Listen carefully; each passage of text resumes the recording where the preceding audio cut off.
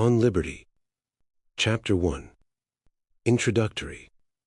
The subject of this essay is not the so-called liberty of the will, so unfortunately opposed to the misnamed doctrine of philosophical necessity, but civil, or social liberty, the nature and limits of the power which can be legitimately exercised by society over the individual. A question seldom stated, and hardly ever discussed, in general terms, but which profoundly influences the practical controversies of the age by its latent presence, and is likely soon to make itself recognized as the vital question of the future. It is so far from being new, that in a certain sense, it has divided mankind, almost from the remotest ages. But in the stage of progress into which the more civilized portions of the species have now entered, it presents itself under new conditions, and requires a different and more fundamental treatment.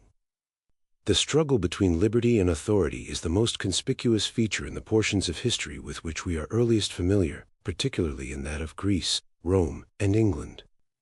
But in old times this contest was between subjects, or some classes of subjects, and the government. By liberty was meant protection against the tyranny of the political rulers. The rulers were conceived, except in some of the popular governments of Greece, as in a necessarily antagonistic position to the people whom they ruled.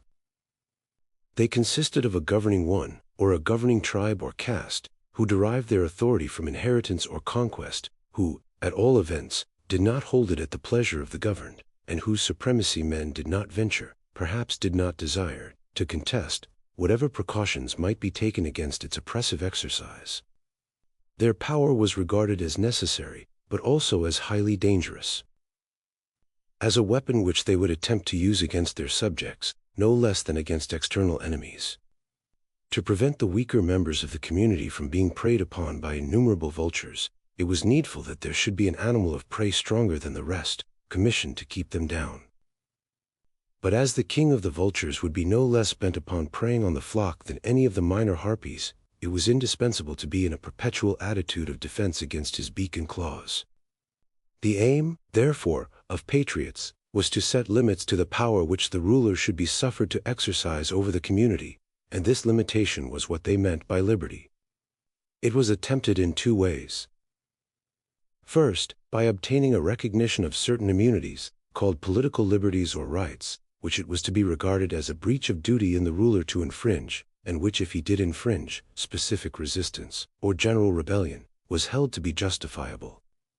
A second, and generally a later expedient, was the establishment of constitutional checks, by which the consent of the community, or of a body of some sort, supposed to represent its interests, was made a necessary condition to some of the more important acts of the governing power. To the first of these modes of limitation, the ruling power, in most European countries, was compelled, more or less, to submit. It was not so with the second. And to attain this, or when already in some degree possessed, to attain it more completely, became everywhere the principal object of the lovers of liberty.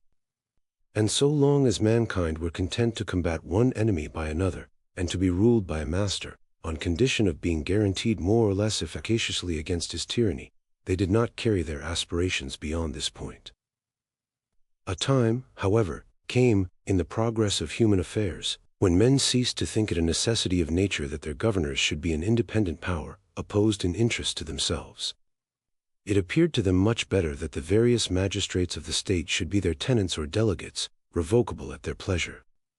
In that way alone, it seemed, could they have complete security that the powers of government would never be abused to their disadvantage. By degrees, this new demand for elective and temporary rulers became the prominent object of the exertions of the popular party, wherever any such party existed, and superseded, to a considerable extent, the previous efforts to limit the power of rulers. As the struggle proceeded from making the ruling power emanate from the periodical choice of the ruled, some persons began to think that too much importance had been attached to the limitation of the power itself. That, it might seem, was a resource against rulers whose interests were habitually opposed to those of the people. What was now wanted was, that the rulers should be identified with the people, that their interest and will should be the interest and will of the nation. The nation did not need to be protected against its own will. There was no fear of its tyrannizing over itself. Let the rulers be effectually responsible to it, promptly removable by it, and it could afford to trust them with power of which it could itself dictate the use to be made. Their power was but the nation's own power, concentrated, and in a form convenient for exercise. This mode of thought, or rather perhaps of feeling, was common among the last generation of European liberalism, in the continental section of which it still apparently predominates. Those who admit any limit to what a government may do, except in the case of such governments as they think ought not to exist, stand out as brilliant exceptions among the political thinkers of the continent. A similar tone of sentiment might by this time have been prevalent in our own country, if the circumstances which for a time encouraged it had continued unaltered. But, in political and philosophical theories, as well as in persons, success discloses faults and infirmities which failure might have concealed from observation. The notion that the people have no need to limit their power over themselves might seem axiomatic, when popular government was a thing only dreamed about or read of as having existed at some distant period of the past. Neither was that notion necessarily disturbed by such temporary aberrations as those of the French Revolution, the worst of which were the work of a usurping few, and which, in any case, belonged, not to the permanent working of popular institutions, but to a sudden and convulsive outbreak against monarchical and aristocratic despotism.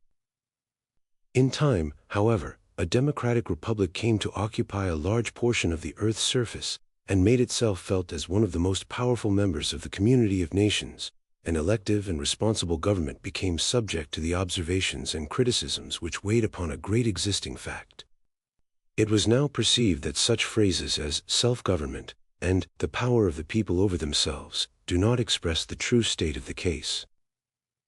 The people who exercise the power are not always the same people with those over whom it is exercised, and that the self-government spoken of is not the government of each by himself, but of each by all the rest. The will of the people, moreover, practically means the will of the most numerous or the most active part of the people, the majority, or those who succeed in making themselves accepted as the majority. The people, consequently, may desire to oppress a part of their number. And precautions are as much needed against this as against any other abuse of power. The limitation, therefore, of the power of government over individuals loses none of its importance when the holders of power are regularly accountable to the community, that is, to the strongest party therein.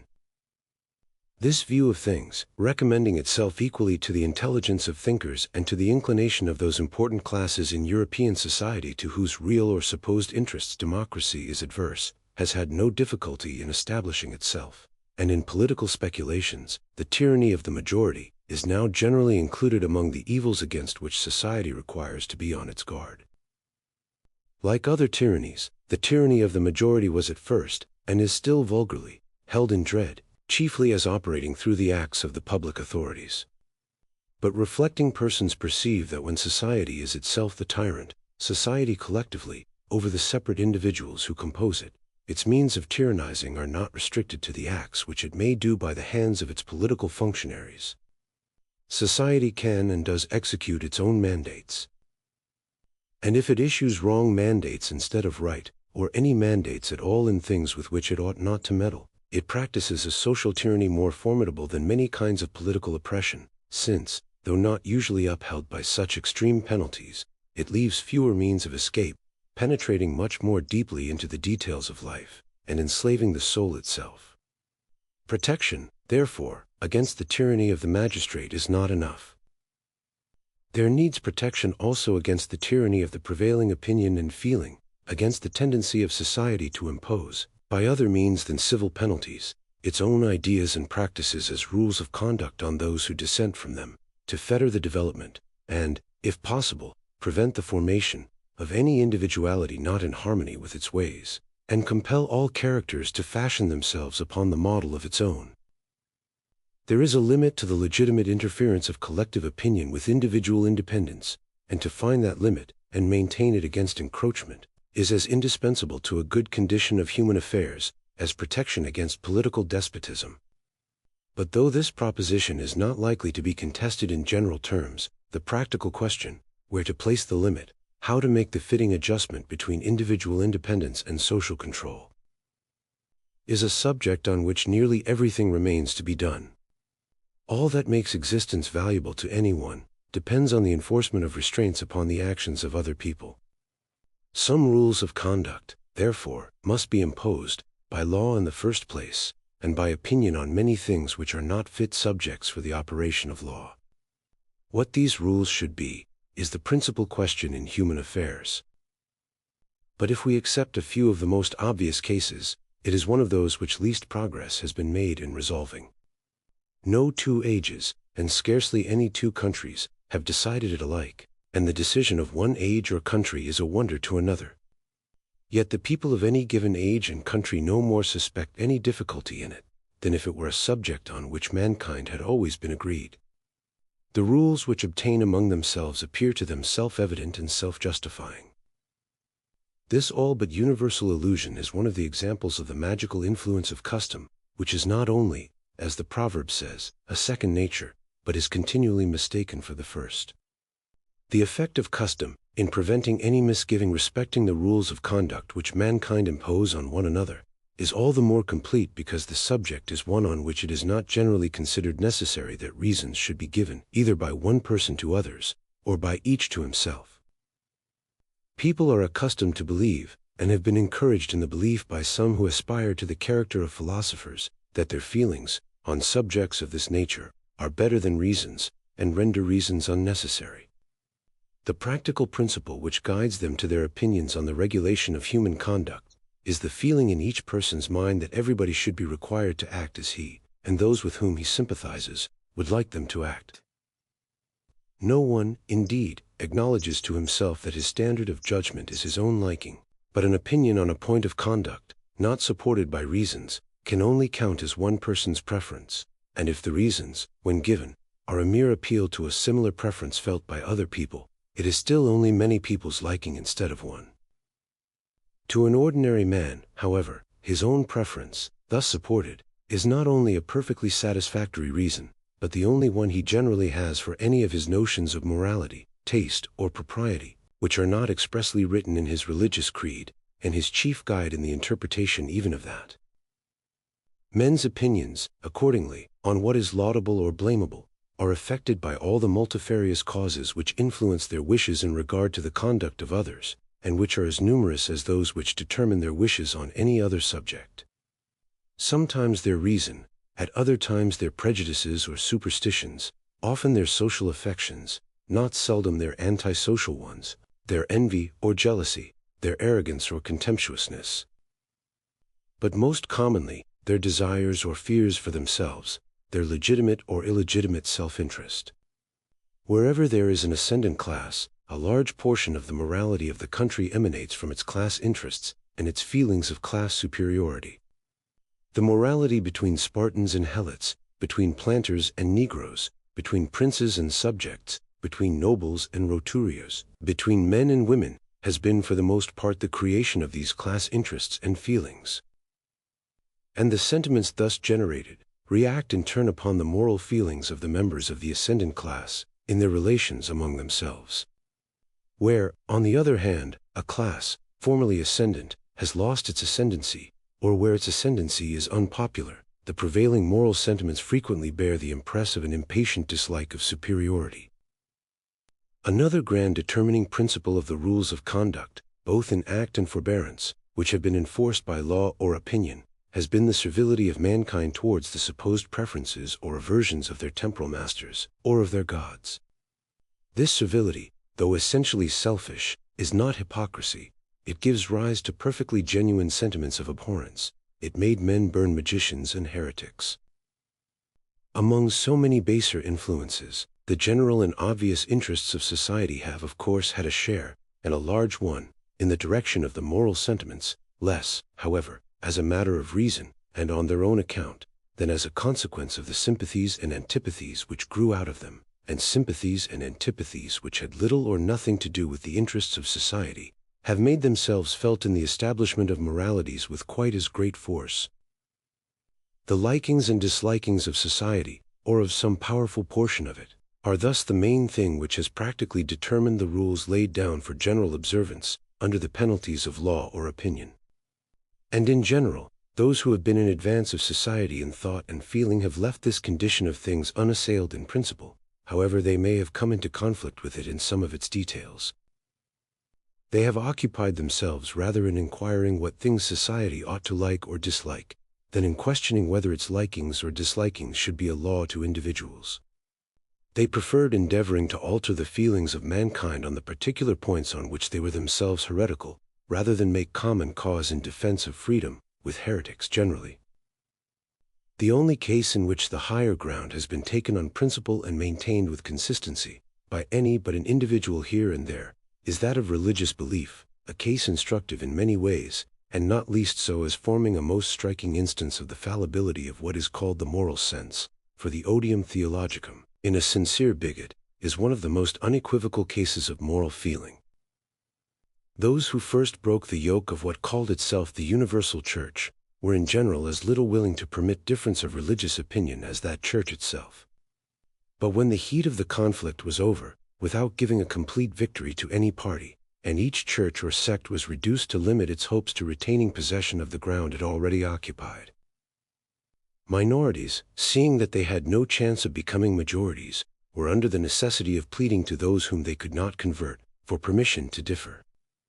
It is accordingly on this battlefield, almost solely, that the rights of the individual against society have been asserted on broad grounds of principle, and the claim of society to exercise authority over dissensions, openly controverted.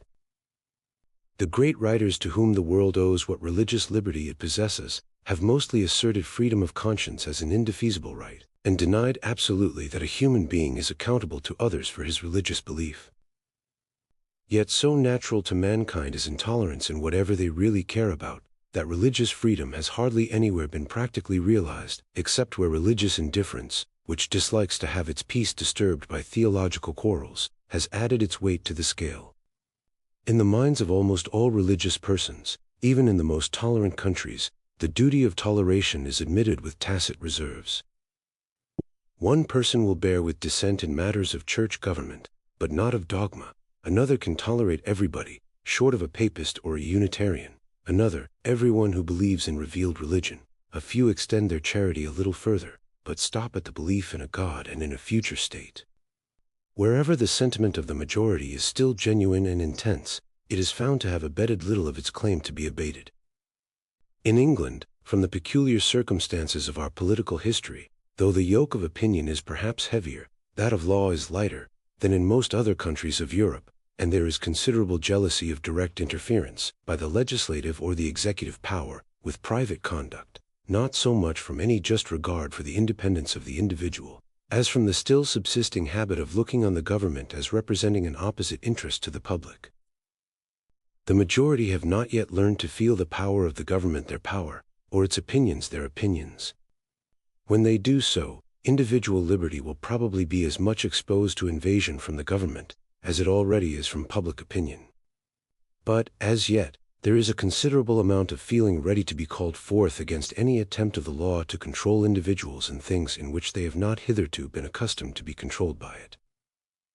And this with very little discrimination as to whether the matter is, or is not, within the legitimate sphere of legal control, insomuch that the feeling, highly salutary on the whole, is perhaps quite as often misplaced as well grounded in the particular instances of its application. There is, in fact, no recognized principle by which the propriety or impropriety of government interference is customarily tested. People decide according to their personal preferences. Some, whenever they see any good to be done, or evil to be remedied, would willingly instigate the government to undertake the business, while others prefer to bear almost any amount of social evil, rather than add one to the departments of human interests amenable to governmental control.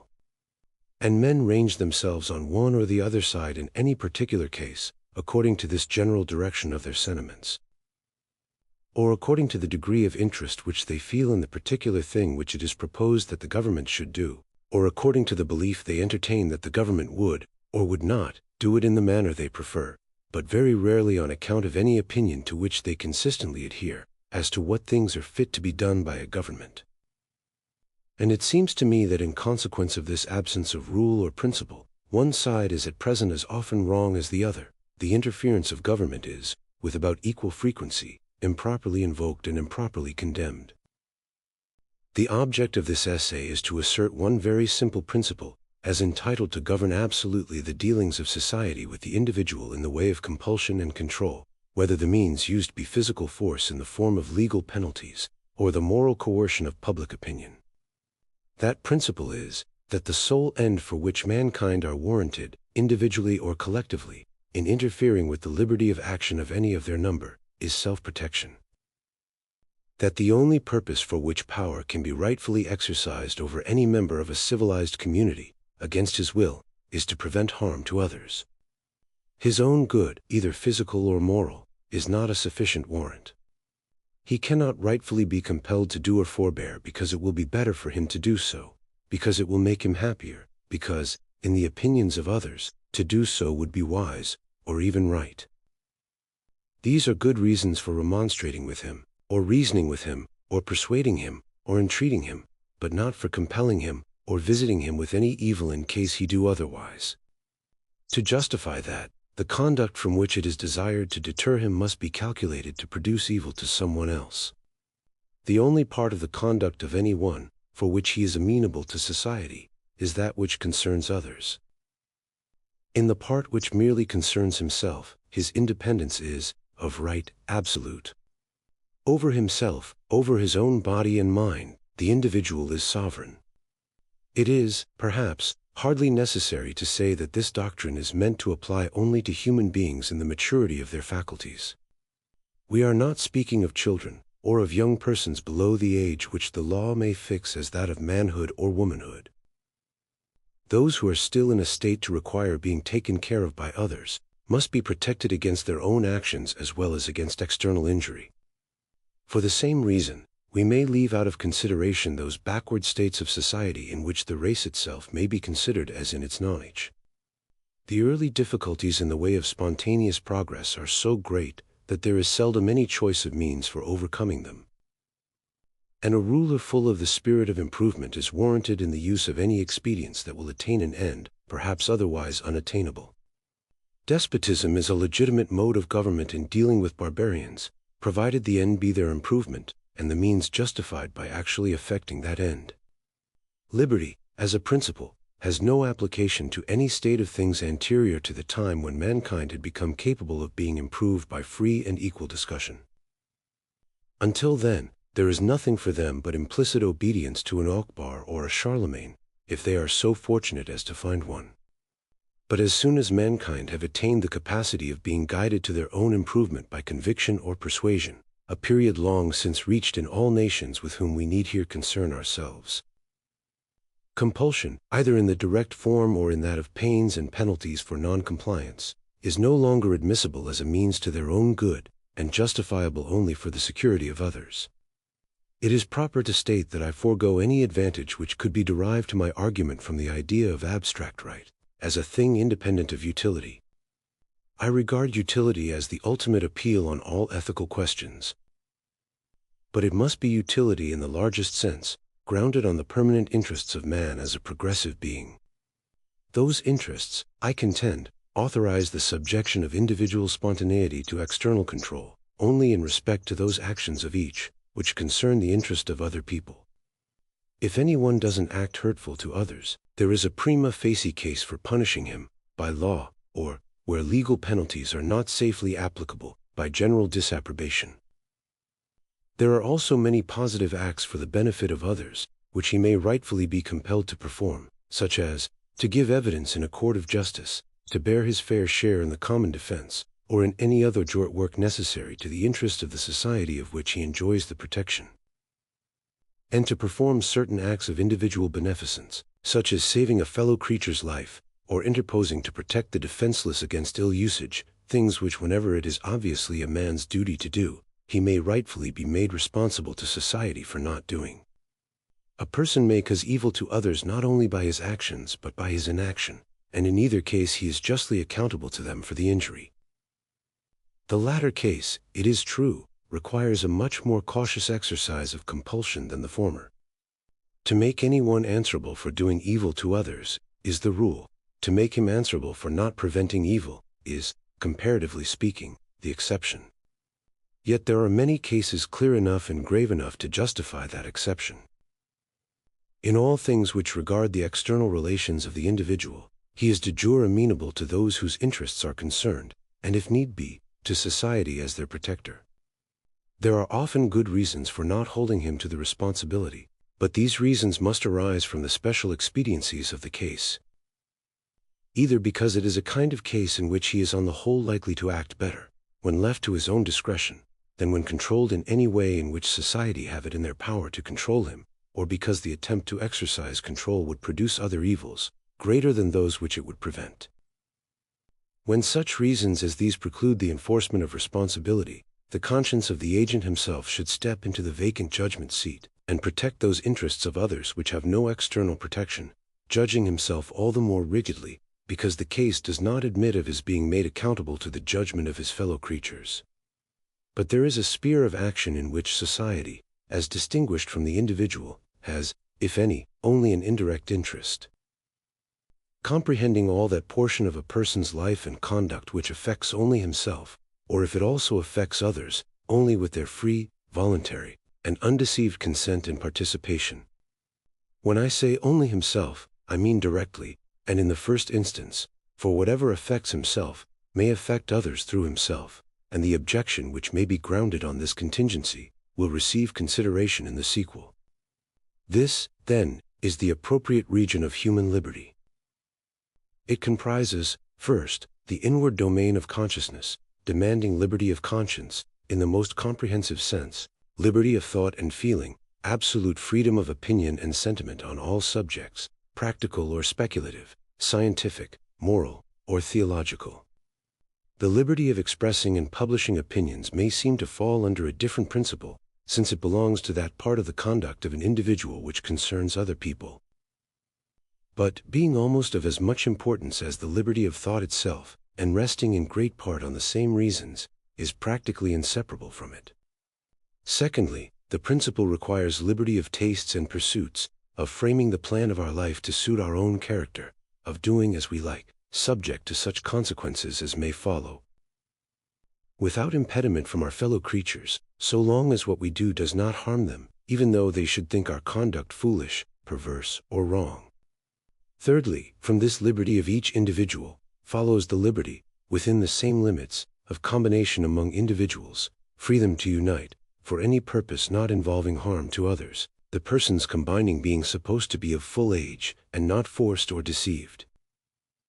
No society in which these liberties are not, on the whole, respected, is free, whatever may be its form of government, and none is completely free in which they do not exist absolute and unqualified. The only freedom which deserves the name is that of pursuing our own good in our own way, so long as we do not attempt to deprive others of theirs, or impede their efforts to obtain it. Each is the proper guardian of his own health, whether bodily, or mental and spiritual. Mankind are greater gainers by suffering each other to live as seems good to themselves, than by compelling each to live as seems good to the rest. Though this doctrine is anything but new, and, to some persons, may have the air of a truism, there is no doctrine which stands more directly opposed to the general tendency of existing opinion and practice. Society has expended fully as much effort in the attempt, according to its lights, to compel people to conform to its notions of personal, as of social excellence. The ancient commonwealths thought themselves entitled to practice, and the ancient philosophers countenanced, the regulation of every part of private conduct by public authority, on the ground that the state had a deep interest in the whole bodily and mental discipline of every one of its citizens. A mode of thinking which may have been admissible in small republics surrounded by powerful enemies, in constant peril of being subverted by foreign attack or internal commotion, and to which even a short interval of relaxed energy and self-command might so easily be fatal, that they could not afford to wait for the salutary permanent effects of freedom. In the modern world, the greater size of political communities, and above all, the separation between spiritual and temporal authority, which placed the direction of men's consciences in other hands than those which controlled their worldly affairs, prevented so great an interference by law in the details of private life. But the engines of moral repression have been wielded more strenuously against divergence from the reigning opinion in self-regarding, than even in social matters. Religion, the most powerful of the elements which have entered into the formation of moral feeling, having almost always been governed either by the ambition of a hierarchy, seeking control over every department of human conduct, or by the spirit of Puritanism. And some of those modern reformers who have placed themselves in strongest opposition to the religions of the past have been no way behind either churches or sects in their assertion of the right of spiritual domination. M. Conant, in particular, whose social system has unfolded in his treatise De Politique Positive, aims at establishing, though by moral more than by legal appliances, a despotism of society over the individual, surpassing anything contemplated in the political ideal of the most rigid disciplinarian among the ancient philosophers. Apart from the peculiar tenets of individual thinkers, there is also in the world at large an increasing inclination to stretch unduly the powers of society over the individual, both by the force of opinion and even by that of legislation. And as the tendency of all the changes taking place in the world is to strengthen society and diminish the power of the individual, this encroachment is not one of the evils which tend spontaneously to disappear, but, on the contrary, to grow more and more formidable. The disposition of mankind, whether as rulers or as fellow citizens to impose their own opinions and inclinations as a rule of conduct on others, is so energetically supported by some of the best and by some of the worst feelings incident to human nature, that it is hardly ever kept under restraint by anything but want of power. And as the power is not declining, but growing, unless a strong barrier of moral conviction can be raised against the mischief, we must expect, in the present circumstances of the world, to see it increase. It will be convenient for the argument, if, instead of at once entering upon the general thesis, we confine ourselves in the first instance to a single branch of it, on which the principle here stated is, if not fully, yet to a certain point, recognized by the current opinions. This one branch is the liberty of thought, from which it is impossible to separate the cognate liberty of speaking and of writing. Although these liberties, to some considerable amount, form part of the political morality of all countries which profess religious toleration and free institutions, the grounds, both philosophical and practical, on which they rest, are perhaps not so familiar to the general mind, nor so thoroughly appreciated by many even of the leaders of opinion, as might have been expected. Those grounds, when rightly understood, are of much wider application than to only one division of the subject, and a thorough consideration of this part of the question will be found the best introduction to the remainder. Those to whom nothing which I am about to say will be new, may therefore, I hope, excuse me, if on a subject which for now 3 centuries has been so often discussed, I venture on one discussion more. Chapter 2. Of the liberty of thought and discussion. The time, it is to be hoped, is gone by, when any defense would be necessary of the liberty of the press as one of the securities against corrupt or tyrannical government.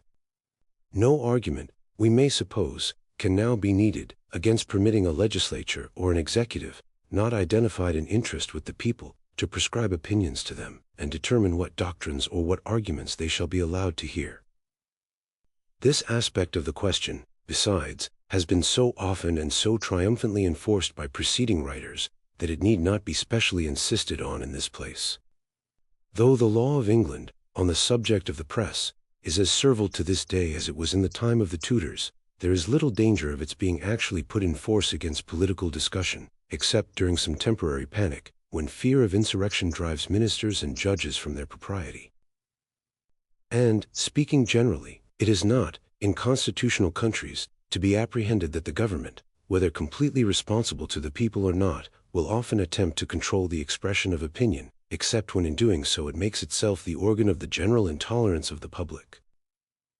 Let us suppose, therefore, that the government is entirely at one with the people, and never thinks of exerting any power of coercion unless in agreement with what it conceives to be their voice. But I deny the right of the people to exercise such coercion, either by themselves or by their government. The power itself is illegitimate. The best government has no more title to it than the worst. It is as noxious, or more noxious, when exerted in accordance with public opinion, than when in or opposition to it. If all mankind minus one were of one opinion, and only one person were of the contrary opinion, mankind would be no more justified in silencing that one person, than he, if he had the power, would be justified in silencing mankind. were an opinion a personal possession of no value except to the owner. If to be obstructed in the enjoyment of it were simply a private injury, it would make some difference whether the injury was inflicted only on a few persons or on many. But the peculiar evil of silencing the expression of an opinion is that it is robbing the human race, posterity as well as the existing generation, those who dissent from the opinion, still more than those who hold it. If the opinion is right, they are deprived of the opportunity of exchanging error for truth. If wrong, they lose, what is almost as great a benefit, the clearer perception and livelier impression of truth, produced by its collision with error. It is necessary to consider separately these two hypotheses, each of which has a distinct branch of the argument corresponding to it. We can never be sure that the opinion we are endeavoring to stifle is a false opinion, and if we were sure, stifling it would be an evil still. First, the opinion which it is attempted to suppress by authority may possibly be true. Those who desire to suppress it, of course, deny its truth, but they are not infallible. They have no authority to decide the question for all mankind, and exclude every other person from the means of judging.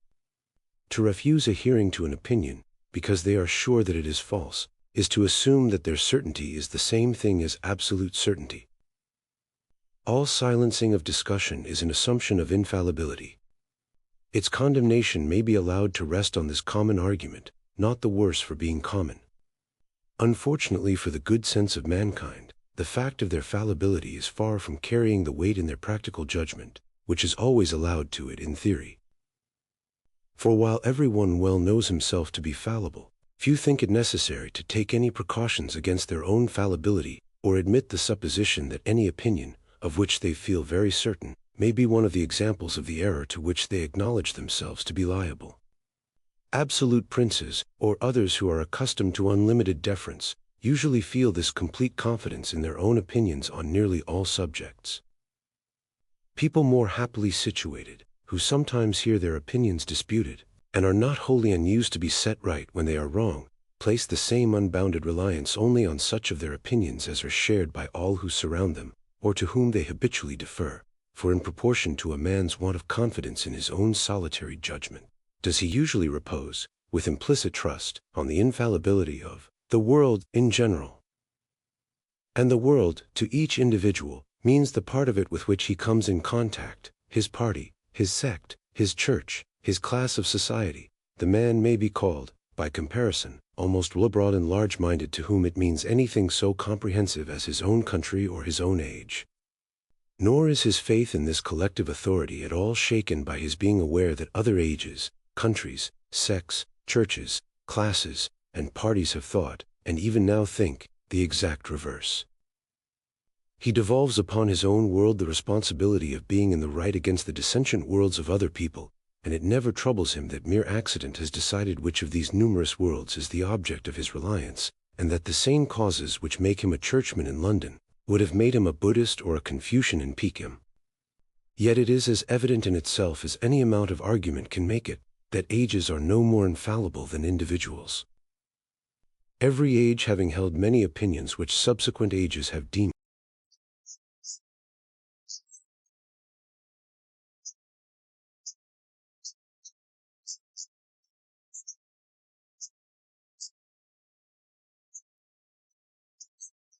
would probably take some such form as the following. There is no greater assumption of infallibility in forbidding the propagation of error than in any other thing which is done by public authority on its own judgment and responsibility. Judgment is given to men that they may use it. Because it may be used erroneously, are men to be told that they ought not to use it at all? To prohibit what they think pernicious is not claiming exemption from error, but fulfilling the duty incumbent on them, although fallible, of acting on their conscientious conviction. If we were never to act on our opinions, because those opinions may be wrong, we should leave all our interests uncared for, and all our duties unperformed. An objection which applies to all conduct can be no valid objection to any conduct in particular. It is the duty of governments and of individuals to form the truest opinions they can, to form them carefully, and never impose them upon others unless they are quite sure of being right. But when they are sure, such reasoners may say, It is not conscientiousness but cowardice to shrink from acting on their opinions, and allow doctrines which they honestly think dangerous to the welfare of mankind, either in this life or in another, to be scattered abroad without restraint, because other people, in less enlightened times, have persecuted opinions now believed to be true. Let us take care, it may be said, not to make the same mistake. But governments and nations have made mistakes in other things, which are not denied to be fit subjects for the exercise of authority. They have laid on bad taxes, made unjust wars. Ought we therefore to lay on no taxes, and, under whatever provocation, make no wars? Men and governments must act to the best of their ability. There is no such thing as absolute certainty, but there is assurance sufficient for the purposes of human life. We may, and must, assume our opinion to be true for the guidance of our own conduct, and it is assuming no more when we forbid bad men to pervert society by the propagation of opinions which we regard as false and pernicious. I answer that it is assuming very much more. There is the greatest difference between presuming an opinion to be true, because, with every opportunity for contesting it, it has not been refuted, and assuming its truth for the purpose of not permitting its refutation. Complete liberty of contradicting and disproving our opinion is the very condition which justifies us in assuming its truth for purposes of action, and on no other terms can a being with human faculties have any rational assurance of being right. When we consider either the history of opinion or the ordinary conduct of human life, to what is it to be ascribed that the one and the other are no worse than they are? Not certainly to the inherent force of the human understanding. For, on any matter not self-evident, there are 99 persons totally incapable of judging of it, for one who is capable, and the capacity of the 100th person is only comparative, for the majority of the eminent men of every past generation held many opinions now known to be erroneous, and did or approved numerous things which no one will now justify. Why is it, then, that there is on the whole a preponderance among mankind of rational opinions and rational conduct? If there really is this preponderance, which there must be, unless human affairs are, and have always been, in an almost desperate state, it is owing to a quality of the human mind, the source of everything respectable in man either as an intellectual or as a moral being, namely, that his errors are corrigible. He is capable of rectifying his mistakes by discussion and experience. Not by experience alone. There must be discussion to show how experience is to be interpreted. Wrong opinions and practices gradually yield to fact and argument, but facts and arguments, to produce any effect on the mind, must be brought before it. Very few facts are able to tell their own story, without comments to bring out their meaning. The whole strength and value, then, of human judgment, depending on the one property, that it can be set right when it is wrong, reliance can be placed on it only when the means of setting it right are kept constantly at hand. In the case of any person whose judgment is really deserving of confidence, how has it become so? Because he has kept his mind open to criticism of his opinions and conduct. Because it has been his practice to listen to all that could be said against him, to profit by as much of it as was just, and expound to himself, and upon occasion to others, the fallacy of what was fallacious. Because he has felt that the only way in which a human being can make some approach to knowing the whole of a subject is by hearing what can be said about it by persons of every variety of opinion, and studying all modes in which it can be looked at by every character of mind. No wise man ever acquired his wisdom in any mode but this, nor is it in the nature of human intellect to become wise in any other manner.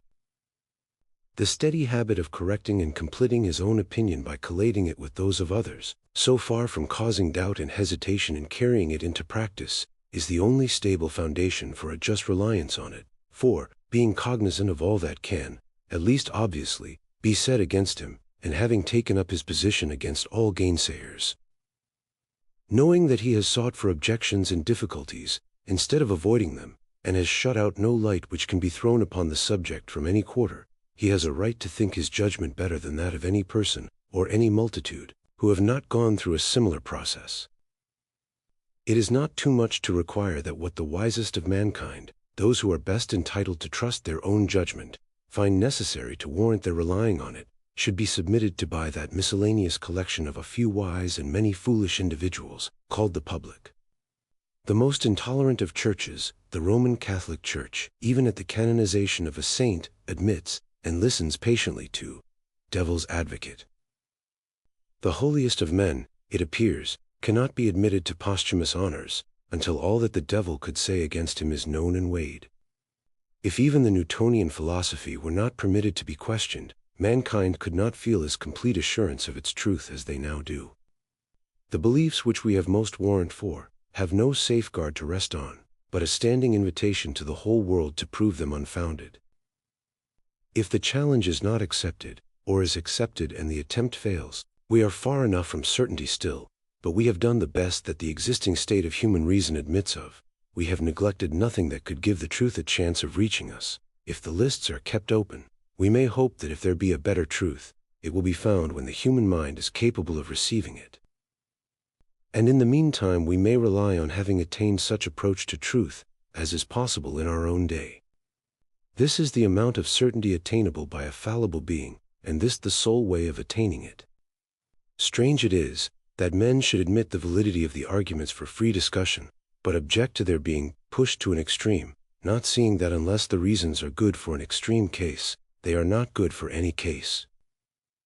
Strange that they should imagine that they are not assuming infallibility, when they acknowledge that there should be free discussion on all subjects which can possibly be doubtful, but think that some particular principle or doctrine should be forbidden to be questioned because it is so certain, that is, because they are certain that it is certain. To call any proposition certain, while there is any one who would deny its certainty if permitted, but who is not permitted, is to assume that we ourselves, and those who agree with us, are the judges of certainty, and judges without hearing the other side. In the present age, which has been described as destitute of faith, but terrified at skepticism, in which people feel sure, not so much that their opinions are true, as that they should not know what to do without them. The claims of an opinion to be protected from public attack are rested not so much on its truth, as on its importance to society. There are, it is alleged, certain beliefs, so useful, not to say indispensable to well-being, that it is as much the duty of governments to uphold those beliefs, as to protect any other of the interests of society.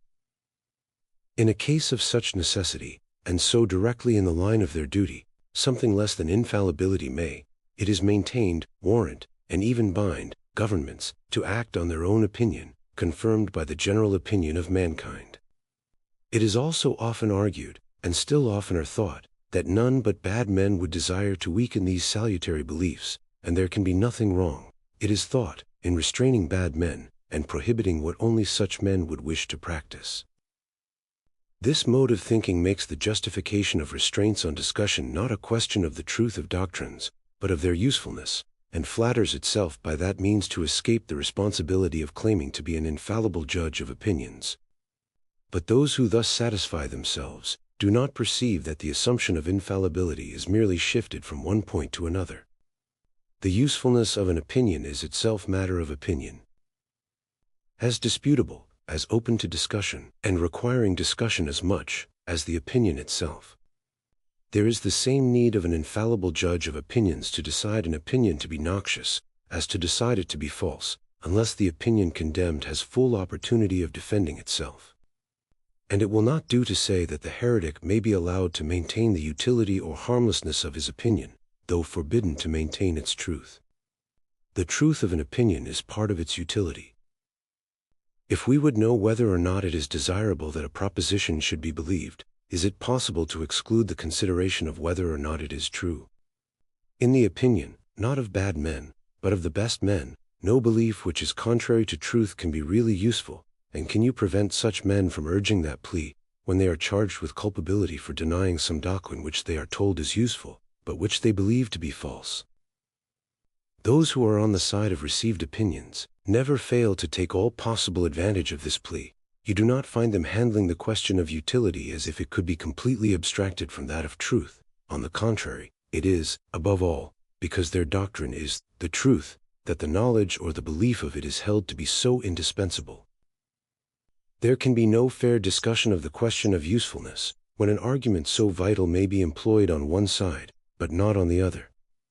And in point of fact, when law or public feeling do not permit the truth of an opinion to be disputed, they are just as little tolerant of a denial of its usefulness.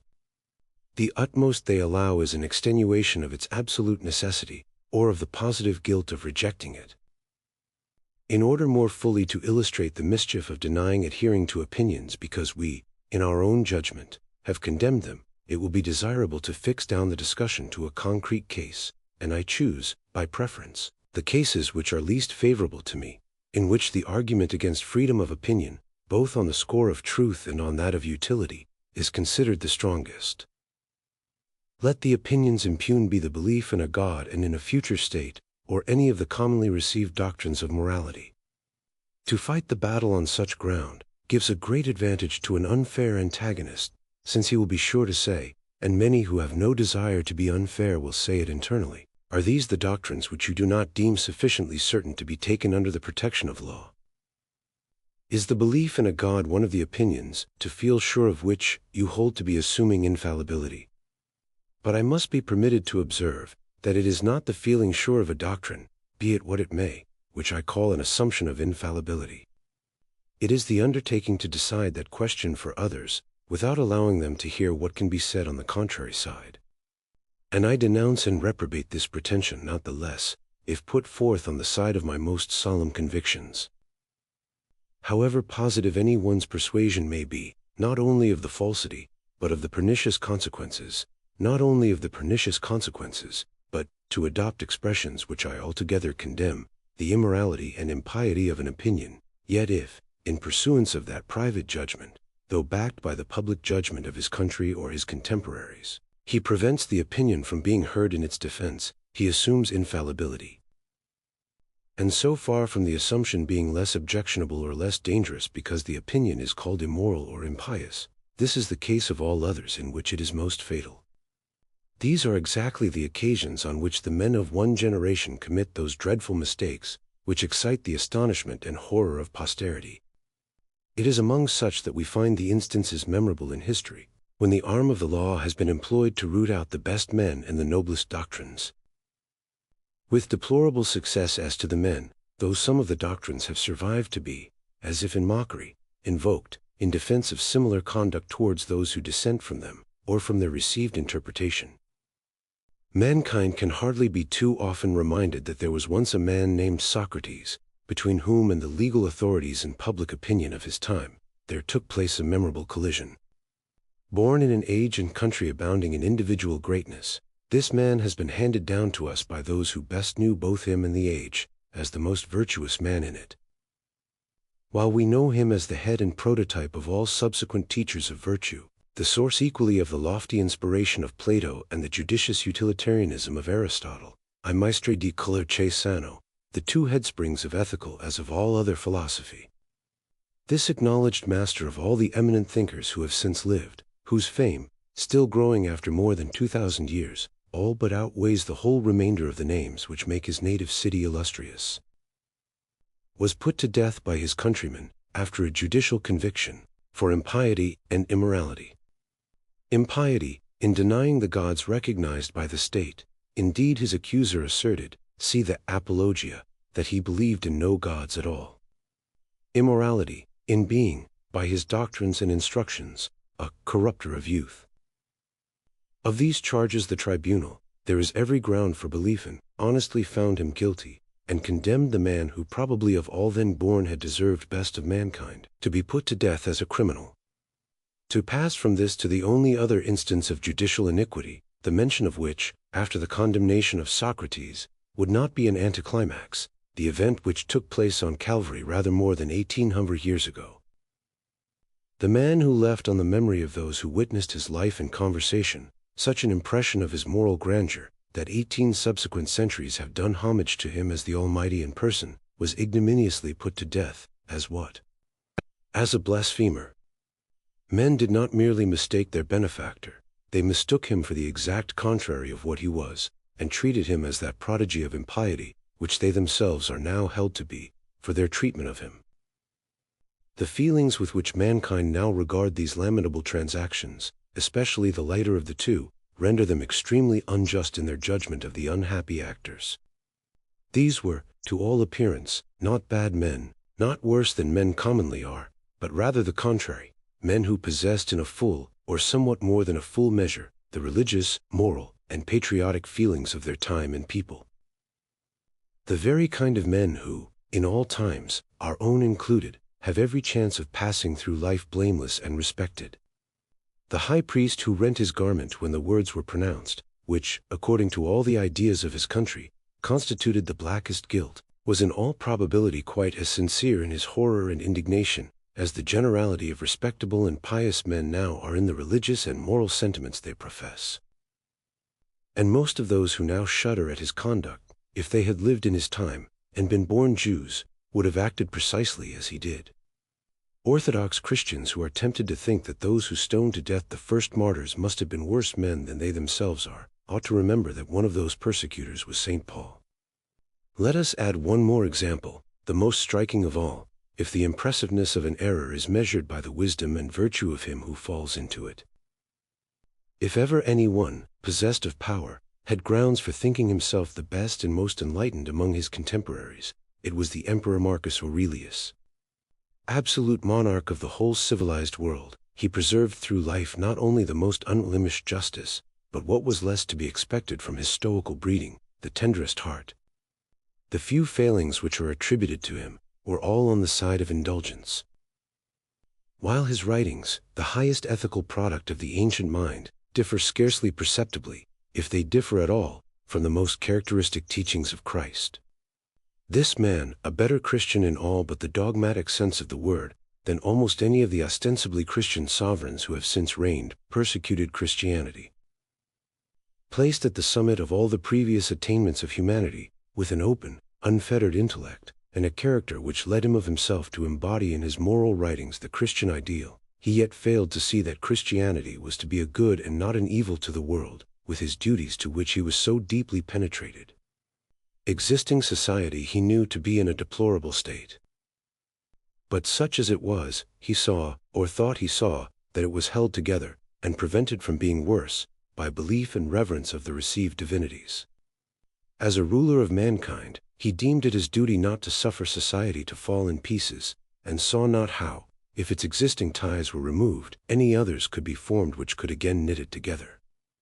The new religion openly aimed at dissolving these ties.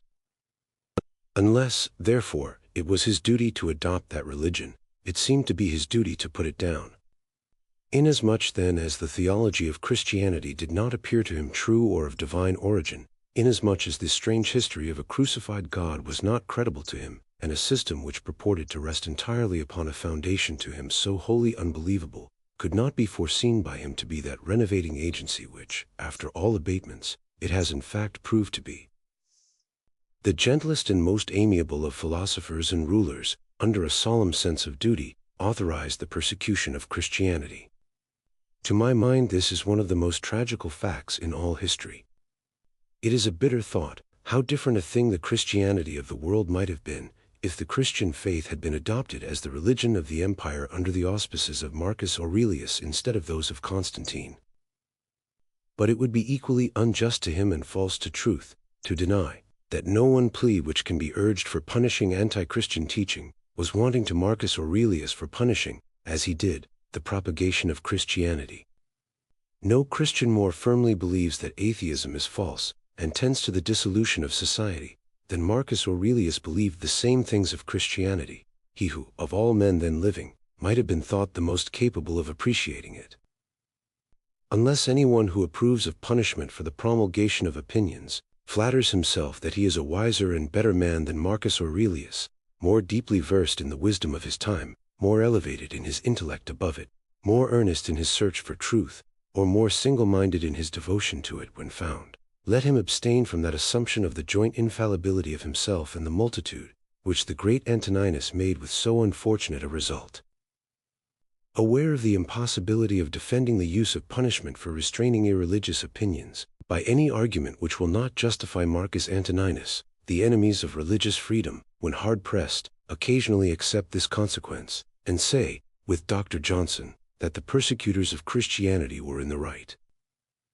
That persecution is an ordeal through which truth ought to pass, and always passes successfully, legal penalties being, in the end, powerless against truth, though sometimes beneficially effective against mischievous errors.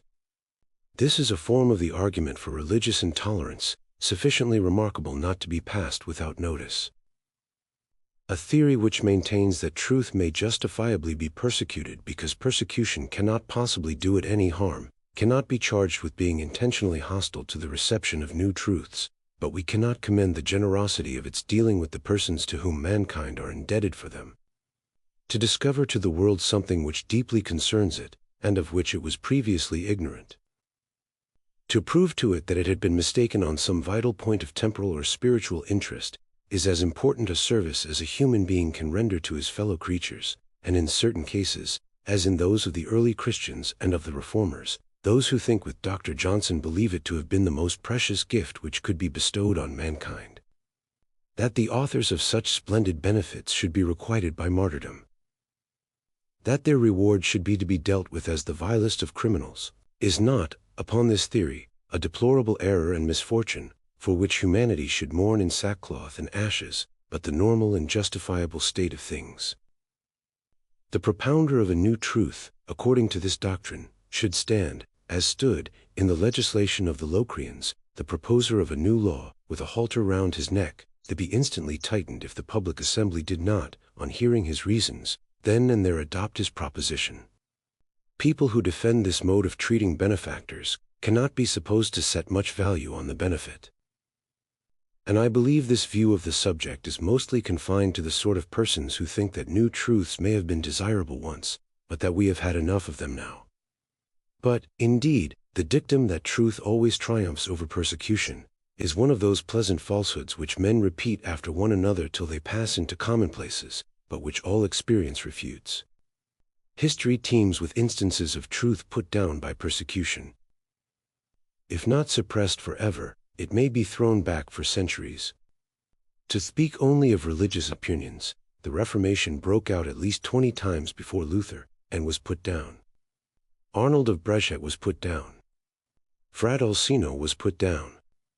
Savonarola was put down. The Albigeus were put down.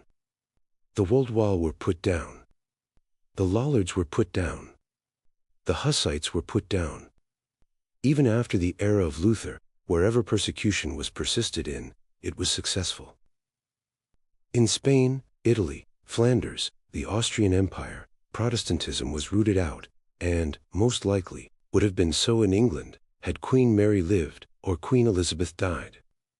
Persecution has always succeeded, save where the heretics were too strong a party to be effectually persecuted. No reasonable person can doubt that Christianity might have been extirpated in the Roman Empire.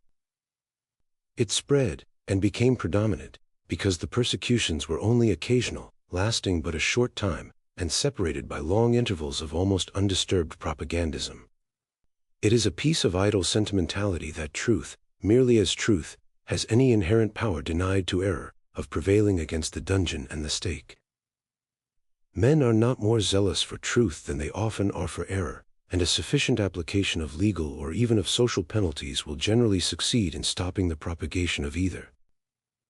The real advantage which truth has consists in this, that when an opinion is true, it may be extinguished once, twice, or many times, but in the course of ages there will generally be found persons to rediscover it, until some one of its reappearances falls on a time when from favorable circumstances it escapes persecution until it has made such head as to withstand all subsequent attempts to suppress it. It will be said that we do not now put to death the introducers of new opinions. We are not like our fathers who slew the prophets, we even build sepulchres to them. It is true we no longer put heretics to death, and the amount of penal infliction which modern feeling would probably tolerate, even against the most obnoxious opinions, is not sufficient to extirpate them. But let us not flatter ourselves that we are yet free from the stain even of legal persecution. Penalties for opinion, or at least for its expression, still exist by law. And their enforcement is not, even in these times, so unexampled as to make it at all incredible that they may some day be revived in full force. In the year 1857, at the summer assizes of the county of Cornwall, an unfortunate man, said to be of unexceptionable conduct in all relations of life, was sentenced to 21 months' imprisonment, for uttering, and writing on a gate, some offensive words concerning Christianity. Within a month of the same time, at the Old Bailey, 2 persons, on 2 separate occasions, were rejected as jurymen, and one of them grossly insulted by the judge and by one of the council, because they honestly declared that they had no theological belief, and a third, a foreigner, for the same reason, was denied justice against a thief. This refusal of redress took place in virtue of the legal doctrine that no person can be allowed to give evidence in a court of justice who does not profess belief in a God. Any God is sufficient, and in a future state, which is equivalent to declaring such persons to be outlaws, excluded from the, page 55, protection of the tribunals, who may not only be robbed or assaulted with impunity, if no one but themselves, or persons of similar opinions, be present, but any one else may be robbed or assaulted with impunity, if the proof of the fact depends on their evidence. The assumption on which this is grounded is that the oath is worthless, of a person who does not believe in a future state. A proposition which betokens much ignorance of history in those who assent to it, since it is historically true that a large proportion of infidels in all ages have been persons of distinguished integrity and honor, and would be maintained by no one who had the smallest conception how many of the persons in greatest repute with the world, both for virtues and for attainments, are well known, at least to their intimates, to be unbelievers. The rule, besides, is suicidal, and cuts away its own foundation. Under pretense that atheists must be liars, it admits the testimony of all atheists who are willing to lie, and rejects only those who brave the obloquy of publicly confessing a detested creed rather than affirm a falsehood.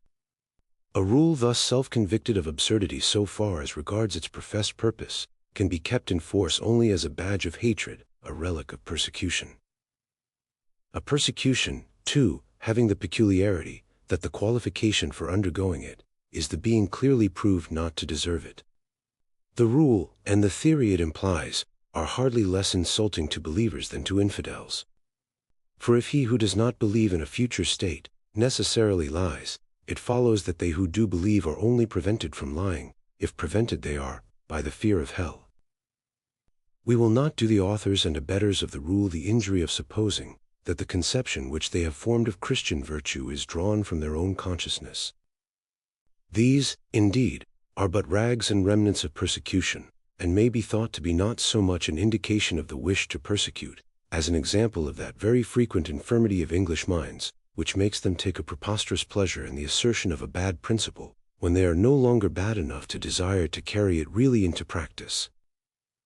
But undoubtedly there is no security in the state of the public mind, that the suspension of worse forms of legal persecution, which has lasted for about the space of a generation, will continue. In this age the quiet surface of routine is as often ruffled by attempts to resuscitate past evils, as to introduce new benefits. What is boasted of at the present time as the revival of religion, is always, in narrow and uncultivated minds, at least as much the revival of bigotry. And where there is the strong permanent leaven of intolerance in the feelings of a people, which at all times abides in the middle classes of this country, it needs but little to provoke them into actively persecuting those whom they have never ceased to think proper objects of persecution. For it is the opinions men entertain, and the feelings they cherish, respecting those who disown the beliefs they deem important, which makes this country not a place of mental freedom. For a long time past, the chief mischief of the legal penalties is that they strengthen the social stigma. It is that stigma which is really effective, and so effective is it that the profession of opinions which are under the ban of society is much less common in England than is, in many other countries, the avowal of those which incur risk of judicial punishment. In respect to all persons but those whose pecuniary circumstances make them independent of the good will of other people, opinion, on this subject, is as efficacious as law. Men might as well be imprisoned, as excluded from the means of earning their bread. Those whose bread is already secured, and who desire no favors from men in power, or from bodies of men, or from the public, have nothing to fear from the open avowal of any opinions, but to be ill thought of and ill spoken of, and this it ought not to require a very heroic mold to enable them to bear. There is no room for any appeal ad misericordiam in behalf of such persons. But though we do not now inflict so much evil on those who think differently from us, as it was formerly our custom to do, it may be that we do ourselves as much evil as ever by our treatment of them. Socrates was put to death, but the Socratic philosophy rose like the sun in heaven and spread its illumination over the whole intellectual firmament. Christians were cast to the lions, but the Christian church grew up a stately and spreading tree, overtopping the older and less vigorous growths, and stifling them by its shade. Our merely social intolerance kills no one, roots out no opinions, but induces men to disguise them, or to abstain from any active effort for their diffusion. With us, heretical opinions do not perceptibly gain, or even lose, ground in each decade or generation. They never blaze out far and wide, but continue to smolder in the narrow circles of thinking and studious persons among whom they originate, without ever lighting up the general affairs of mankind with either a true or a deceptive light. And thus is kept up a state of things very satisfactory to some minds, because, without the unpleasant process of finding or imprisoning anybody, it maintains all prevailing opinions outwardly undisturbed, while it does not absolutely interdict the exercise of reason by dissensions afflicted with the malady of thought. A convenient plan for having peace in the intellectual world, and keeping all things going on therein very much as they do already. But the price paid for this sort of intellectual pacification is the sacrifice of the entire moral courage of the human mind. A state of things in which a large portion of the most active and inquiring intellects find it advisable to keep the genuine principles and grounds of their convictions within their own breasts, and attempt, in what they address to the public, to fit as much as they can of their own conclusions to premises which they have internally renounced, cannot send forth the open, fearless characters, and logical, consistent intellects who once adorned the thinking world. The sort of men who can be looked for under it are either mere conformers to commonplace, or time-servers for truth, whose arguments on all great subjects are meant for their hearers, and are not those which have convinced themselves. Those who avoid this alternative do so by narrowing their thoughts and interest to things which can be spoken of without venturing within the region of principles, that is, to small practical matters, which would come right of themselves, if but the minds of mankind were strengthened and enlarged, and which will never be made effectually right until then, while that which would strengthen and enlarge men's minds, free and daring speculation on the highest subjects, is abandoned. Those in whose eyes this reticence on the part of heretics is no evil, should consider in the first place, that in consequence of it there is never any fair and thorough discussion of heretical opinions, and that such of them as could not stand such a discussion, though they may be prevented from spreading, do not disappear. But it is not the minds of heretics that are deteriorated most by the ban placed on all inquiry which does not end in the orthodox conclusions. The greatest harm done is to those who are not heretics, and whose whole mental development is cramped, and their reason cowed, by the fear of heresy. Who can compute what the world loses in the multitude of promising intellects combined with timid characters, who dare not follow out any bold, vigorous, independent train of thought, lest it should land them in something which would admit of being considered irreligious or immoral? Among them we may occasionally see some man of deep conscientiousness, and subtle and refined understanding, who spends a life in sophisticating with an intellect which he cannot silence, and exhausts the resources of ingenuity in attempting to reconcile the promptings of his conscience and reason with methodology, which yet he does not, perhaps, to the end succeed in doing. No one can be a great thinker who does not recognize that as a thinker it is his first duty to follow his intellect to whatever conclusions it may lead. Truth gains more even by the errors of one who, with due study and preparation, thinks for himself, than by the true opinions of those who only hold them because they do not suffer themselves to think. Not that it is solely, or chiefly, to form great thinkers, that freedom of thinking is required. On the contrary, it is as much, and even more indispensable, to enable average human beings to attain the mental stature which they are capable of. There have been, and may again be, great individual thinkers, in a general atmosphere of mental slavery. But there never has been, nor ever will be, in that atmosphere, an intellectually active people. Where any people has made a temporary approach to such a character, it has been because the dread of heterodox speculation was for a time suspended. Where there is a tacit convention that principles are not to be disputed, where the discussion of the greatest questions which can occupy humanity is considered to be closed, we cannot hope to find a generally high scale of mental activity which has made some periods of history so remarkable. Never when controversy avoided the subjects which are large and important enough to kindle enthusiasm, was the mind of a people stirred up from its foundations, and the impulse given which raised even persons of the most ordinary intellect to something of the dignity of thinking beings. Of such we have had an example in the condition of Europe during the times immediately following the Reformation. Another, though limited to the continent and to a more cultivated class, in the speculative movement of the latter half of the 18th century, and a third, of still briefer duration, in the intellectual fermentation of Germany during the Gothian and Fichtean period. These periods differed widely in the particular opinions which they developed, but were alike in this, that during all three the yoke of authority was broken. In each, an old mental despotism had been thrown off, and no new one had yet taken its place. The impulse given at these three periods has made Europe what it now is. Every single improvement which has taken place either in the human mind or in institutions may be traced distinctly to one or other of them. Appearances have for some time indicated that all three impulses are well nigh spent, and we can expect no fresh start until we again assert our mental freedom.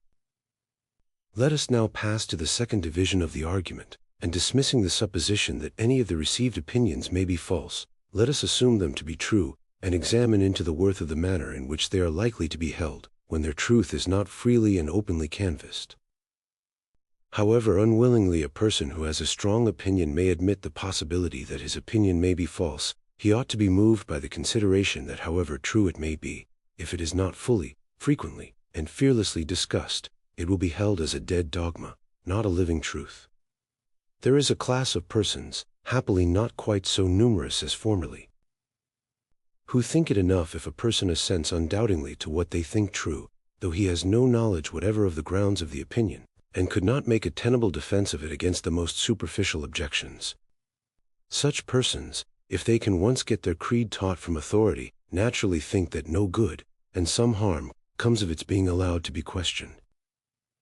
Where their influence prevails, they make it nearly impossible for the received opinion to be rejected wisely and considerately, though it may still be rejected rashly and ignorantly, for to shut out discussion entirely is seldom possible, and when it once gets in, beliefs not grounded on conviction are apt to give way before the slightest semblance of an argument. Waiving, however, this possibility, assuming that the true opinion abides in the mind, but abides as a prejudice, a belief independent of, and proof against, argument, this is not the way in which truth ought to be held by a rational being. This is not knowing the truth. Truth, thus held, is but one superstition the more, accidentally clinging to the words which enunciate a truth. If the intellect and judgment of mankind ought to be cultivated, a thing which Protestants at least do not deny, on what can these faculties be more appropriately exercised by any one, than on the things which concern him so much that it is considered necessary for him to hold opinions on them? If the cultivation of the understanding consists in one thing more than in another, it is surely in learning the grounds of one's own opinions. Whatever people believe, on subjects on which it is of the first importance to believe rightly, they ought to be able to defend against at least the common objections. But, someone may say, let them be taught the grounds of their opinions. It does not follow that opinions must be merely parroted because they are never heard controverted. Persons who learn geometry do not simply commit the theorems to memory, but understand and learn likewise the demonstrations. And it would be absurd to say that they remain ignorant of the grounds of geometrical truths, because they never hear anyone deny and attempt to disprove them. Undoubtedly, and such teaching suffices on a subject like mathematics, where there is nothing at all to be said on the wrong side of the question. The peculiarity of the evidence of mathematical truths is that all the argument is on one side. There are no objections, and no answers to objections. But on every subject on which difference of opinion is possible, the truth depends on a balance to be struck between two sets of conflicting reasons. Even in natural philosophy, there is always some other explanation possible of the same facts, some geocentric theory instead of heliocentric, some phlogiston instead of oxygen, and it has to be shown why that other theory cannot be the true one. And until this is shown, and until we know how it is shown, we do not understand the grounds of our opinion. But when we turn to subjects infinitely more complicated, to morals, religion, politics, social relations, and the business of life, 3/4 of the arguments for every disputed opinion consist in dispelling the appearances which favor some opinion different from it. The greatest orator, save one, of antiquity, has left it on record that he always studied his adversary's case with as great, if not with still greater, intensity than even his own. What Cicero practiced as the means of forensic success requires to be imitated by all who study any subject in order to arrive at the truth. He who knows only his own side of the case knows little of that. His reasons may be good, and no one may have been able to refute them. But if he is equally unable to refute the reasons on the opposite side, if he does not so much as know what they are, he has no ground for preferring either opinion. The rational position for him would be suspension of judgment, and unless he contents himself with that, he is either led by authority, or adopts, like the generality of the world, the side to which he feels most inclination. Nor is it enough that he should hear the arguments of adversaries from his own teachers, presented as they state them, and accompanied by what they offer as refutations. That is not the way to do justice to the arguments, or bring them into real contact with his own mind. He must be able to hear them from persons who actually believe them, who defend them in earnest, and do their very utmost for them. He must know them in their most plausible and persuasive form. He must feel the whole force of the difficulty which the true view of the subject has to encounter and dispose of, else he will never really possess himself of the portion of truth which meets and removes that difficulty. 99 in 100 of what are called educated men are in this condition, even of those who can argue fluently for their opinions. Their conclusion may be true, but it might be false for anything they know. They have never thrown themselves into the mental position of those who think differently from them, and considered what such persons may have to say, and consequently they do not, in any proper sense of the word, know the doctrine which they themselves profess. They do not know those parts of it which explain and justify the remainder. The considerations which show that a fact which seemingly conflicts with another is reconcilable with it, or that, of two apparently strong reasons, one and not the other ought to be preferred. All that part of the truth which turns the scale, and decides the judgment of a completely informed mind, they are strangers to, nor is it ever really known, but to those who have attended equally and impartially to both sides, and endeavor to see the reasons of both in the strongest light.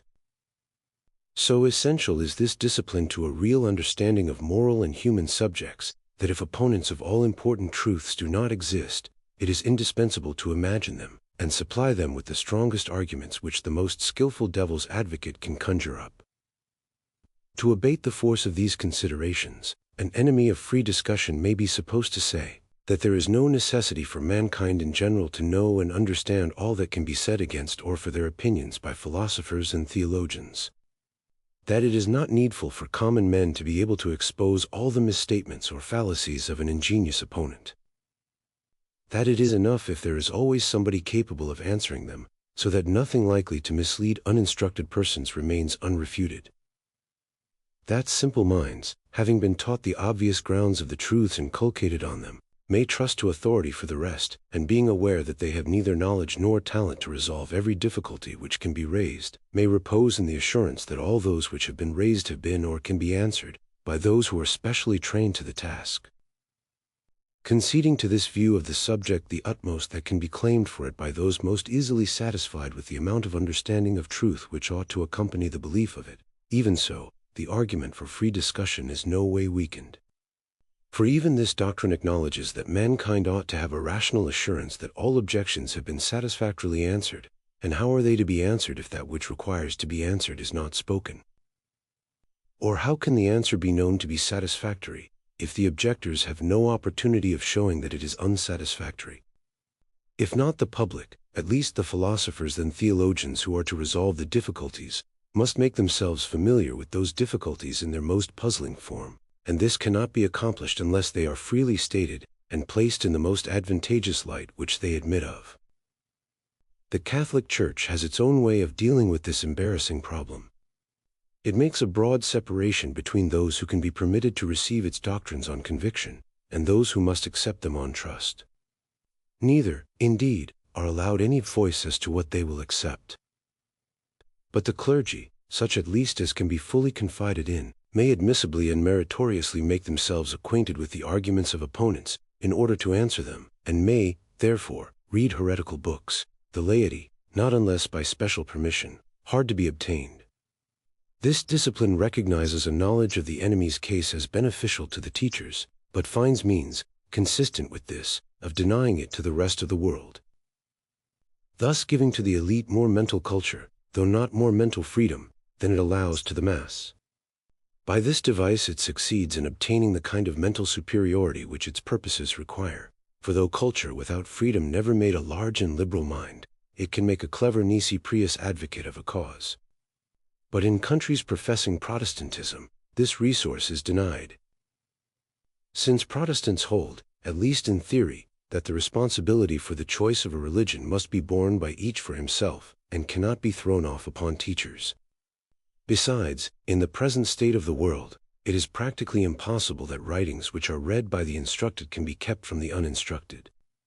If the teachers of mankind are to be cognizant of all that they ought to know, everything must be free to be written and published without restraint. If, however, the mischievous operation of the absence of free discussion, when the received opinions are true, were confined to leaving men ignorant of the grounds of those opinions, it might be thought that this, if an intellectual, is no moral evil, and does not affect the worth of the opinions, regarded in their influence on the character. The fact, however, is, that not only the grounds of the opinion are forgotten in the absence of discussion, but too often the meaning of the opinion itself. The words which convey it cease to suggest ideas, or suggest only a small portion of those they were originally employed to communicate. Instead of a vivid conception and a living belief, there remain only a few phrases retained by rote, or, if any part, the shell and husk only of the meaning is retained, the finer essence being lost.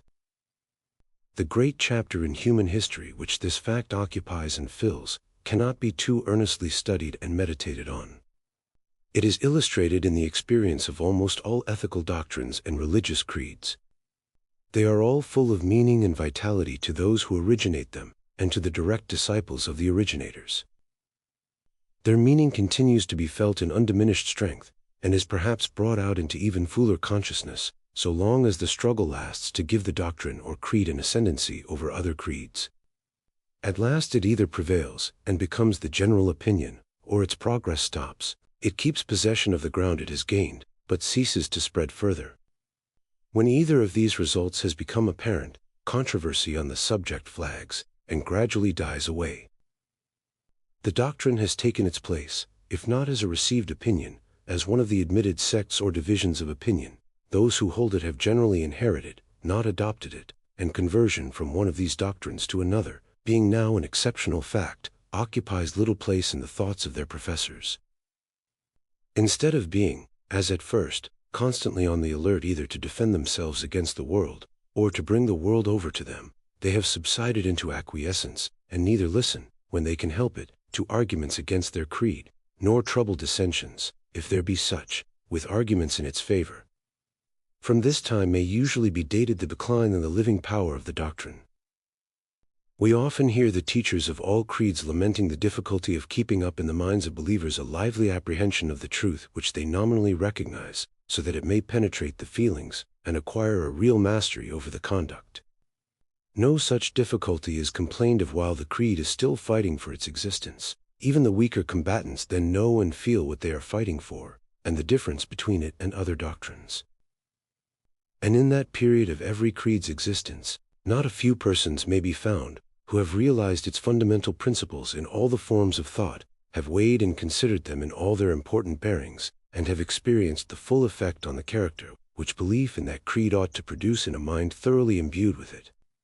But when it has come to be a hereditary creed, and to be received passively, not actively, when the mind is no longer compelled, in the same degree as at first, to exercise its vital powers on the questions which its belief presents to it, there is a progressive tendency to forget all of the belief except the formularies, or to give it a dull and torpid assent, as if accepting it on trust dispensed with the necessity of realizing it in consciousness, or testing it by personal experience, until it almost ceases to connect itself at all with the inner life of the human being.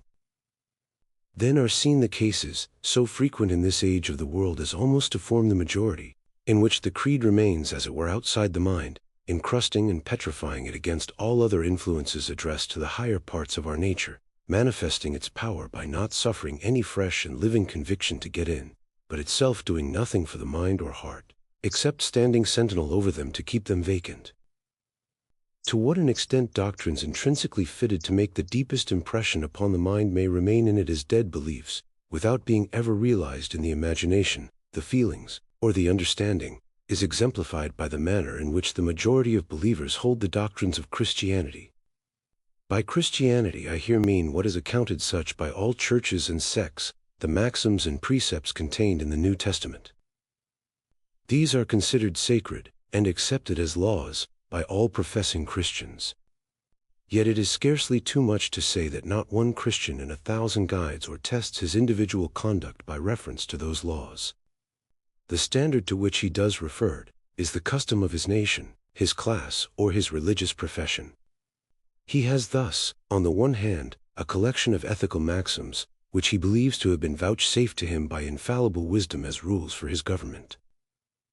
And on the other, a set of everyday judgments and practices, which go a certain length with some of those maxims, not so great a length with others, stand in direct opposition to some, and are, on the whole, a compromise between the Christian creed and the interests and suggestions of worldly life. To the first of these standards he gives his homage, to the other his real allegiance. All Christians believe that the blessed are the poor and humble, and those who are ill-used by the world. That it is easier for a camel to pass through the eye of a needle than for a rich man to enter the kingdom of heaven, that they should judge not, lest they be judged, that they should swear not at all, that they should love their neighbor as themselves, that if one take their cloak, they should give him their coat also, that they should take no thought for the moral, that if they would be perfect, they should sell all that they have and give it to the poor. They are not insincere when they say that they believe these things.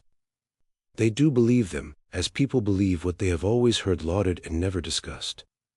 But in the sense of that living belief which regulates conduct, they believe these doctrines just up to the point to which it is usual to act upon them. The doctrines and their integrity are serviceable to pelt adversaries with, and it is understood that they are to be put forward, when possible, as the reasons for whatever people do that they think laudable. But anyone who reminded them that the maxims require an infinity of things which they never even think of doing, would gain nothing but to be classed among those very unpopular characters who affect to be better than other people. The doctrines have no hold on ordinary believers, are not a power in their minds. They have a habitual respect for the sound of them, but no feeling which spreads from the words to the things signified, and forces the mind to take them in, and make them conform to the formula. Whenever conduct is concerned, they look round for Mr. A and B to direct them how far to go in obeying Christ.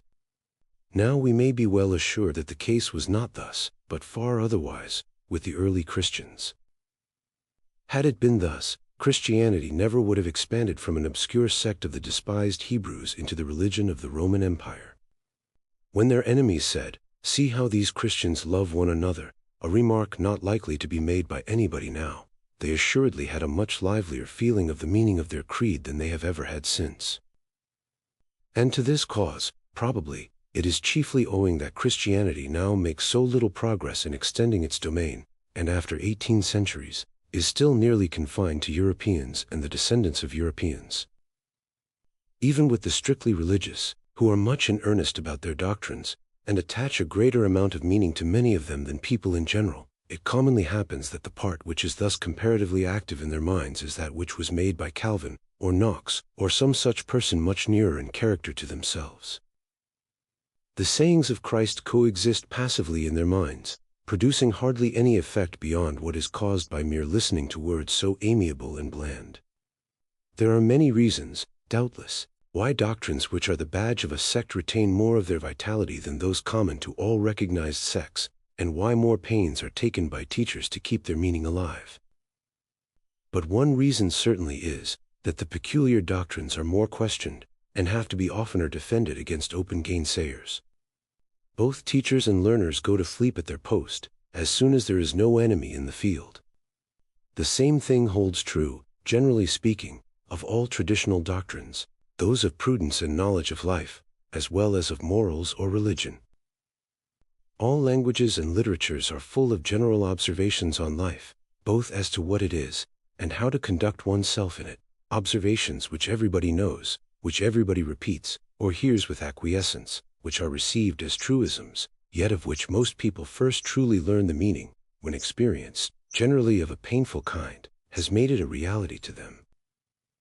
How often, when smarting under some unforeseen misfortune or disappointment, does a person call to mind some proverb or common saying, familiar to him all his life, the meaning of which, if he had ever before felt it as he does now, would have saved him from the calamity? There are indeed reasons for this. Other than the absence of discussion, there are many truths of which the full meaning cannot be realized until personal experience has brought it home. But much more of the meaning even of these would have been understood, and what was understood would have been far more deeply impressed on the mind, if the man had been accustomed to hear it argued pro and con by people who did understand it. The fatal tendency of mankind to leave off thinking about a thing when it is no longer doubtful is the cause of half their errors. A contemporary author has well spoken of the deep slumber of a decided opinion. But what, it may be asked, is the absence of unanimity an indispensable condition of true knowledge? Is it necessary that some part of mankind should persist in error to enable any to realize the truth? Does a belief cease to be real and vital as soon as it is generally received, and is a proposition never thoroughly understood and felt unless some doubt of it remains? As soon as mankind have unanimously accepted a truth, does the truth perish within them? The highest aim and best result of improved intelligence, it has hitherto been thought, is to unite mankind more and more in the acknowledgement of all important truths, and does the intelligence only last as long as it has not achieved its object? Do the fruits of conquest perish by the very completeness of the victory? I affirm no such thing. As mankind improve, the number of doctrines which are no longer disputed or doubted will be constantly on the increase. And the well-being of mankind may almost be measured by the number and gravity of the truths which have reached the point of being uncontested. The cessation, on one question after another, of serious controversy, is one of the necessary incidents of the consolidation of opinion. A consolidation is salutary in the case of true opinions, as it is dangerous and noxious when the opinions are erroneous. But though this gradual narrowing of the bounds of diversity of opinion is necessary in both senses of the term, being at once inevitable and indispensable, we are not therefore obliged to conclude that all its consequences must be beneficial. The loss of so important an aid to the intelligent and living apprehension of a truth, as is afforded by the necessity of explaining it to, or defending it against, opponents, though not sufficient to outweigh, is no trifling drawback from the benefit of its universal recognition. Where this advantage can no longer be had, I confess I should like to see the teachers of mankind endeavoring to provide a substitute for it. Some contrivance for making the difficulties of the question as present to the learner's consciousness, as if they were pressed upon him by a dissenting champion, eager for his conversion. But instead of seeking contrivances for this purpose, they have lost those they formerly had. The Socratic dialectics, so magnificently exemplified in the dialogues of Plato, were a contrivance of this description.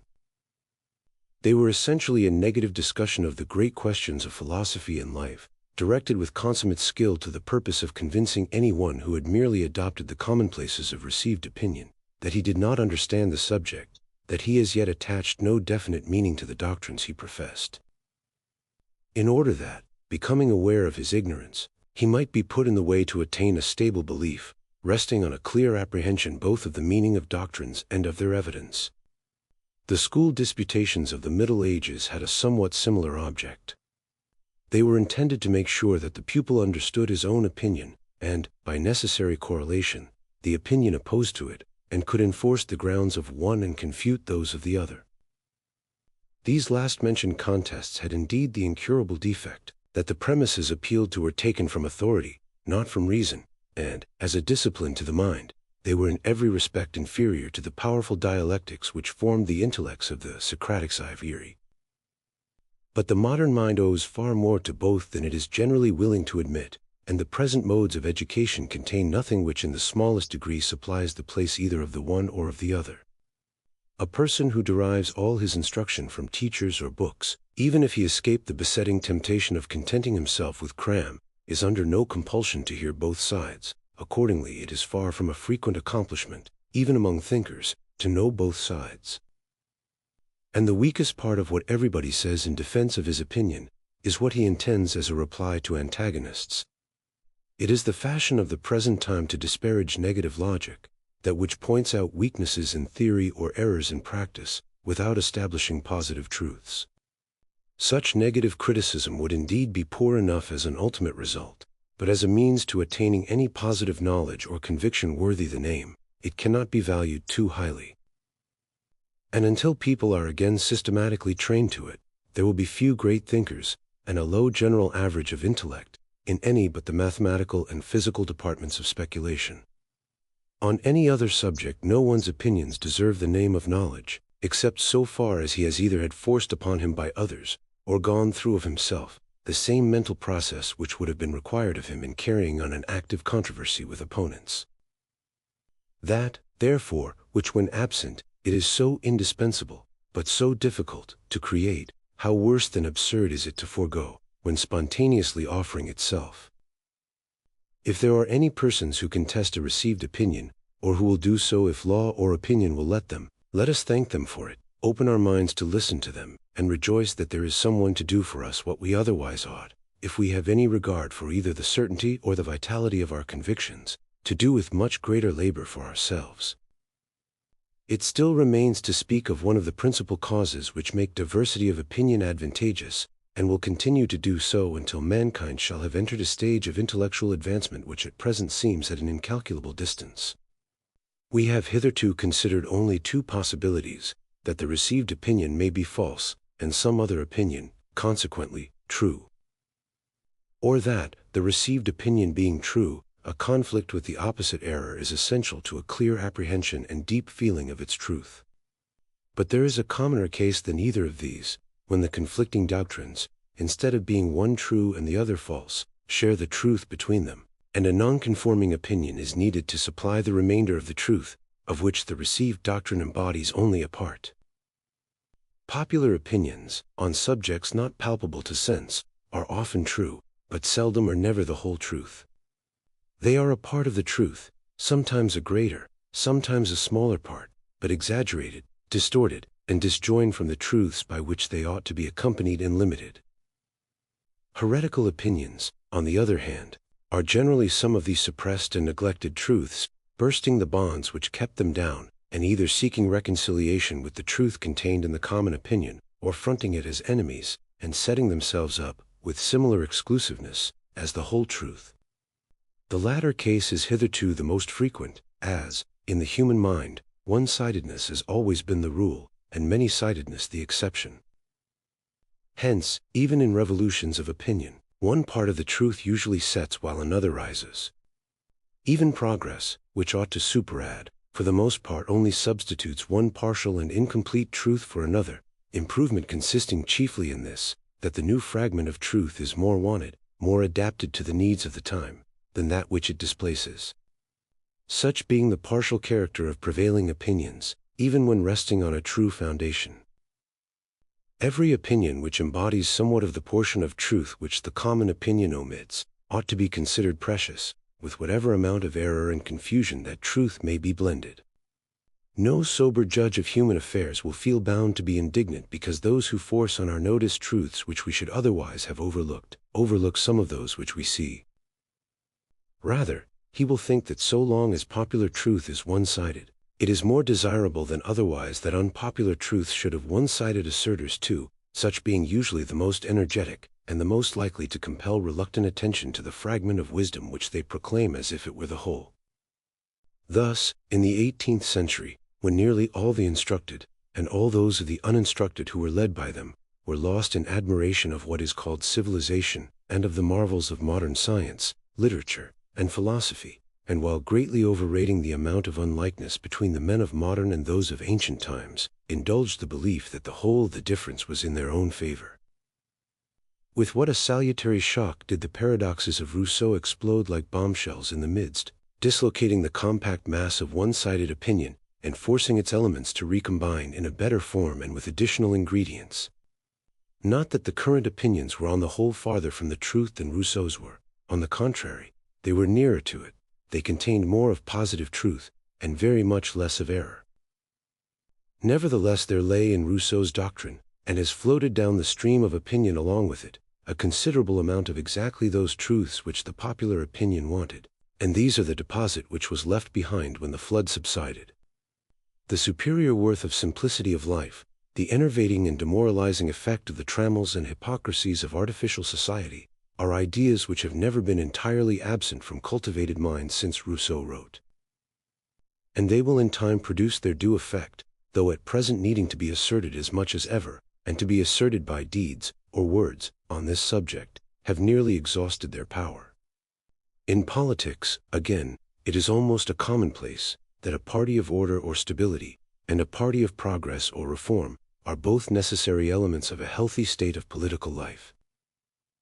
Until the one or the other shall have so enlarged its mental grasp as to be a party equally of order and of progress, knowing and distinguishing what is fit to be preserved from what ought to be swept away. Each of these modes of thinking derives its utility from the deficiencies of the other, but it is in a great measure the opposition of the other that keeps each within the limits of reason and sanity. Unless opinions favorable to democracy and to aristocracy, to property and to equality, to cooperation and to competition, to luxury and to abstinence, to sociality and individuality, to liberty and discipline, and all the other standing antagonisms of practical life, are expressed with equal freedom, and enforced and defended with equal talent and energy, there is no chance of both elements obtaining their due. One scale is sure to go up and the other down. Truth, in the great practical concerns of life, is so much a question of the reconciling and combining of opposites, that very few have minds sufficiently capacious and impartial to make the adjustment with an approach to correctness, and it has to be made by the rough process of a struggle between combatants fighting under hostile banners. On any of the great open questions just enumerated, if either of the two opinions has a better claim than the other, not merely to be tolerated, but to be encouraged and countenanced, it is the one which happens at the particular time and place to be in a minority. That is the opinion which, for the time being, represents the neglected interests, the side of human well-being which is in danger of obtaining less than its share. I am aware that there is not, in this country, any intolerance of differences of opinion on most of these topics. They are adduced to show, by admitted and multiplied examples, the universality of the fact that only through diversity of opinion is there, in the existing state of human intellect, a chance of fair play to all sides of the truth. When there are persons to be found, who form an exception to the apparent unanimity of the world on any subject, even if the world is in the right, it is always probable that dissensions have something worth hearing to say for themselves, and that truth would lose something by their silence. It may be objected, but some received principles, especially on the highest and most vital subjects, are more than half-truths. The Christian morality, for instance, is the whole truth on that subject, and if anyone teaches a morality which varies from it, he is wholly in error. As this is of all cases the most important in practice, none can be fitter to test the general maxim. But before pronouncing what Christian morality is or is not, it would be desirable to decide what is meant by Christian morality. If it means the morality of the New Testament, I wonder that anyone who derives his knowledge of this from the book itself can suppose that it was announced, or intended, as a complete doctrine of morals. The gospel always refers to a pre-existing morality, and confines its precepts to the particulars in which that morality was to be corrected, or superseded by a wider and higher. Expressing itself, moreover, in terms most general, often impossible to be interpreted literally, and possessing rather the impressiveness of poetry or eloquence than the precision of legislation. To extract from it a body of ethical doctrine has ever been possible without eking it out from the Old Testament, that is, from a system elaborate indeed, but in many respects barbarous, and intended only for a barbarous people. St. Paul, a declared enemy to this Judaical mode of interpreting the doctrine and filling up the scheme of his master, equally assumes a pre-existing morality, namely, that of the Greeks and Romans, and his advice to Christians is in a great measure a system of accommodation to that, even to the extent of giving an apparent sanction to slavery. What is called Christian, but should rather be termed theological, morality, was not the work of Christ or the apostles, but is of much later origin, having been gradually built up by the Catholic Church of the first 5 centuries, and though not implicitly adopted by moderns and Protestants, has been much less modified by them than might have been expected. For the most part, indeed, they have contented themselves with cutting off the additions which have been made to it in the Middle Ages, each sect supplying the place by fresh additions, adapted to its own character and tendencies. That mankind owe a great debt to this morality, and to its early teachers, I should be the last person to deny. But I do not scruple to say of it, that it is, in many important points, incomplete and one-sided, and that unless ideas and feelings, not sanctioned by it, had contributed to the formation of European life and character, human affairs would have been in a worse condition than they now are. Christian morality, so called, has all the characters of a reaction.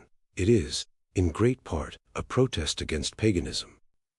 Its ideal is negative rather than positive, passive rather than active.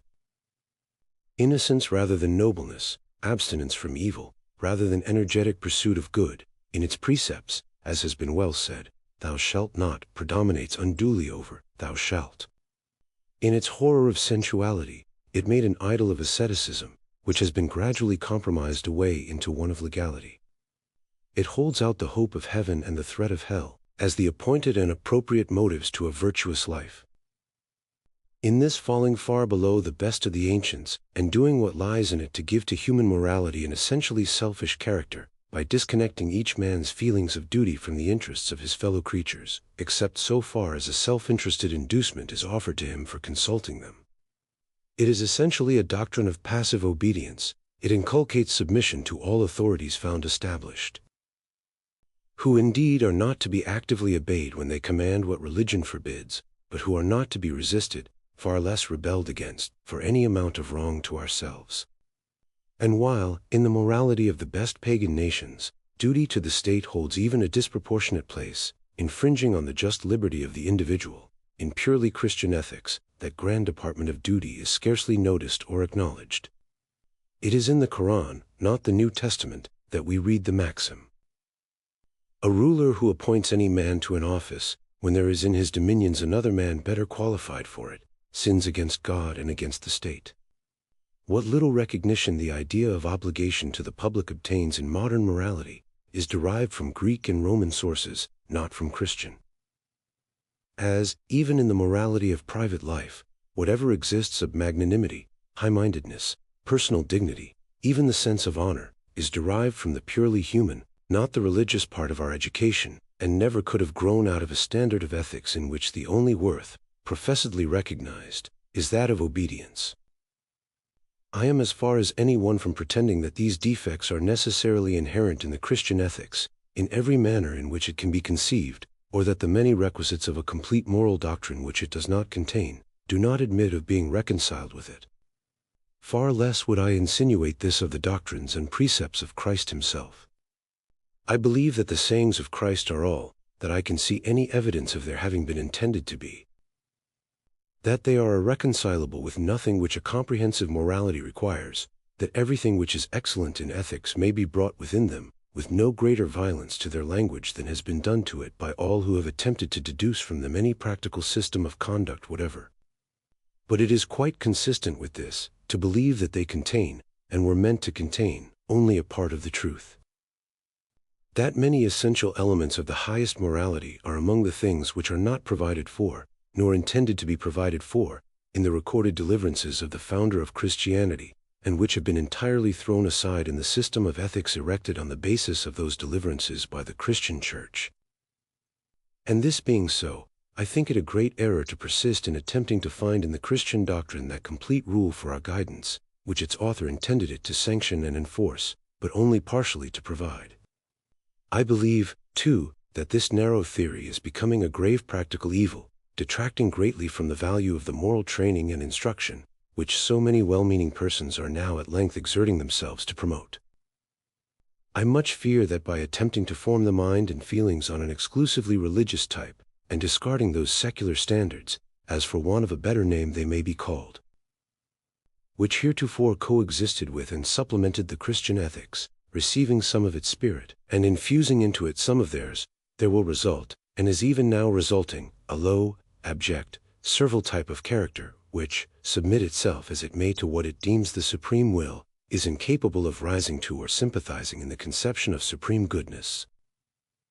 I believe that other ethics than any which can be evolved from exclusively Christian sources must exist side by side with Christian ethics to produce the moral regeneration of mankind, and that the Christian system is no exception to the rule, that in an imperfect state of the human mind, the interests of truth require a diversity of opinions.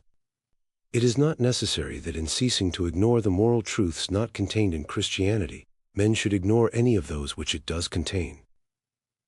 Such prejudice, or oversight, when it occurs, is altogether an evil, but it is one from which we cannot hope to be always exempt, and must be regarded as the price paid for an inestimable good.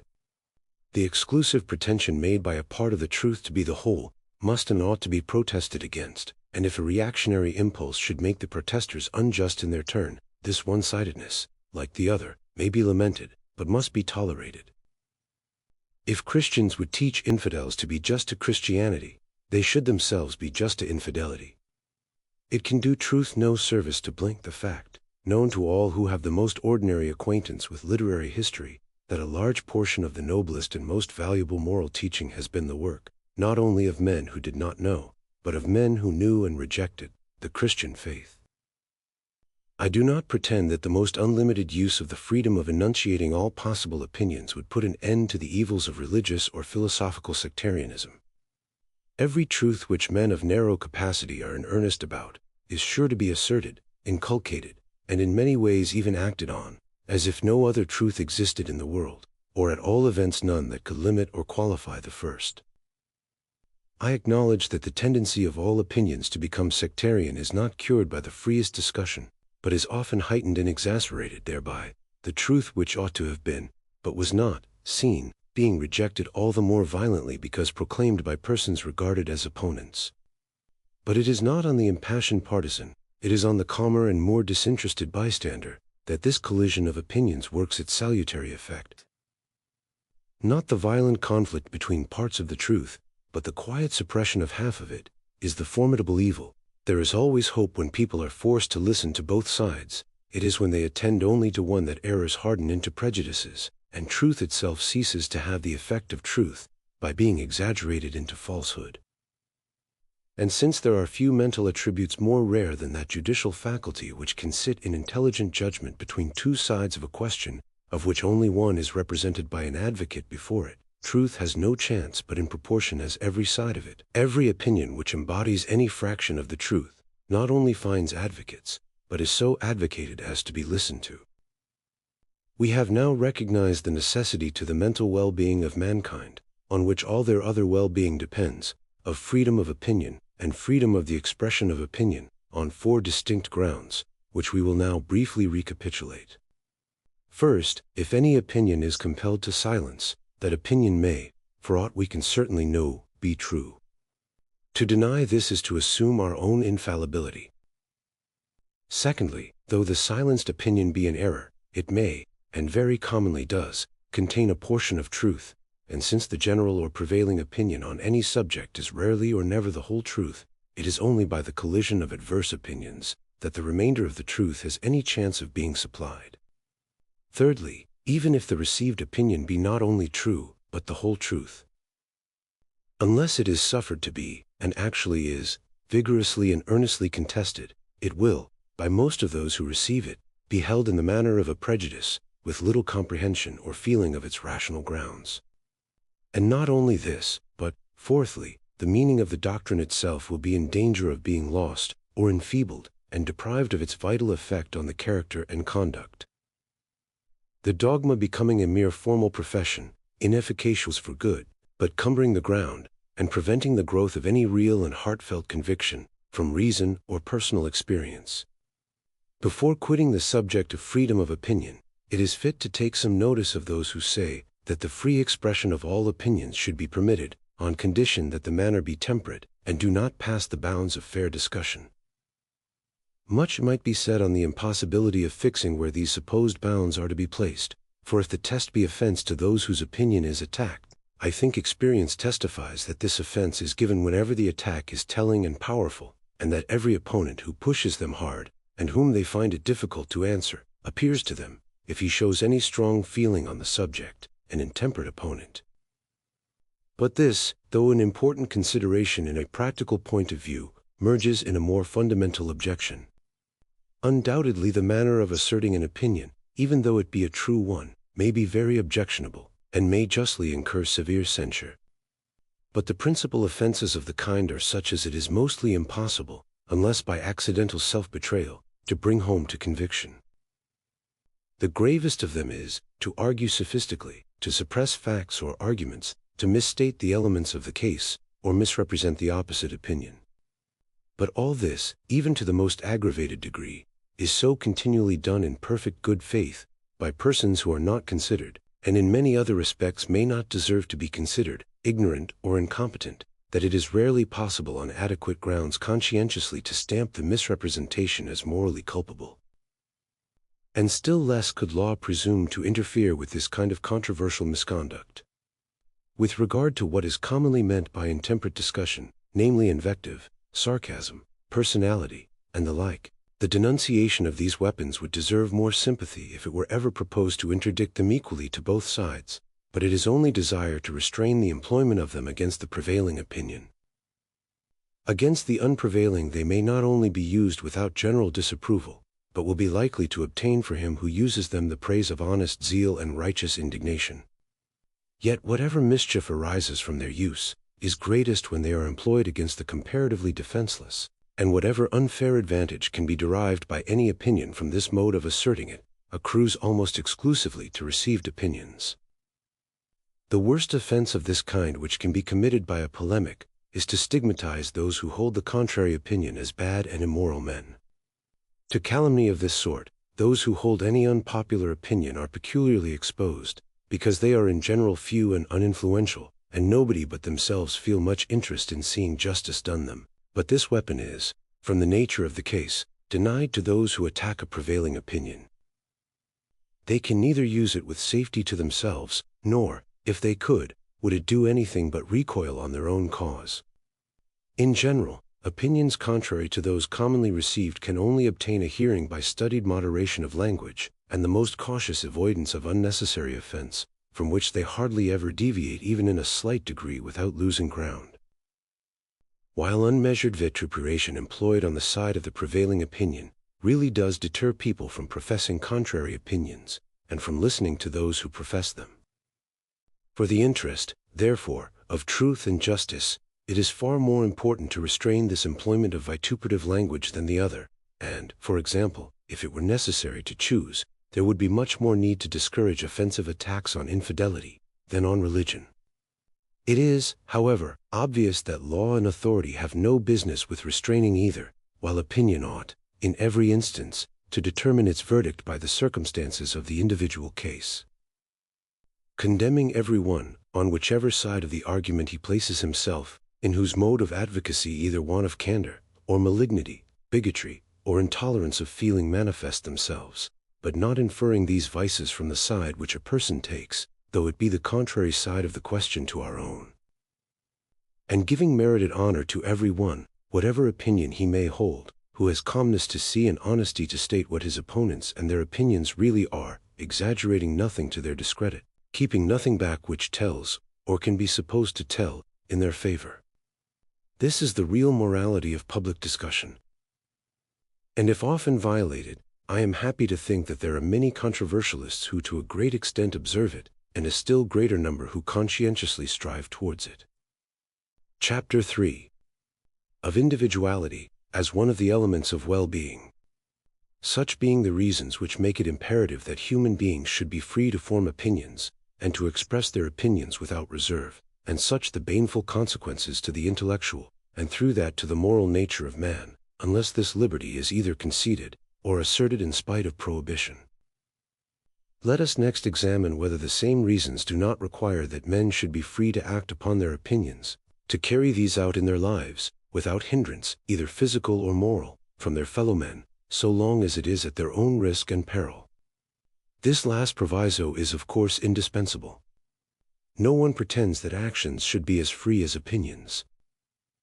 On the contrary, even opinions lose their immunity, when the circumstances in which they are expressed are such as to constitute their expression of positive instigation to some mischievous act. An opinion that corn dealers are starvers of the poor, or that private property is robbery, ought to be unmolested when simply circulated through the press, but may justly incur punishment when delivered orally to an excited mob assembled before the house of a corn dealer, or when handed about among the same mob in the form of a placard. Acts, of whatever kind, which, without justifiable cause, do harm to others, may be, and in the more important cases absolutely required to be, controlled by the unfavorable sentiments, and, when needful, by the active interference of mankind. The liberty of the individual must be thus far limited. He must not make himself a nuisance to other people.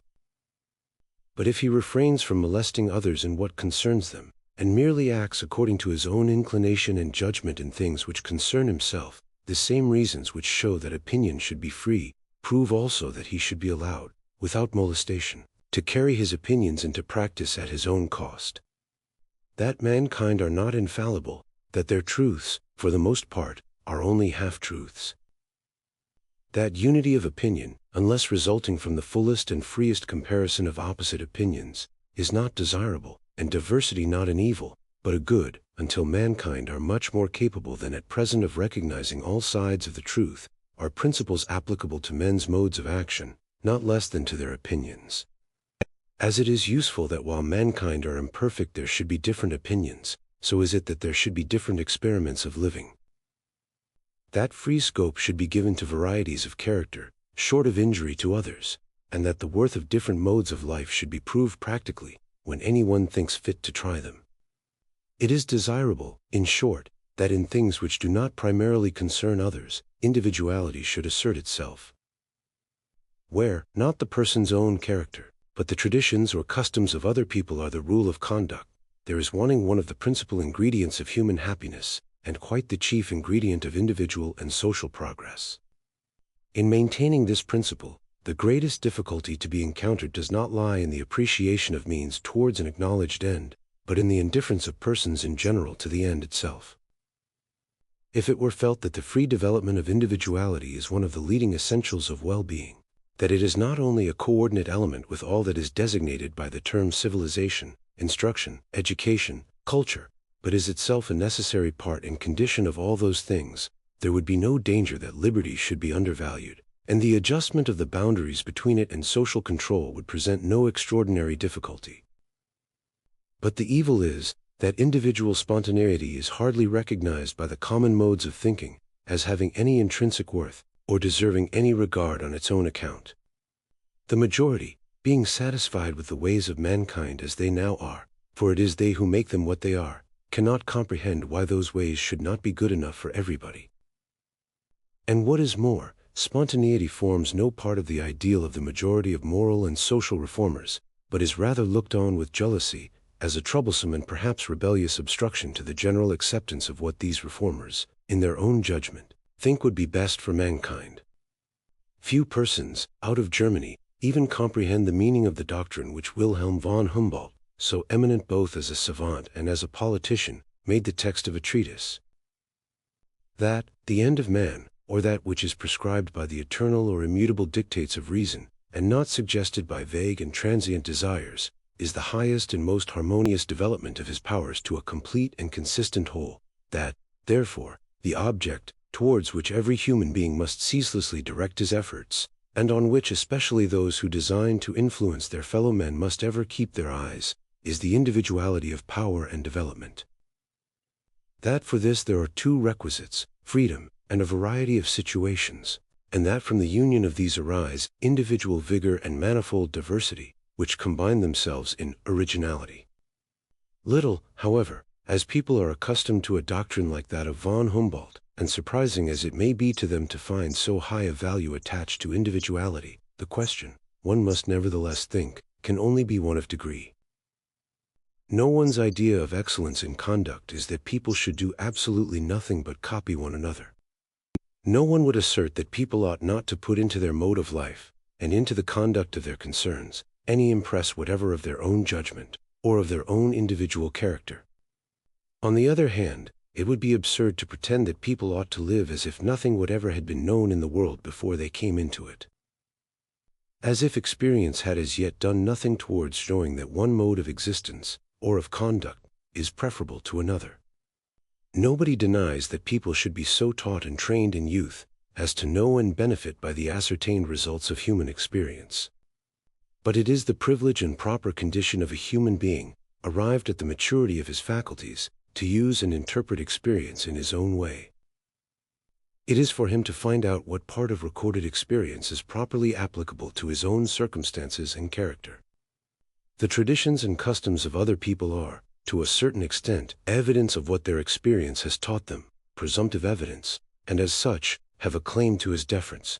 But, in the first place, their experience may be too narrow, or they may not have interpreted it rightly. Secondly, their interpretation of experience may be correct, but unsuitable to him. Customs are made for customary circumstances, and customary characters, and his circumstances or his character may be uncustomary. Thirdly, though the customs be both good as customs, and suitable to him, yet to conform to custom, merely as custom, does not educate or develop in him any of the qualities which are the distinctive endowment of a human being. The human faculties of perception, judgment, discriminating feeling, mental activity, and even moral preference, are exercised only in making a choice. He who does anything because it is the custom, makes no choice. He gains no practice either in discerning or in desiring what is best. The mental and moral, like the muscular powers, are improved only by being used. The faculties are called into no exercise by doing a thing merely because others do it, no more than by believing a thing only because others believe it.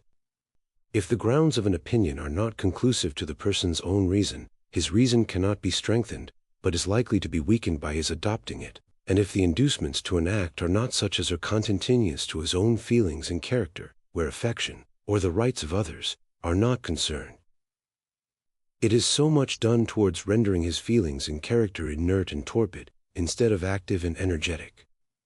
He who lets the world, or his own portion of it, choose his plan of life for him, has no need of any other faculty than the ape-like one of imitation.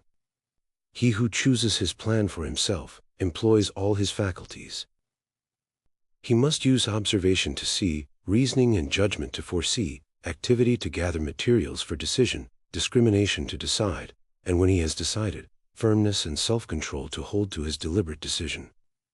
And these qualities he requires and exercises exactly in proportion as the part of his conduct which he determines according to his own judgment and feelings is a large one.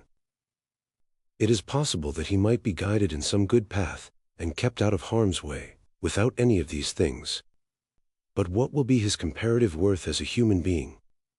It really is of importance, not only what men do, but also what manner of men they are that do it.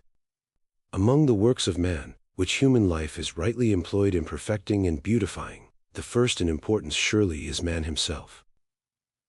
Supposing it were possible to get houses built, corn grown, battles fought, causes tried, and even churches erected and prayers said, by machinery, by automatons in human form, it would be a considerable loss to exchange for these automatons even the men and women who at present inhabit the more civilized parts of the world, and who assuredly are but starved specimens of what nature can and will produce. Human nature is not a machine to be built after a model, and set to do exactly the work prescribed for, but a tree, which requires to grow and develop itself on all sides, according to the tendency of the inward forces which make it a living thing.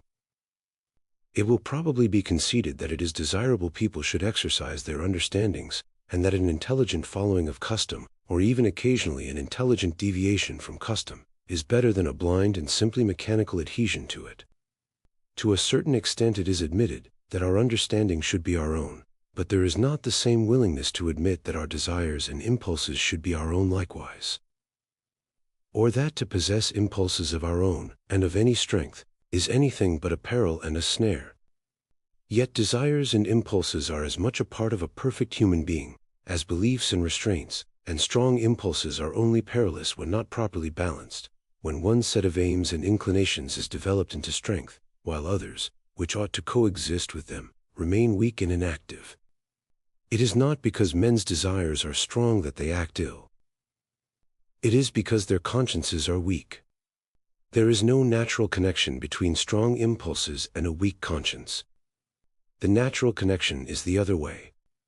To say that one person's desires and feelings are stronger and more various than those of another is merely to say that he has more of the raw material of human nature and is therefore capable, perhaps of more evil, but certainly of more good. Strong impulses are but another name for energy. Energy may be turned to bad uses. But more good may always be made of an energetic nature than of an indolent and impassive one. Those who have most natural feeling are always those whose cultivated feelings may be made the strongest. The same strong susceptibilities which make the personal impulses vivid and powerful are also the source from whence are generated the most passionate love of virtue and the sternest self-control. It is through the cultivation of these that society both does its duty and protects its interests, not by rejecting the stuff of which heroes are made, because it knows not how to make them. A person whose desires and impulses are his own, are the expression of his own nature, as it has been developed and modified by his own culture, is said to have a character. One whose desires and impulses are not his own has no character, no more than a steam engine has a character. If, in addition to being his own, his impulses are strong and are under the government of a strong will, he has an energetic character. Whoever thinks that individuality of desires and impulses should not be encouraged to unfold itself, must maintain that society has no need of strong natures, is not the better for containing many persons who have much character, and that a high general average of energy is not desirable. In some early states of society, these forces might be, and were, too much ahead of the power which society then possessed of disciplining and controlling them. There has been a time when the element of spontaneity and individuality was in excess, and the social principle had a hard struggle with it. The difficulty then was, to induce men of strong bodies or minds to pay obedience to any rules which required them to control their impulses. To overcome this difficulty, law and discipline, like the Pope struggling against the emperors, asserted a power over the whole man, claiming to control all his life in order to control his character, which society had not found any other sufficient means of binding. But society has now fairly got the better of individuality, and the danger which threatens human nature is not the excess, but the deficiency, of personal impulses and preferences. Things are vastly changed, since the passions of those who were strong by station or by personal endowment were in a state of habitual rebellion against laws and ordinances, and required to be rigorously chained up to enable the persons within their reach to enjoy any particle of security. In our time,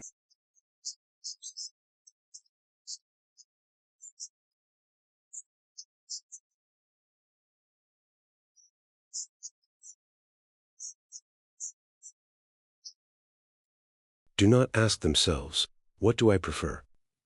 Or, what would suit my character and disposition? Or, what would allow the best and highest in me to have fair play, and enable it to grow and thrive? They ask themselves, what is suitable to my position? What is usually done by persons of my station and pecuniary circumstances? Or, worse still, what is usually done by persons of a station and circumstances superior to mine? I do not mean that they choose what is customary, in preference to what suits their own inclination. It does not occur to them to have any inclination, except for what is customary. Thus the mind itself is bowed to the yoke, even in what people do for pleasure. Conformity is the first thing thought of. They live in crowds. They exercise choice only among things commonly done. Peculiarity of taste, eccentricity of conduct, are shunned equally with crimes, until by dint of not following their own nature, they have no nature to follow, their human capacities are withered and starved, they become incapable of any strong wishes or native pleasures, and are generally without either opinions or feelings of home growth, or properly their own. Now is this, or is it not, the desirable condition of human nature? It is so, on the Calvinistic theory. According to that, the one great offense of man is self-will. All the good of which humanity is capable is comprised in obedience. You have no choice, thus you must do, and no otherwise. Whatever is not a duty is a sin. Human nature being radically corrupt, there is no redemption for anyone until human nature is killed within him. To one holding this theory of life, crushing out any of the human faculties, capacities, and susceptibilities is no evil. Man needs no capacity, but that of surrendering himself to the will of God, and if he uses any of his faculties for any other purpose but to do that supposed will more effectually, he is better without them. That is the theory of Calvinism, and it is held, in a mitigated form, by many who do not consider themselves Calvinists, the mitigation consisting in giving a less ascetic interpretation to the alleged will of God. Asserting it to be his will that mankind should gratify some of their inclinations, of course not in the manner they themselves prefer, but in the way of obedience, that is, in a way prescribed to them by authority, and, therefore, by the necessary conditions of the case, the same for all. In some such insidious form there is at present a strong tendency to this narrow theory of life, and to the pinched and high-bound type of human character which it patronizes. Many persons, no doubt, sincerely think that human beings thus cramped and dwarfed are as their Maker designed them to be, just as many have thought that trees are a much finer thing when clipped into pallets or cut out into figures of animals, than as nature made them. But if it be any part of religion to believe that man was made by a good being, it is more consistent with that faith to believe that this being gave all human faculties that they might be cultivated and unfolded, not rooted out and consumed, and that he takes delight in every nearer approach made by his creatures to the ideal conception embodied in them, every increase in any of their capabilities of comprehension, of action, or of enjoyment. There is a different type of human excellence from the Calvinistic, a conception of humanity as having its nature bestowed on it for other purposes than merely to be abnegated. Pagan self-assertion is one of the elements of human worth, as well as Christian self-denial. There is a Greek ideal of self-development, which the Platonic and Christian ideal of self-government blends with, but does not supersede. It may be better to be a John Knox than an Alcibiades, but it is better to be a Pericles than either, nor would a Pericles, if we had one in these days, be without anything good which belonged to John Knox. It is not by wearing down into uniformity all that is individual in themselves, but by cultivating it and calling it forth, within the limits imposed by the rights and interests of others, that human beings become a noble and beautiful object of contemplation. And as the works partake the character of those who do them, by the same process human life also becomes rich, diversified, and animating, furnishing more abundant element to high thoughts and elevating feelings, and strengthening the tie which binds every individual to the race, by making the race infinitely better worth belonging to. In proportion to the development of his individuality, each person becomes more valuable to himself, and is therefore capable of being more valuable to others. There is a greater fullness of life about his own existence, and when there is more life in the units there is more in the mass which is composed of them.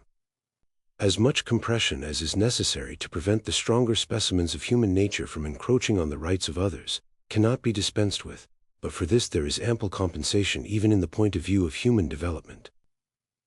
The means of development which the individual loses by being prevented from gratifying his inclinations to the injury of others are chiefly obtained at the expense of the development of other people. And even to himself there is a full equivalent in the better development of the social part of his nature, rendered possible by the restraint put upon the selfish part. To be held to rigid rules of justice for the sake of others develops the feelings and capacities which have the good of others for their object. But to be restrained in things not affecting their good, by their mere displeasure, develops nothing valuable, except such force of character as may unfold itself in resisting the restraint. If acquiesced in, it dulls and blunts the whole nature. To give any fair play to the nature of each, it is essential that different persons should be allowed to lead different lives. In proportion as this latitude has been exercised in any age, has that age been noteworthy to posterity. Even despotism does not produce its worst effects so long as individuality exists under it, and whatever crushes individuality is despotism, by whatever name it may be called, and whether it professes to be enforcing the will of God or the injunctions of men. Having said that individuality is the same thing with development, and that it is only the cultivation of individuality which produces, or can produce, well-developed human beings, I might here close the argument, for what more or better can be said of any condition of human affairs, than that it brings human beings themselves nearer to the best thing they can be? Or what worse can be said of any obstruction to good, than that it prevents this. Doubtless, however, these considerations will not suffice to convince those who most need convincing, and it is necessary further to show that these developed human beings are of some use to the undeveloped, to point out to those who do not desire liberty, and would not avail themselves of it, that they may be in some intelligible manner rewarded for allowing other people to make use of it without hindrance. In the first place, then, I would suggest that they might possibly learn something from them. It will not be denied by anybody that originality is a valuable element in human affairs. There is always need of persons not only to discover new truths, and point out when what were once truths are true no longer, but also to commence new practices, and set the example of more enlightened conduct, and better taste and sense in human life. This cannot well be gainsaid by anybody who does not believe that the world has already attained perfection in all its ways and practices. It is true that this benefit is not capable of being rendered by everybody alike. There are but few persons, in comparison with the whole of mankind, whose experiments, if adopted by others, would be likely to be any improvement on established practice. But these few are the salt of the earth. Without them, human life would become a stagnant pool. Not only is it they who introduce good things which did not before exist, it is they who keep the life in those which already existed. If there were nothing new to be done, would human intellect cease to be necessary? Would it be a reason why those who do the old things should forget why they are done, and do them like cattle, not like human beings? There is only too great a tendency in the best beliefs and practices to degenerate into the mechanical. And unless there were a succession of persons whose ever-recurring originality prevents the grounds of those beliefs and practices from becoming merely traditional, such dead matter would not resist the smallest shock from anything really alive, and there would be no reason why civilization should not die out, as in the Byzantine Empire. Persons of genius, it is true, are, and are always likely to be, a small minority. But in order to have them, it is necessary to preserve the soil in which they grow. Genius can only breathe freely in an atmosphere of freedom. Persons of genius are, ex six termini, more individual than any other people, less capable, consequently, of fitting themselves, without hurtful compression, into any of the small number of molds which society provides in order to save its members the trouble of forming their own character. If from timidity they consent to be forced into one of these molds, and to let all that part of themselves which cannot expand under the pressure remain unexpanded, society will be little the better for their genius. If they are of a strong character, and break their fetters, they become a mark for the society which has not succeeded in reducing them to commonplace, to point it with solemn warning as wild, erratic, and the like. Much as if one should complain of the Niagara River for not flowing smoothly between its banks like a Dutch canal. I insist thus emphatically on the importance of genius, and the necessity of allowing it to unfold itself freely both in thought and in practice, being well aware that no one will deny the position in theory, but knowing also that almost everyone, in reality, is totally indifferent to it. People think genius a fine thing if it enables a man to write an exciting poem, or paint a picture. But in its true sense, that of originality in thought and action, though no one says that it is not a thing to be admired, nearly all, at heart, think that they can do very well without it. Unhappily, this is too natural to be wondered at. Originality is the one thing which unoriginal minds cannot feel the use of. They cannot see what it is to do for them. How should they? If they could see what it would do for them, it would not be originality. The first service which originality has to render them is that of opening their eyes, which being once fully done, they would have a chance of being themselves original. Meanwhile, recollecting that nothing was ever yet done which someone was not the first to do, and that all good things which exist are the fruits of originality, let them be modest enough to believe that there is something still left for it to accomplish, and assure themselves that they are more in need of originality, the less they are conscious of the want. In sober truth, whatever homage may be professed, or even paid, to real or supposed mental superiority, the general tendency of things throughout the world is to render mediocrity the ascendant power among mankind. In ancient history, in the Middle Ages, and in a diminishing degree through the long transition from feudality through the present time, the individual was a power in himself, and if he had either great talents or a high social position, he was a considerable power. At present, individuals are lost in the crowd. In politics, it is almost a triviality to say that public opinion now rules the world. The only power deserving the name is that of masses and of governments, while they make themselves the organ of the tendencies and instincts of masses. This is as true in the moral and social relations of private life as in public transactions. Those whose opinions go by the name of public opinion are not always the same sort of public. In America, they are the whole white population; in England, chiefly the middle class. But they are always a mass, that is to say, collective mediocrity. And what is a still greater novelty, the mass do not now take their opinions from dignitaries in church or state, from ostensible leaders, or from books. Their thinking is done for them by men much like themselves, addressing them or speaking in their name, on the spur of the moment, through the newspapers. I am not complaining of all this. I do not assert that anything better is compatible, as a general rule, with the present low state of the human mind. But that does not hinder the government of mediocrity from being mediocre government. No government by a democracy or a numerous aristocracy, either in its political acts or in the opinions, qualities, and tone of mind which it fosters, ever did or could rise above mediocrity, except in so far as the sovereign many have let themselves be guided, which in their best times they always have done, by the counsels and influence of a more highly gifted and instructed one or few. The initiation of all wise or noble things comes and must come from individuals. Generally at first from some one individual. The honor and glory of the average man is that he is capable of following that initiative, that he can respond internally to wise and noble things, and be led to them with his eyes open. I am not countenancing the sort of hero worship which applauds the strong man of genius for forcibly seizing on the government of the world and making it do his bidding in spite of itself. All he can claim is freedom to point out the way. The power of compelling others into it is not only inconsistent with the freedom and development of all the rest, but corrupting to the strong man himself.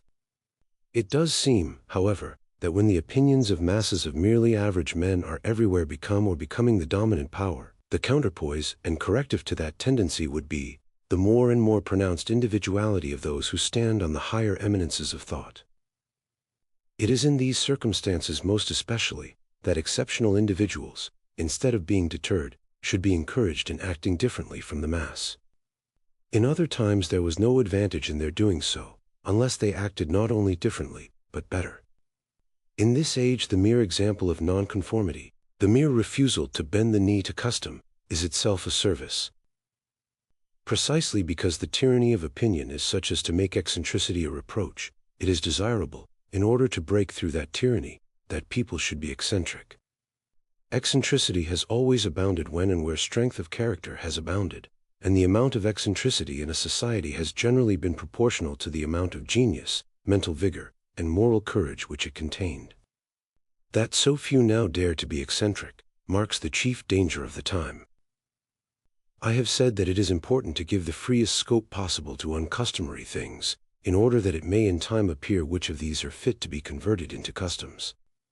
But independence of action and disregard of custom are not solely deserving of encouragement for the chance they afford that better modes of action, and customs more worthy of general adoption, may be struck out. Nor is it only persons of decided mental superiority who have a just claim to carry on their lives in their own way. There is no reason that all human existences should be constructed on someone, or some small number of patterns.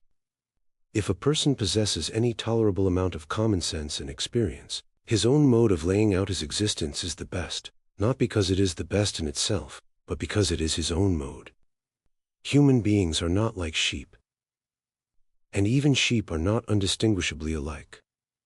A man cannot get a coat or a pair of boots to fit him, unless they are either made to his measure, or he has a whole warehouseful to choose from.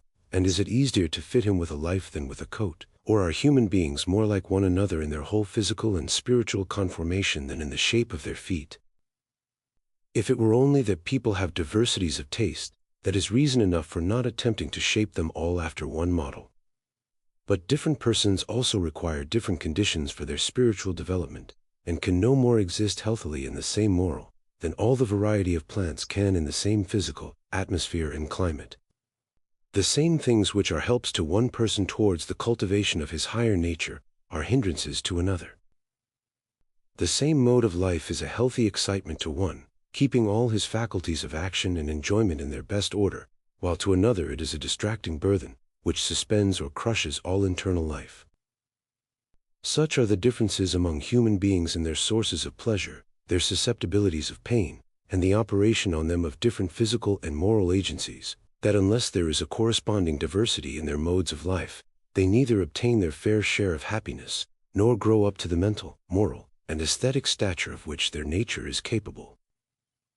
Why then should tolerance, as far as the public sentiment is concerned, extend only to tastes and modes of life which extort acquiescence by the multitude of their adherents?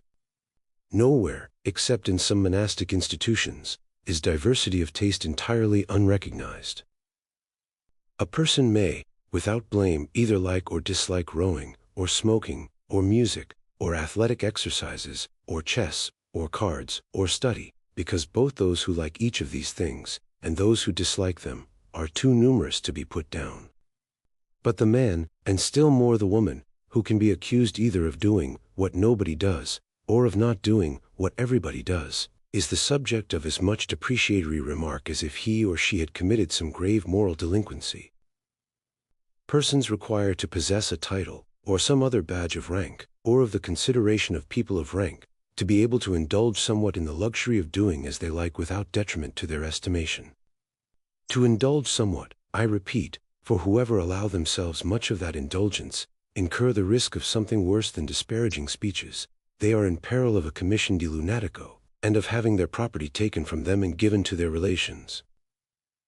There is one characteristic of the present direction of public opinion, peculiarly calculated to make it intolerant of any marked demonstration of individuality.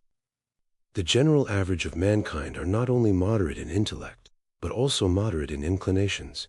They have no tastes or wishes strong enough to incline them to do anything unusual, and they consequently do not understand those who have, and class all such with the wild and intemperate whom they are accustomed to look down upon. Now, in addition to this fact which is general, we have only to suppose that a strong movement has set in towards the improvement of morals, and it is evident what we have to expect. In these days such a movement has set in, much has actually been effected in the way of increased regularity of conduct, and discouragement of excesses. And there is a philanthropic spirit abroad, for the exercise of which there is no more inviting field than the moral and prudential improvement of our fellow creatures. These tendencies of the times cause the public to be more disposed than at most former periods to prescribe general rules of conduct, and endeavor to make every one conform to the approved standard. And that standard, express or tacit, is to desire nothing strongly. Its ideal of character is to be without any marked character. To mean by compression, like a Chinese lady's foot, every part of human nature which stands out prominently, and tends to make the person markedly dissimilar in outline to commonplace humanity. As is usually the case with ideals which exclude one half of what is desirable, the present standard of approbation produces only an inferior imitation of the other half. Instead of great energies guided by vigorous reason, and strong feelings strongly controlled by a conscientious will, its result is weak feelings and weak energies, which therefore can be kept in outward conformity to rule without any strength either of will or of reason. Already energetic characters on any large scale are becoming merely traditional. There is now scarcely any outlet for energy in this country except business. The energy expended in that may still be regarded as considerable. What little is left from that employment is expended on some hobby, which may be a useful, even a philanthropic hobby, but is always some one thing, and generally a thing of small dimensions. The greatness of England is now all collective, individually small. We only appear capable of anything great by our habit of combining, and with this our moral and religious philanthropists are perfectly contented. But it was men of another stamp than this that made England what it has been. And men of another stamp will be needed to prevent its decline. The despotism of custom is everywhere the standing hindrance to human advancement, being in unceasing antagonism to that disposition to aim at something better than customary, which is called, according to circumstances, the spirit of liberty, or that of progress or improvement.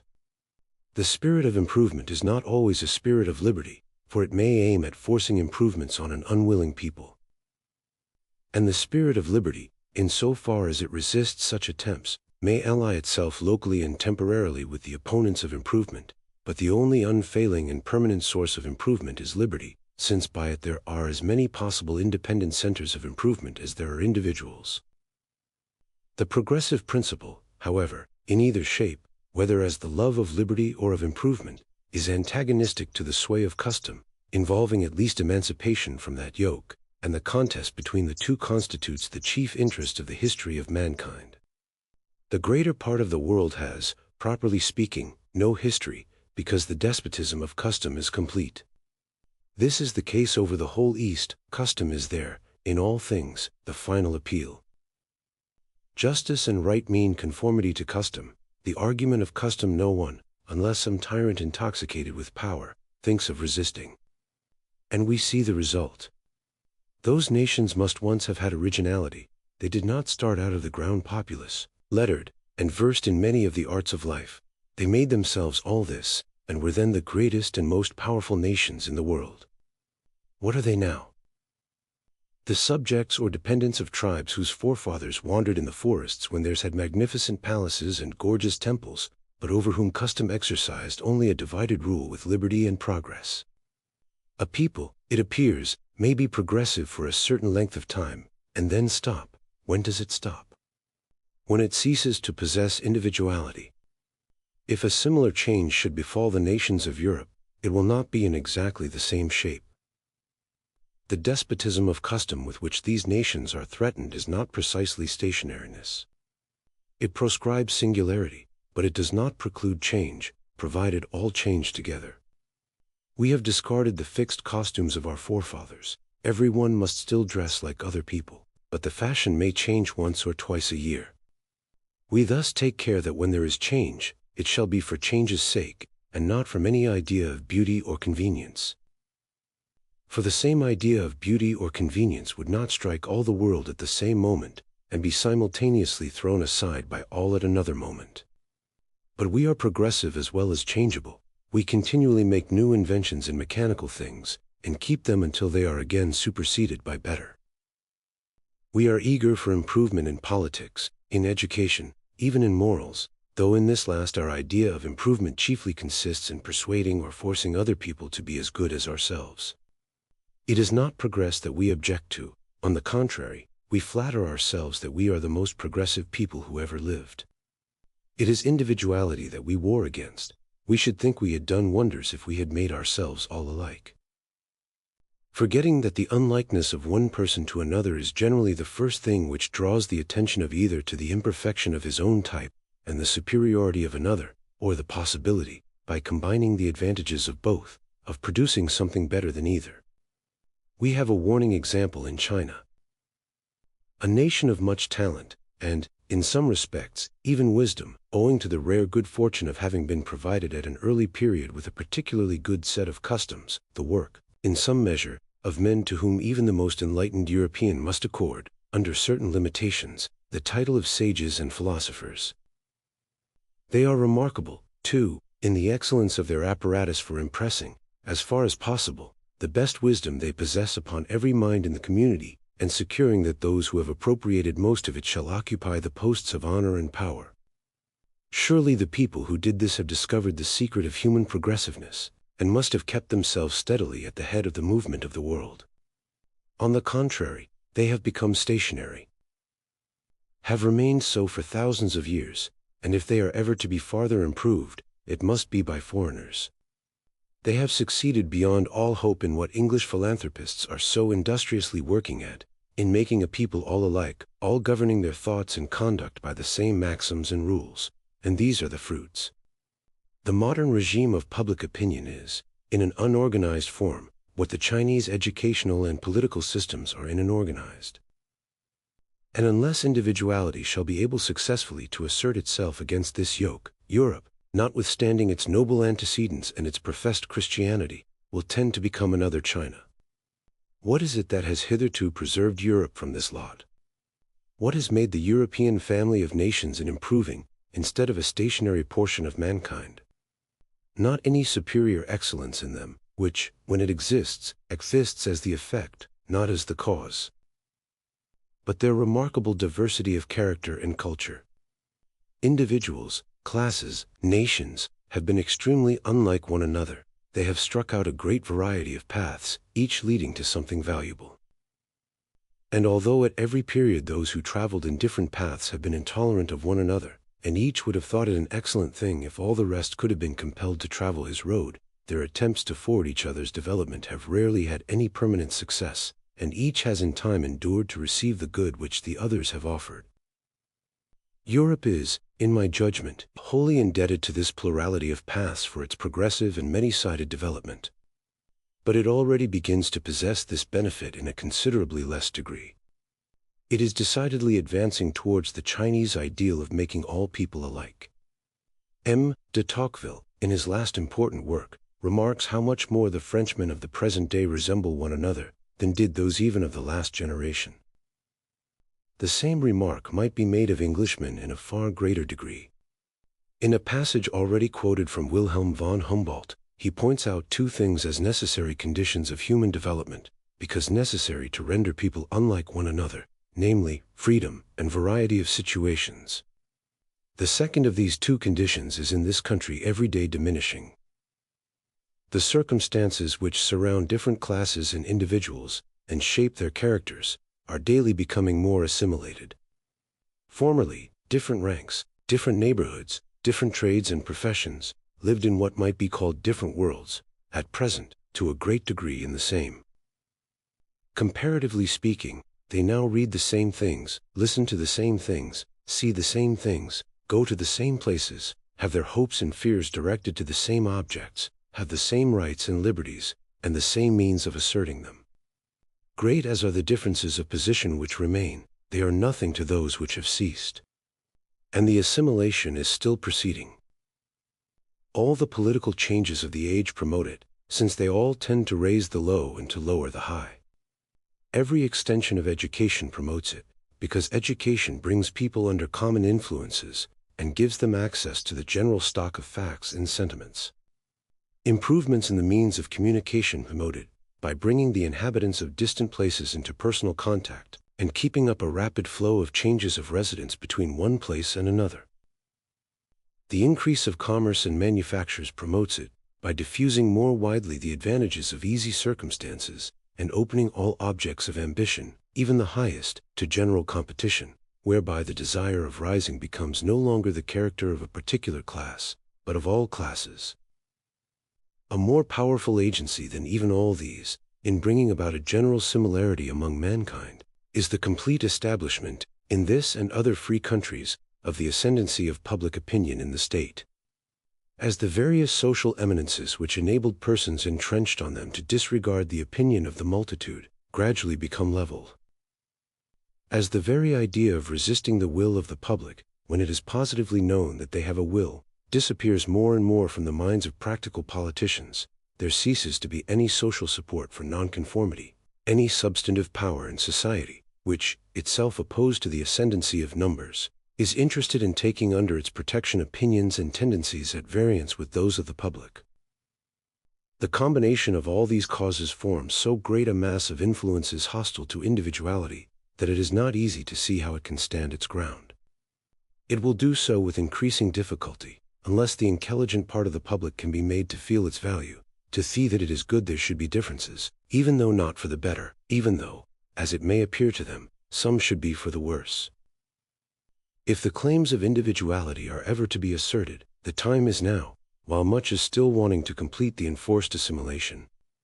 It is only in the earlier stages that any stand can be successfully made against the encroachment. The demand that all other people shall resemble ourselves grows by what it feeds on. If resistance waits till life is reduced nearly to one uniform type, all deviations from that type will come to be considered impious, immoral, even monstrous and contrary to nature. Mankind speedily become unable to conceive diversity when they have been for some time unaccustomed to see it. Chapter 4. Of the limits to the authority of society over the individual. What, then, is the rightful limit to the sovereignty of the individual over himself? Where does the authority of society begin? How much of human life should be assigned to individuality, and how much to society? Each will receive its proper share, if each has that which more particularly concerns it. To individuality should belong the part of life in which it is chiefly the individual that is interested. To society, the part which chiefly interests society. Though society is not founded on a contract, and though no good purpose is answered by inventing a contract in order to deduce social obligations from it, everyone who receives the protection of society owes a return for the benefit, and the fact of living in society renders it indispensable that each should be bound to observe a certain line of conduct towards the rest. This conduct consists, first, in not injuring the interests of one another, or rather certain interests which, either by express legal provision or by tacit understanding, ought to be considered as rights, and secondly, in each person's bearing his share, to be fixed on some equitable principle, of the labors and sacrifices incurred for defending the society or its members from injury and molestation. These conditions society is justified in enforcing, at all costs to those who endeavor to withhold fulfillment. Nor is this all that society may do. The acts of an individual may be hurtful to others, or wanting in due consideration for their welfare, without going the length of violating any of their constituted rights. The offender may then be justly punished by opinion though not by law. As soon as any part of a person's conduct affects prejudicially the interests of others, society has jurisdiction over it, and the question whether the general welfare will or will not be promoted by interfering with it, becomes open to discussion. But there is no room for entertaining any such question when a person's conduct affects the interests of no persons besides himself, or needs not affect them unless they like, all the persons concerned being of full age, and the ordinary amount of understanding. In all such cases there should be perfect freedom, legal and social, to do the action and stand the consequences. It would be a great misunderstanding of this doctrine to suppose that it is one of selfish indifference, which pretends that human beings have no business with each other's conduct in life, and that they should not concern themselves about the well-doing or well-being of one another, unless their own interest is involved. Instead of any diminution, there is need of a great increase of disinterested exertion to promote the good of others. But disinterested benevolence can find other instruments to persuade people to their good than whips and scourges, either of the literal or the metaphorical sort. I am the last person to undervalue the self-regarding virtues. They are only second in importance, if even second, to the social. It is equally the business of education to cultivate both. But even education works by conviction and persuasion as well as by compulsion, and it is by the former only that, when the period of education is past, the self-regarding virtues should be inculcated. Human beings owe to each other help to distinguish the better from the worse, and encouragement to choose the former and avoid the latter. They should be forever stimulating each other to increased exercise of their higher faculties, and increased direction of their feelings and aims towards wise instead of foolish, elevating instead of degrading, objects and contemplations.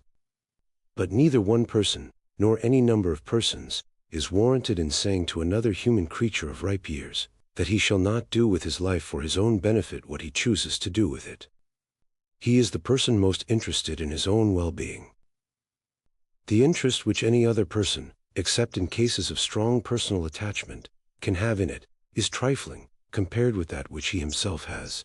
The interest which society has in him individually, except as to his conduct to others, is fractional, and altogether indirect, while, with respect to his own feelings and circumstances, the most ordinary man or woman has means of knowledge immeasurably surpassing those that can be possessed by anyone else. The interference of society to overrule his judgment and purposes in what only regards himself, must be grounded on general presumptions, which may be altogether wrong, and even if right, are as likely as not to be misapplied to individual cases, by persons no better acquainted with the circumstances of such cases than those are who look at them merely from without. In this department, therefore, of human affairs, individuality has its proper field of action. In the conduct of human beings towards one another, it is necessary that general rules should for the most part be observed, in order that people may know what they have to expect. But in each person's own concerns, his individual spontaneity is entitled to free exercise.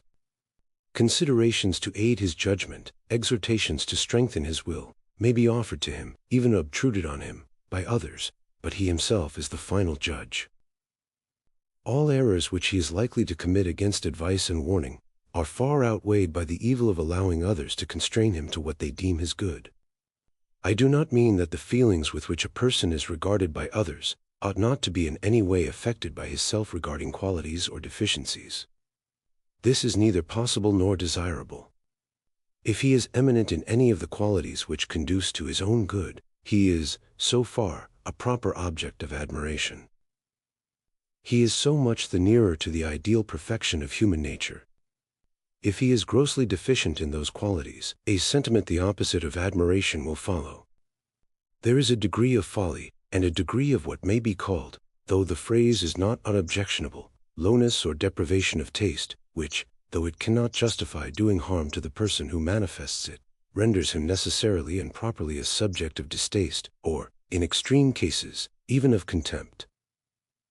A person could not have the opposite qualities in due strength without entertaining these feelings. Though doing no wrong to anyone, a person may so act as to compel us to judge him, and feel to him, as a fool, or as a being of an inferior order, and since this judgment and feeling are a fact which he would prefer to avoid, it is doing him a service to warn him of it beforehand, as of any other disagreeable consequence to which he exposes himself. It would be well, indeed, if this good office were much more freely rendered than the common notions of politeness at present permit, and if one person could honestly point out to another that he thinks him in fault, without being considered unmannerly or presuming. We have a right, also, in various ways, to act upon our unfavorable opinion of any one, not to the oppression of his individuality, but in the exercise of ours. We are not bound, for example, to seek his society.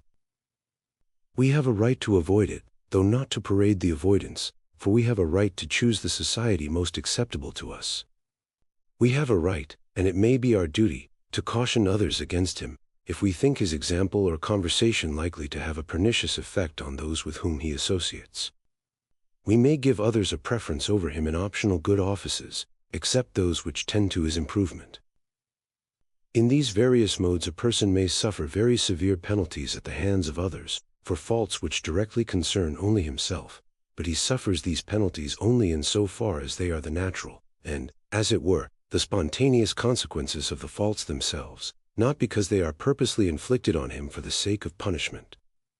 A person who shows rashness, obstinacy, self-conceit, who cannot live within moderate means, who cannot restrain himself from hurtful indulgences, who pursues animal pleasures at the expense of those of feeling and intellect, must expect to be lowered in the opinion of others, and to have a less share of their favorable sentiments.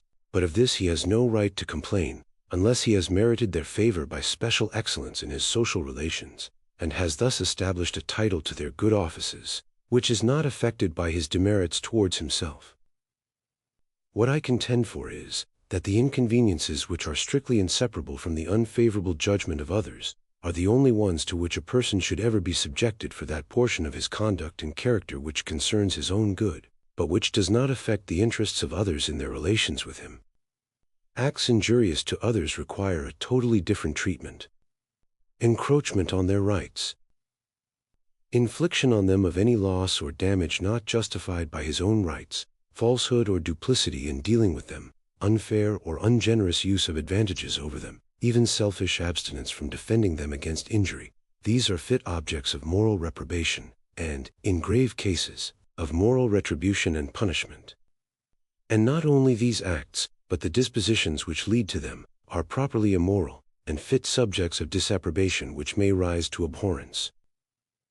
Cruelty of disposition, malice and ill nature, that most antisocial and odious of all passions, envy, dissimulation and insincerity, irascibility on insufficient cause, and resentment disproportioned to the provocation, the love of domineering over others, the desire to engross more than one's share of advantages, the pylanda epsilonometron nu epsilon xi alpha, Greek, pleonexia, of the Greeks, the pride which derives gratification from the abasement of others, the egotism which thinks self and its concerns more important than everything else, and decides all doubtful questions in its own favor, these are moral vices, and constitute a bad and odious moral character, unlike the self-regarding faults previously mentioned, which are not properly immoralities, and to whatever pitch they may be carried, do not constitute wickedness.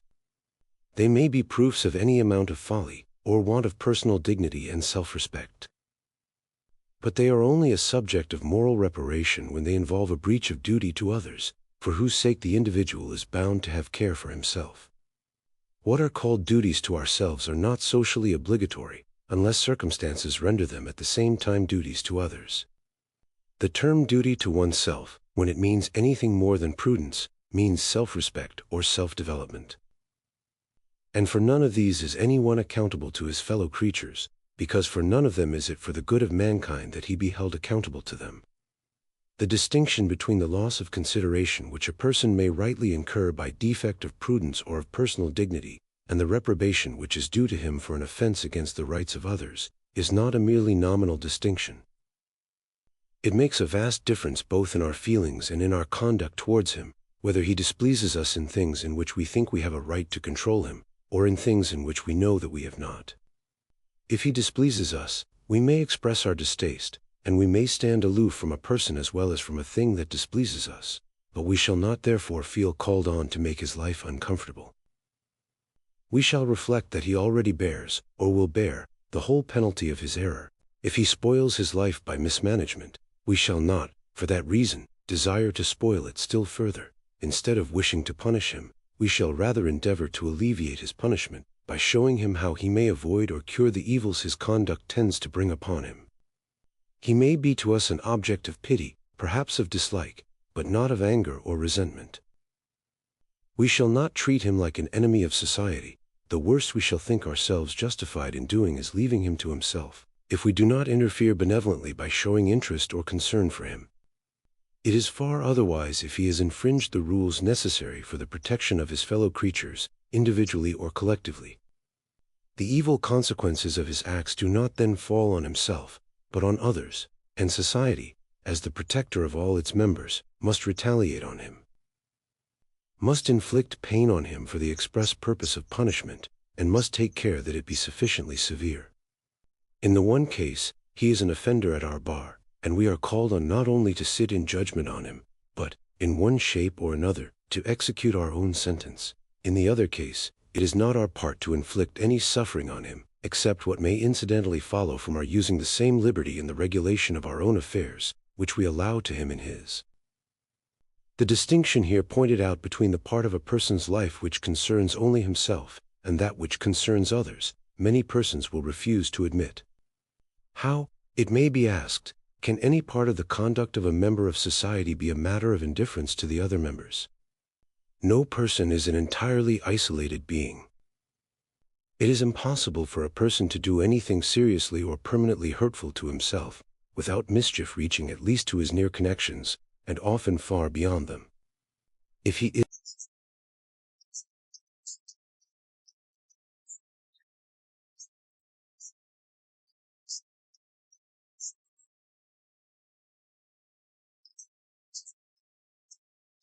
He not only brings evil upon all who depended on him for any portion of their happiness, but disqualifies himself for rendering the services which he owes to his fellow creatures generally, perhaps becomes a burthen on their affection or benevolence, and if such conduct were very frequent, hardly any offense that is committed would detract more from the general sum of good.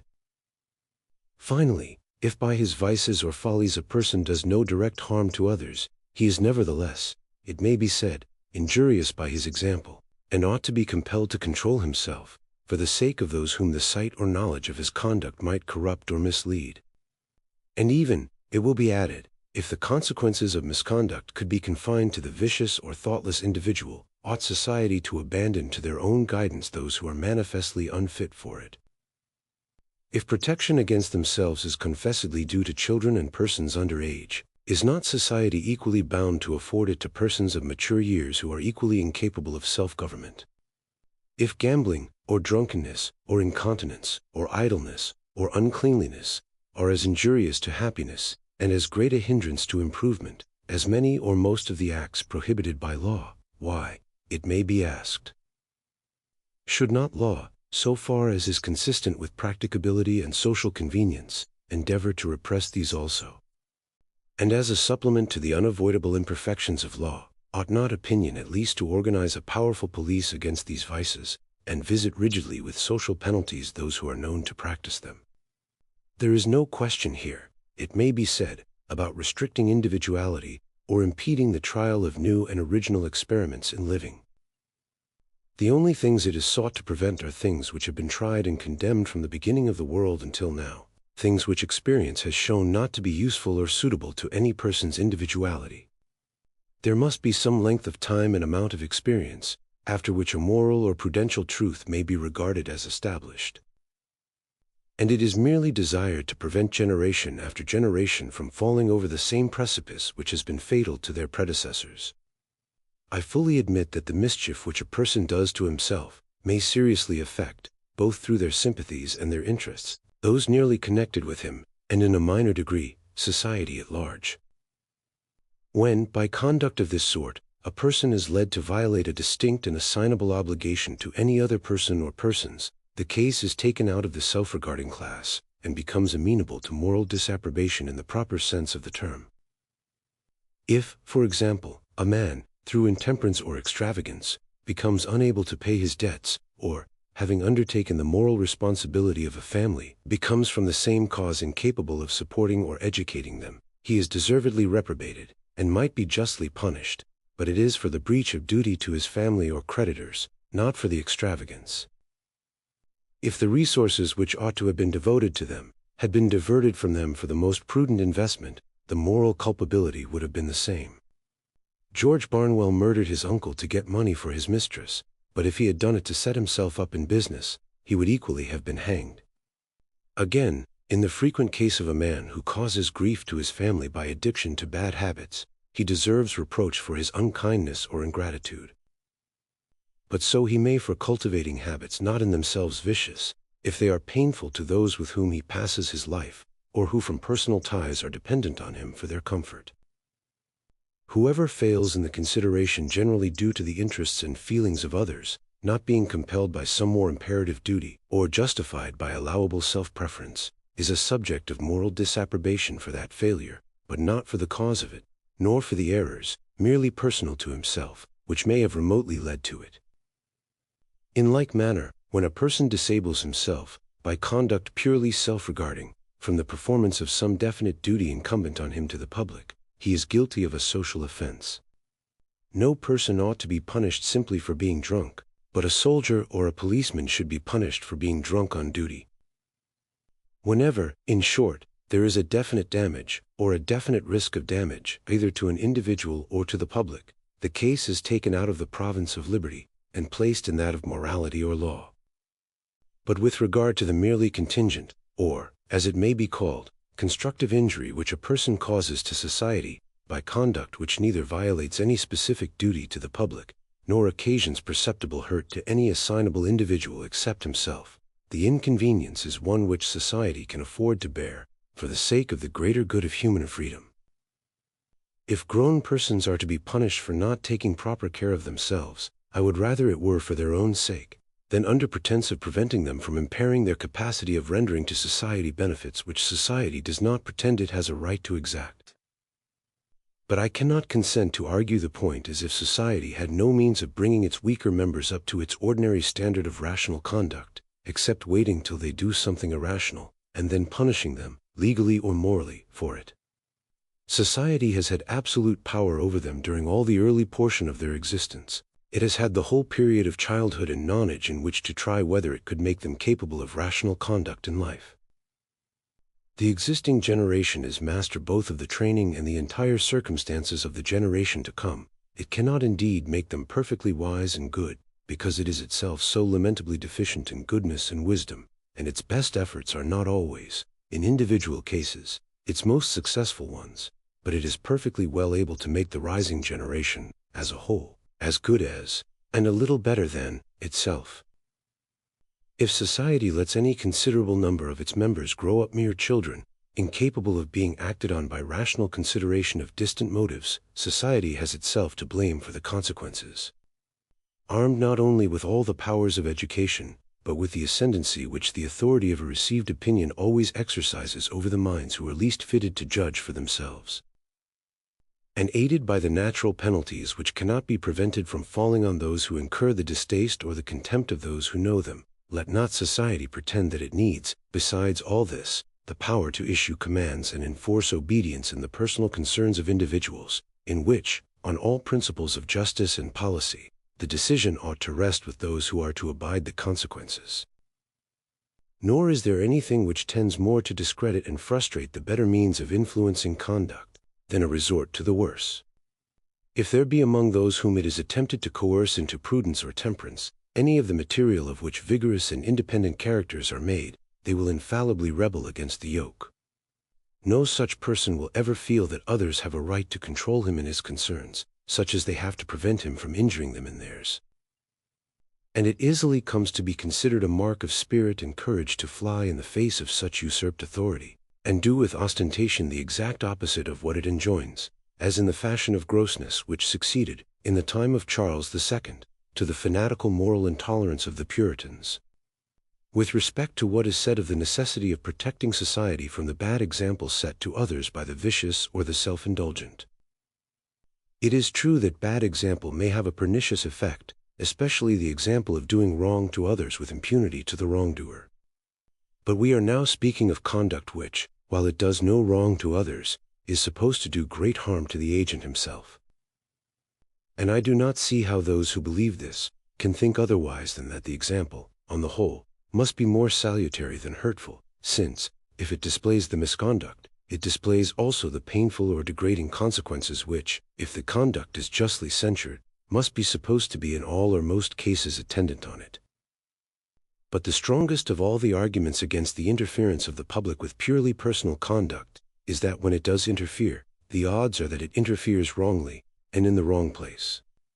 On questions of social morality, of duty to others, the opinion of the public, that is, of an overruling majority, though often wrong, is likely to be still oftener right, because on such questions they are only required to judge of their own interests, of the manner in which some mode of conduct, if allowed to be practiced, would affect themselves. But the opinion of a similar majority, imposed as a law on the minority, on questions of self-regarding conduct, is quite as likely to be wrong as right, for in these cases public opinion means, at the best, some people's opinion of what is good or bad for other people, while very often it does not even mean that. The public, with the most perfect indifference, passing over the pleasure or convenience of those whose conduct they censure, and considering only their own preference. There are many who consider as an injury to themselves any conduct which they have a distaste for, and resent it as an outrage to their feelings. As a religious bigot, when charged with disregarding the religious feelings of others, has been known to retort that they disregard his feelings by persisting in their abominable worship or creed. But there is no parity between the feeling of a person for his own opinion and the feeling of another who is offended at his holding it, no more than between the desire of a thief to take a purse and the desire of the right owner to keep it. And a person's taste is as much his own peculiar concern as his opinion or his purse. It is easy for anyone to imagine an ideal public, which leaves the freedom and choice of individuals in all uncertain matters undisturbed, and only requires them to abstain from modes of conduct which universal experience has condemned. But where has there been seen a public which set any such limit to its censorship? Or when does the public trouble itself about universal experience? In its interferences with personal conduct, it is seldom thinking of anything but the enormity of acting or feeling differently from itself, and this standard of judgment, thinly disguised, is held up to mankind as the dictate of religion and philosophy, by 9/10 of all moralists and speculative writers. These teach that things are right because they are right, because we feel them to be so. They tell us to search in our own minds and hearts for laws of conduct binding on ourselves and on all others. What can the poor public do but apply these instructions, and make their own personal feelings of good and evil, if they are tolerably unanimous in them, obligatory on all the world? The evil here pointed out is not one which exists only in theory. And it may perhaps be expected that I should specify the instances in which the public of this age and country improperly invests its own preferences with the character of moral laws. I am not writing an essay on the aberrations of existing moral feeling. That is too weighty a subject to be discussed parenthetically, and by way of illustration. Yet examples are necessary to show that the principle I maintain is of serious and practical moment, and that I am not endeavoring to erect a barrier against imaginary evils. And it is not difficult to show, by abundant instances, that to extend the bounds of what may be called moral police, until it encroaches on the most unquestionably legitimate liberty of the individual, is one of the most universal of all human propensities. As a first instance, consider the antipathies which men cherish on no better grounds than that persons whose religious opinions are different from theirs do not practice their religious observances, especially their religious abstinences. To cite a rather trivial example, nothing in the creed or practice of Christians does more to envenom the hatred of Mohammedans against them than the fact of their eating pork. There are few acts which Christians and Europeans regard with more unaffected disgust than Mussulmans regard this particular mode of satisfying hunger. It is, in the first place, an offense against their religion, but this circumstance by no means explains either the degree or the kind of their repugnance, or wine also is forbidden by their religion, and to partake of it is by all Mussulmans accounted wrong, but not disgusting. Their aversion to the flesh of the unclean beast is, on the contrary, of that peculiar character, resembling an instinctive antipathy, which the idea of uncleanness, when once it thoroughly sinks into the feelings, seems always to excite even in those whose personal habits are anything but scrupulously cleanly, and of which the sentiment of religious impurity, so intense in the Hindus, is a remarkable example.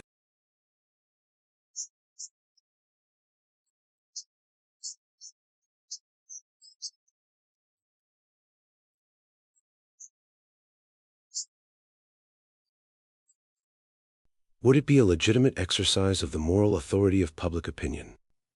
And if not, why not? The practice is really revolting to such a public. They also sincerely think that it is forbidden and abhorred by the deity. Neither could the prohibition be censured as religious persecution. It might be religious in its origin, but it would not be persecution for religion, since nobody's religion makes it a duty to eat pork. The only tenable ground of condemnation would be that with the personal tastes and self-regarding concerns of individuals the public has no business to interfere. To come somewhat nearer home, the majority of Spaniards consider it a gross impiety, offensive in the highest degree to the Supreme Being, to worship him in any other manner than the Roman Catholic, and no other public worship is lawful on Spanish soil. The people of all southern Europe look upon a married clergy as not only irreligious, but unchaste, indecent, gross, disgusting. What do Protestants think of these perfectly sincere feelings, and of the attempt to enforce them against non-Catholics? Yet, if mankind are justified in interfering with each other's liberty in things which do not concern the interests of others, on what principle is it possible consistently to exclude these cases? Or who can blame people for desiring to suppress what they regard as a scandal in the sight of God and man? No stronger case can be shown for prohibiting anything which is regarded as a personal immorality than is made out for suppressing these practices in the eyes of those who regard them as impieties. And unless we are willing to adopt the logic of persecutors, and to say that we may persecute others because we are right, and that they must not persecute us because they are wrong, we must beware of admitting a principle of which we should resent as a gross injustice the application to ourselves. The preceding instances may be objected to, although unreasonably, as drawn from contingencies impossible among us, opinion, in this country, not being likely to enforce abstinence from meats, or to interfere with people for worshipping, and for either marrying or not marrying, according to their creed or inclination. The next example, however, shall be taken from an interference with liberty which we have by no means passed all danger of.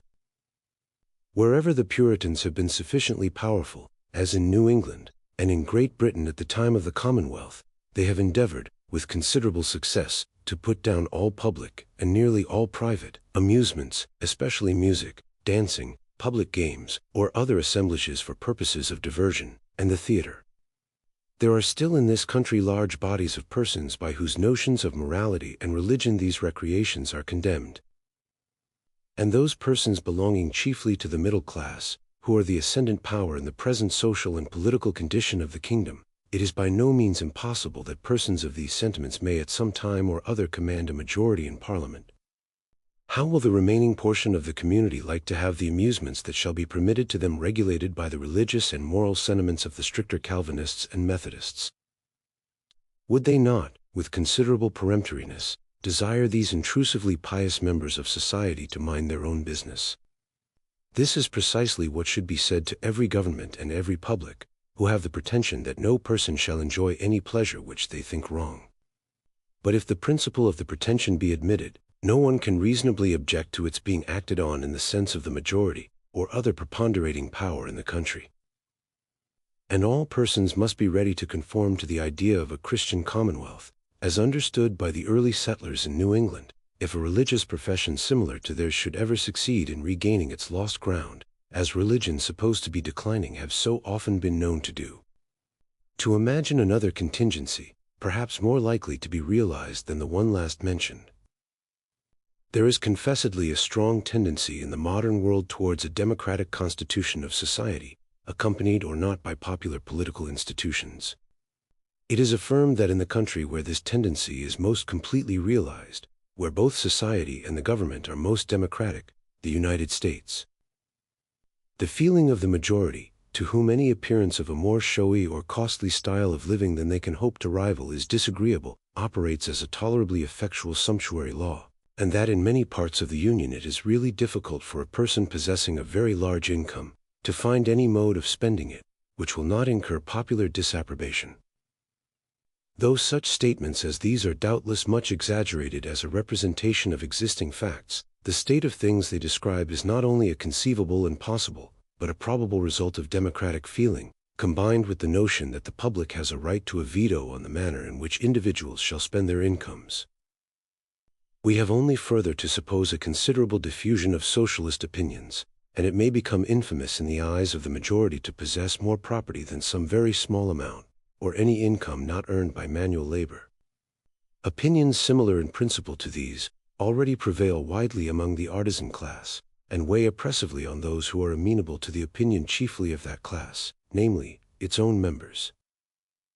It is known that the bad workmen who form the majority of the operatives in many branches of industry are decidedly of opinion that bad workmen ought to receive the same wages as good, and that no one ought to be allowed, through piecework or otherwise, to earn by superior skill or industry more than others can without it. And they employ a moral police, which occasionally becomes a physical one, to deter skillful workmen from receiving, and employers from giving, a larger remuneration for a more useful service. If the public have any jurisdiction over private concerns, I cannot see that these people are in fault, or that any individual's particular public can be blamed for asserting the same authority over his individual conduct, which the general public asserts over people in general.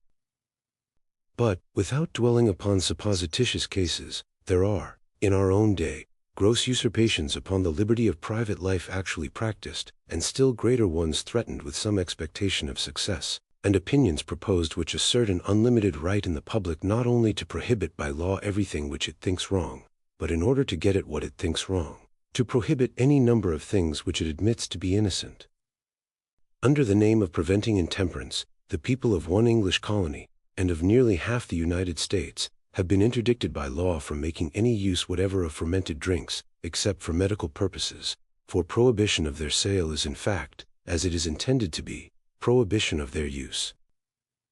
And though the impracticability of executing the law has caused its repeal in several of the states which had adopted it, including the one from which it derives its name, an attempt has notwithstanding been commenced, and is prosecuted with considerable zeal by many of the professed philanthropists, to agitate for a similar law in this country. The association, or alliance, as it terms itself, which has been formed for this purpose, has acquired some notoriety through the publicity given to a correspondence between its secretary and one of the very few English public men who hold that a politician's opinions ought to be founded on principles. Lord Stanley's share in this correspondence is calculated to strengthen the hopes already built on him, by those who know how rare such qualities as are manifested in some of his public appearances, unhappily are among those who figure in political life. The organ of the alliance, who would deeply deplore the recognition of any principle which could be wrested to justify bigotry and persecution, undertakes to point out the broad and impassable barrier which divides such principles from those of the association. All matters relating to thought, opinion, conscience, appear to me, he says, to be without the sphere of legislation. All pertaining to social act, habit, relation, subject only to a discretionary power vested in the state itself, and not in the individual, to be within it. No mention is made of a third class, different from either of these, viz. acts and habits which are not social, but individual, although it is to this class, surely, that the act of drinking fermented liquors belongs. Selling fermented liquors, however, is trading, and trading is a social act. But the infringement complained of is not on the liberty of the seller, but on that of the buyer and consumer, since the state might just as well forbid him to drink wine, as purposely make it impossible for him to obtain it. The Secretary, however, says, I claim, as a citizen, a right to legislate whenever my social rights are invaded by the social act of another. And now for the definition of these social rights. If anything invades my social rights, certainly the traffic in strong drink does. It destroys my primary right of security by constantly creating and stimulating social disorder. It invades my right of equality by deriving a profit from the creation of a misery I am taxed to support. It impedes my right to free moral and intellectual development by surrounding my path with dangers and by weakening and demoralizing society, from which I have a right to claim mutual aid and intercourse.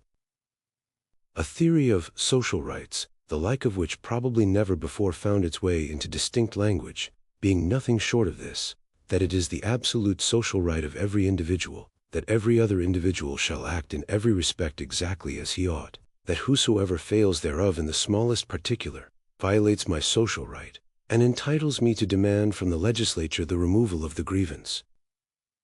So monstrous a principle is far more dangerous than any single interference with liberty. There is no violation of liberty which it would not justify.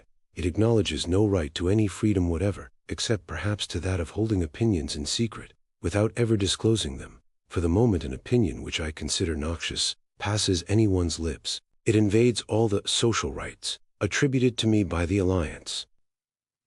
The doctrine ascribes to all mankind a vested interest in each other's moral, intellectual, and even physical perfection, to be defined by each claimant according to his own standard. Another important example of illegitimate interference with the rightful liberty of the individual, not simply threatened, but long since carried into triumphant effect, is Sabbatarian legislation.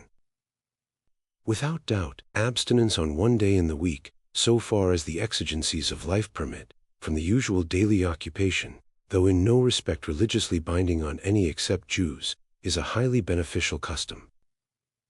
And inasmuch as this custom cannot be observed without a general consent to that effect among the industrious classes, therefore, in so far as some persons by working may impose the same necessity on others, it may be allowable and right that the law should guarantee to each the observance by others of the custom, by suspending the greater operations of industry on a particular day.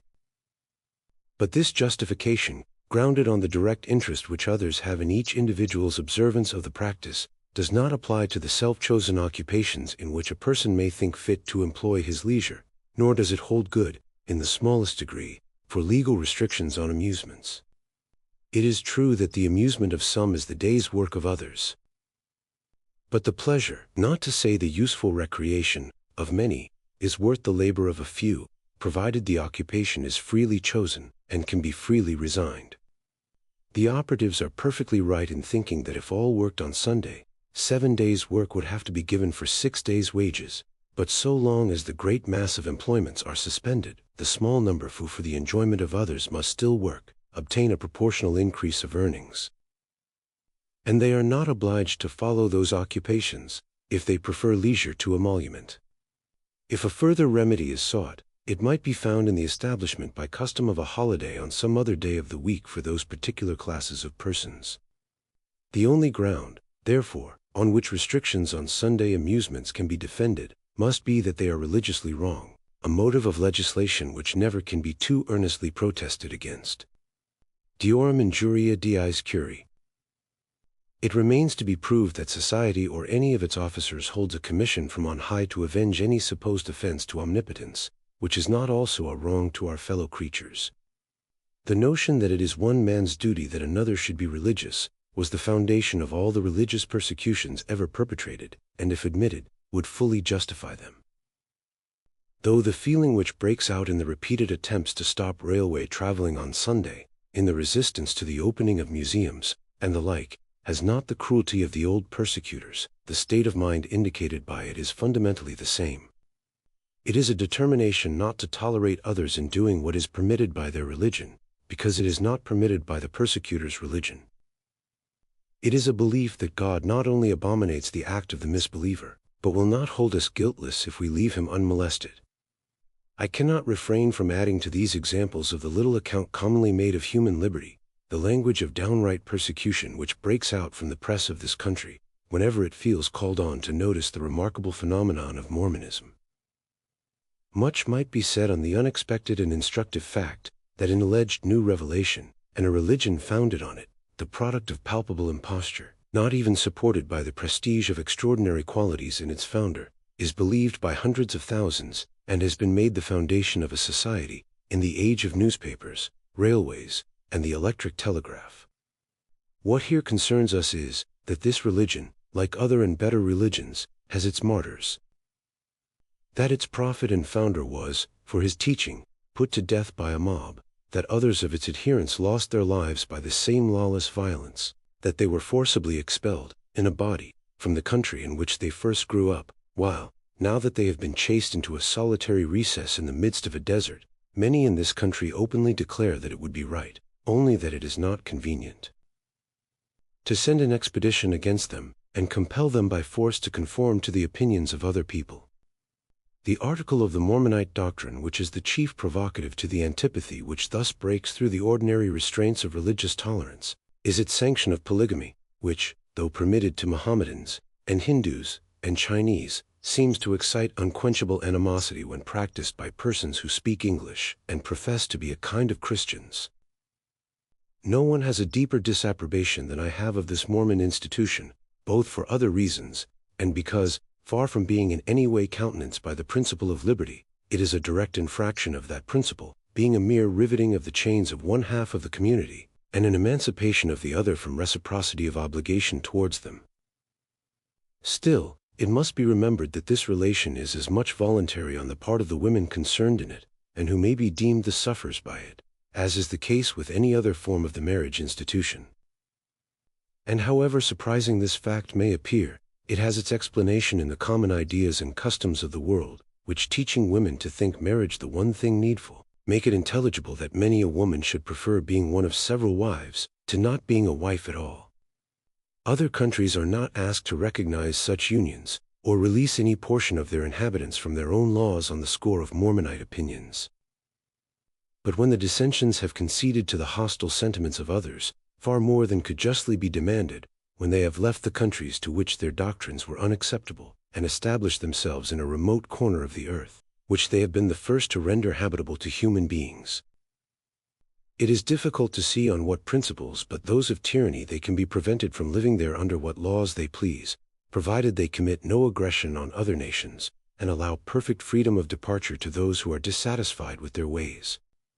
A recent writer, in some respects of considerable merit, proposes, to use his own words, not a crusade, but a civilizade, against this polygamous community, to put an end to what seems to him a retrograde step in civilization.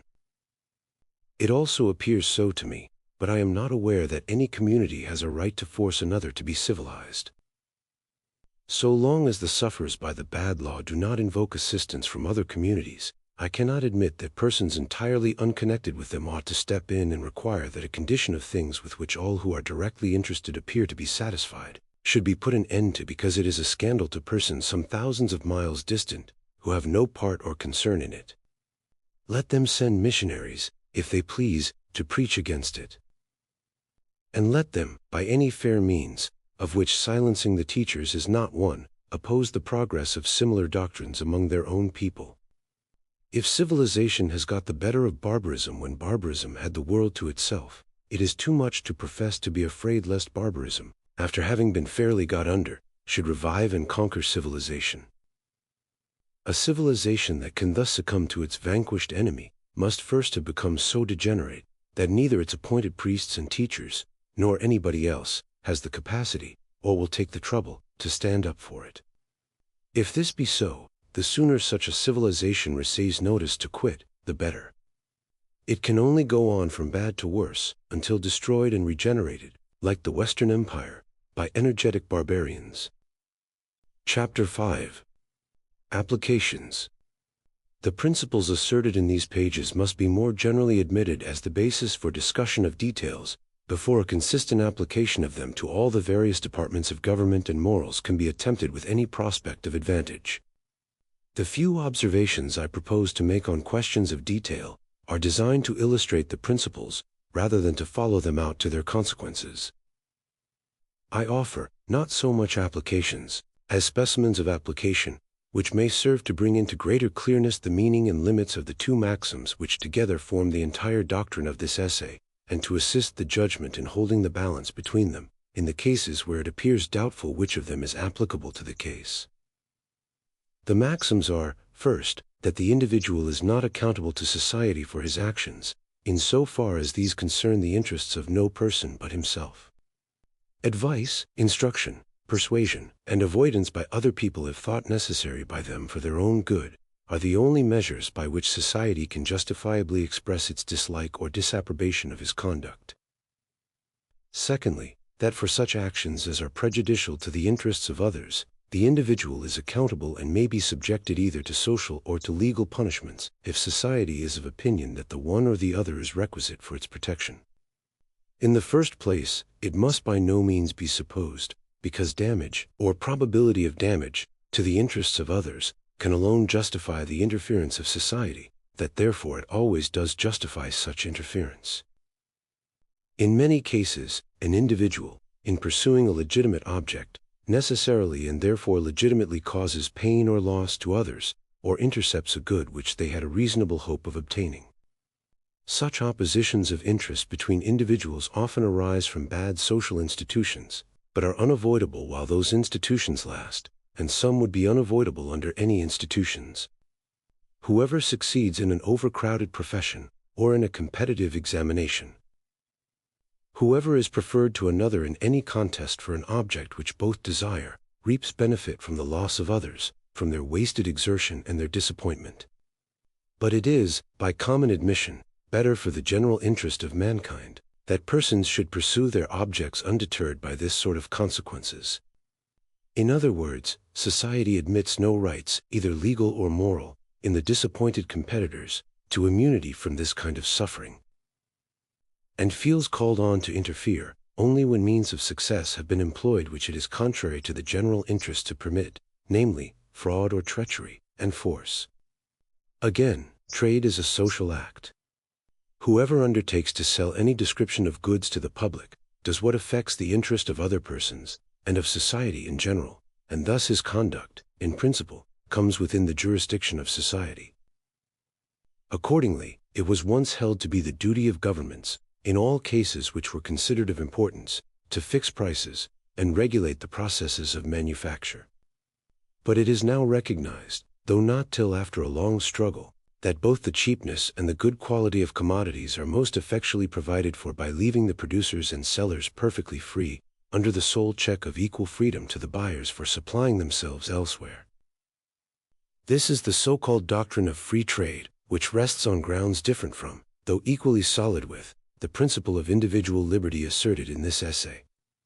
Restrictions on trade, or on production for purposes of trade, are indeed restraints, and all restraints, qua restraint, is an evil. But the restraints in question affect only that part of conduct which society is competent to restrain, and are wrong solely because they do not really produce the results which it is desired to produce by them.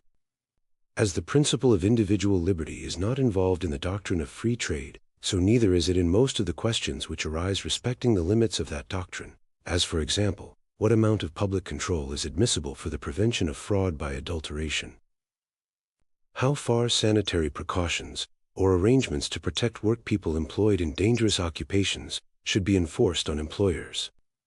Such questions involve considerations of liberty, only in so far as leaving people to themselves is always better, caeteris paribus, than controlling them, but that they may be legitimately controlled for these ends, is in principle undeniable. On the other hand, there are questions relating to interference with trade, which are essentially questions of liberty, such as the main law, already touched upon, the prohibition of the importation of opium into China, the restriction of the sale of poisons, all cases, in short, where the object of the interference is to make it impossible or difficult to obtain a particular commodity. These interferences are objectionable, not as infringements on the liberty of the producer or seller, but on that of the buyer. One of these examples, that of the sale of poisons, opens a new question: the proper limits of what may be called the functions of police, how far liberty may legitimately be invaded for the prevention of crime or of accident. It is one of the undisputed functions of government to take precautions against crime before it has been committed, as well as to detect and punish it afterwards. The preventive function of government, however, is far more liable to be abused, to the prejudice of liberty, than the punitory function. For there is hardly any part of the legitimate freedom of action of a human being which would not admit of being represented, and fairly too, as increasing the facilities for some form or other of delinquency. Nevertheless, if a public authority, or even a private person, sees anyone evidently preparing to commit a crime, they are not bound to look on inactive until the crime is committed, but may interfere to prevent it. If poisons were never bought or used for any purpose except the commission of murder, it would be right to prohibit their manufacture and sale. They may, however, be wanted not only for innocent but for useful purposes, and restrictions cannot be imposed in the one case without operating in the other. Again, it is a proper office of public authority to guard against accidents. If either a public officer or anyone else saw a person attempting to cross a bridge which had been ascertained to be unsafe, and there were no time to warn him of his danger, they might seize him and turn him back, without any real infringement of his liberty, for liberty consists in doing what one desires, and he does not desire to fall into the river. Nevertheless, when there is not a certainty, but only a danger of mischief, no one but the person himself can judge of the sufficiency of the motive which may prompt him to incur the risk. In this case, therefore, unless he is a child, or delirious, or in some state of excitement or absorption incompatible with the full use of the reflecting faculty, he ought, I conceive, to be only warned of the danger, not forcibly prevented from exposing himself to it. Similar considerations, applied to such a question as the sale of poisons, may enable us to decide which among the possible modes of regulation are or are not contrary to principle. Such a precaution, for example, as that of labeling the drug with some word expressive of its dangerous character, may be enforced without violation of liberty. The buyer cannot wish not to know that the thing he possesses has poisonous qualities. But to require in all cases the certificate of a medical practitioner would make it sometimes impossible, always expensive, to obtain the article for legitimate uses.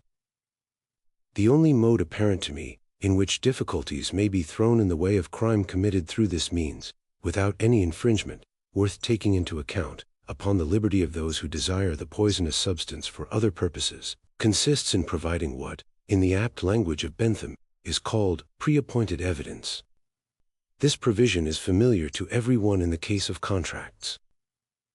It is usual and right that the law, when a contract is entered into, should require as the condition of its enforcing performance, that certain formalities should be observed, such as signatures, attestation of witnesses, and the like, in order that in case of subsequent dispute, there may be evidence to prove that the contract was really entered into, and that there was nothing in the circumstances to render it legally invalid.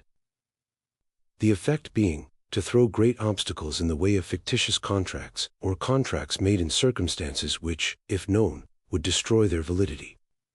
Precautions of a similar nature might be enforced in the sale of articles adapted to be instruments of crime. The seller, for example, might be required to enter into a register the exact time of the transaction, the name and address of the buyer, the precise quality and quantity sold. To ask the purpose for which it was wanted, and record the answer he received. When there was no medical prescription, the presence of some third person might be required, to bring home the fact to the purchaser, in case there should afterwards be reason to believe that the article had been applied to criminal purposes. Such regulations would in general be no material impediment to obtaining the article, but a very considerable one to making an improper use of it without detection. The right inherent in society, to ward off crimes against itself by antecedent precautions, suggests the obvious limitations to the maxim, that purely self-regarding misconduct cannot properly be meted with in the way of prevention or punishment. Drunkenness, for example, in ordinary cases, is not a fit subject for legislative interference. But I should deem it perfectly legitimate that a person, who had once been convicted of any act of violence to others under the influence of drink, should be placed under a special legal restriction, personal to himself, that if he were afterwards found drunk, he should be liable to a penalty, and that if when in that state he committed another offense, the punishment to which he would be liable for that other offense should be increased in severity. The making himself drunk, in a person whom drunkenness excites to do harm to others, is a crime against others. So, again, idleness, except in a person receiving support from the public, or except when it constitutes a breach of contract, cannot without tyranny be made a subject of legal punishment. But if either from idleness or from any other avoidable cause, a man fails to perform his legal duties to others, as for instance to support his children, it is no tyranny to force him to fulfill that obligation, by compulsory labor, if no other means are available. Again, there are many acts which, being directly injurious only to the agents themselves, ought not to be legally interdicted, but which, if done publicly, are a violation of good manners and coming thus within the category of offenses against others may rightfully be prohibited. Of this kind are offenses against decency, on which it is unnecessary to dwell, the rather as they are only connected indirectly with our subject, the objection to publicity being equally strong in the case of many actions not in themselves condemnable, nor supposed to be so. There is another question to which an answer must be found, consistent with the principles which have been laid down. In cases of personal conduct supposed to be blamable, but which respect for liberty precludes society from preventing or punishing, because the evil directly resulting falls wholly on the agent, what the agent is free to do, ought other persons to be equally free to counsel or instigate. This question is not free from difficulty. The case of a person who solicits another to do an act is not strictly a case of self-regarding conduct. To give advice or offer inducements to any one is a social act, and may therefore, like actions in general which affect others, be supposed amenable to social control. But a little reflection corrects the first impression, by showing that if the case is not strictly within the definition of individual liberty, yet the reasons on which the principle of individual liberty is grounded are applicable to it. If people must be allowed, in whatever concerns only themselves, to act as seems best to themselves at their own peril, they must equally be free to consult with one another about what is fit to be so done, to exchange opinions, and give and receive suggestions.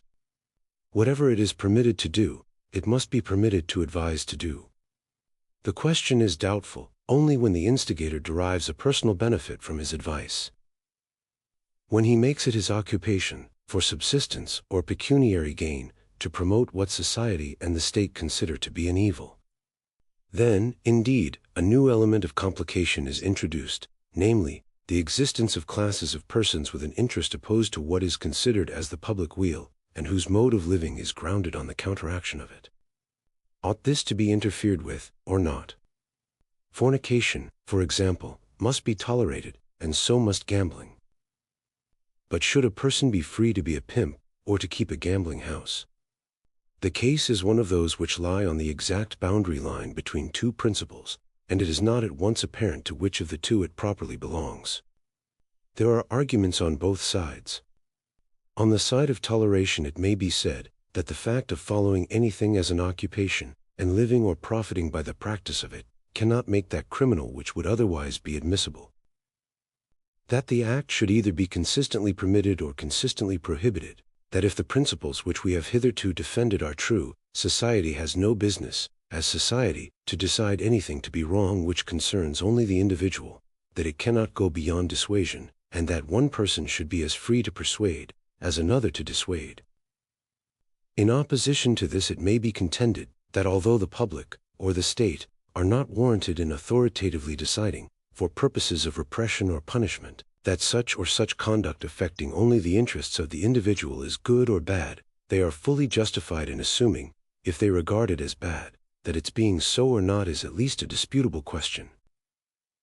That, this being supposed, they cannot be acting wrongly in endeavoring to exclude the influence of solicitations which are not disinterested, of instigators who cannot possibly be impartial, who have a direct personal interest on one side, and that side the one which the state believes to be wrong, and who confessedly promote it for personal objects only. There can surely, it may be urged, be nothing lost, no sacrifice of good, by so ordering matters that persons shall make their election, either wisely or foolishly, on their own prompting, as free as possible from the arts of persons who stimulate their inclinations for interested purposes of their own.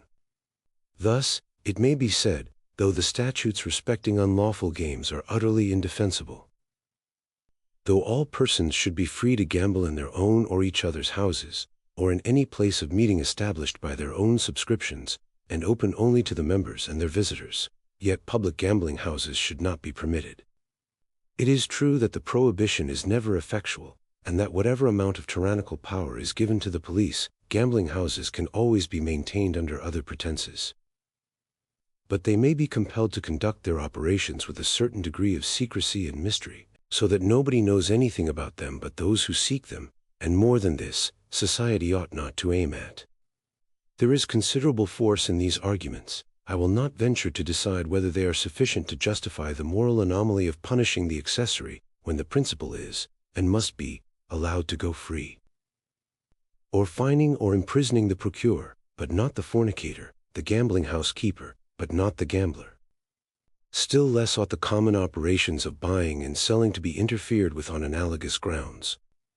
Almost every article which is bought and sold may be used in excess, and the sellers have a pecuniary interest in encouraging that excess, but no argument can be founded on this, in favor, for instance, of the main law.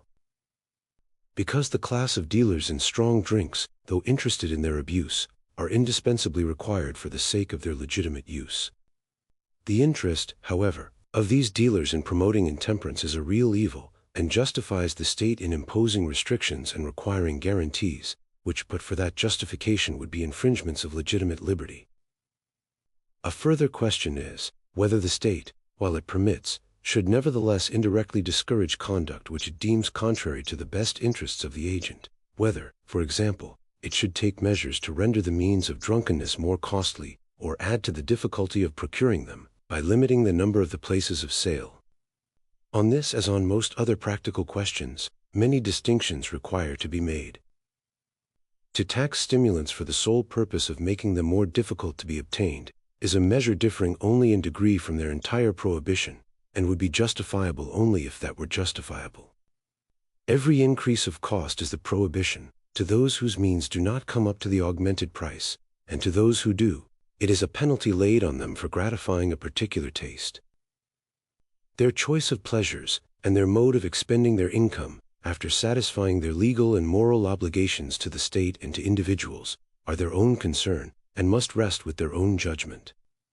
These considerations may seem at first sight to condemn the selection of stimulants as special subjects of taxation for purposes of revenue. But it must be remembered that taxation for fiscal purposes is absolutely inevitable. That in most countries it is necessary that a considerable part of that taxation should be indirect, that the state, therefore, cannot help imposing penalties, which to some persons may be prohibitory, on the use of some articles of consumption. It is hence the duty of the state to consider, in the imposition of taxes, what commodities the consumers can best spare, and a fortiori, to select in preference those of which it deems the use, beyond a very moderate quantity, to be positively injurious. Taxation, therefore, of stimulants, up to the point which produces the largest amount of revenue, supposing that the state needs all the revenue which it yields, is not only admissible, but to be approved of. The question of making the sale of these commodities a more or less exclusive privilege must be answered differently, according to the purposes to which the restriction is intended to be subservient. All places of public resort require the restraint of a police, and places of this kind peculiarly, because offenses against society are especially apt to originate there. It is, therefore, fit to confine the power of selling these commodities, at least for consumption on the spot, to persons of known or vouched for respectability of conduct, to make such regulations respecting hours of opening and closing as may be requisite for public surveillance, and to withdraw the license if breaches of the peace repeatedly take place through the connivance or incapacity of the keeper of the house, or if it becomes a rendezvous for concocting and preparing offenses against the law. Any further restriction I do not conceive to be, in principle, justifiable. The limitation in number, for instance, of beer and spirit houses, for the express purpose of rendering them more difficult of access, and diminishing the occasions of temptation, not only exposes all to an inconvenience because there are some by whom the facility would be abused, but is suited only to a state of society in which the laboring classes are avowedly treated as children or savages, and placed under an education of restraint, to fit them for future admission to the privileges of freedom. This is not the principle on which the laboring classes are professedly governed in any free country, and no person who sets due value on freedom will give his adhesion to their being so governed, unless after all efforts have been exhausted to educate them for freedom and govern them as freemen, and it has been definitively proved that they can only be governed as children. The bare statement of the alternative shows the absurdity of supposing that such efforts have been made in any case which needs be considered here.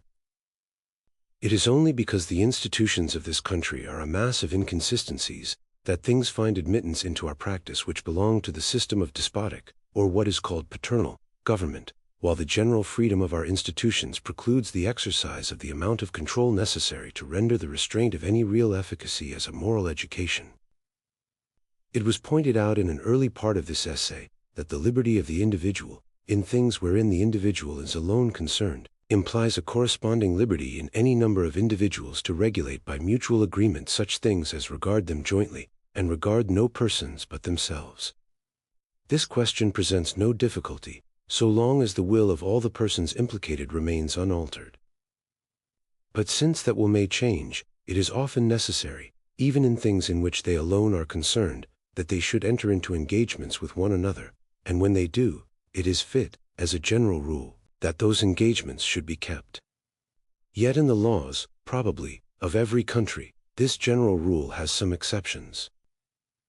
Not only persons are not held to engagements which violate the rights of third parties, but it is sometimes considered a sufficient reason for releasing them from an engagement, that it is injurious to themselves.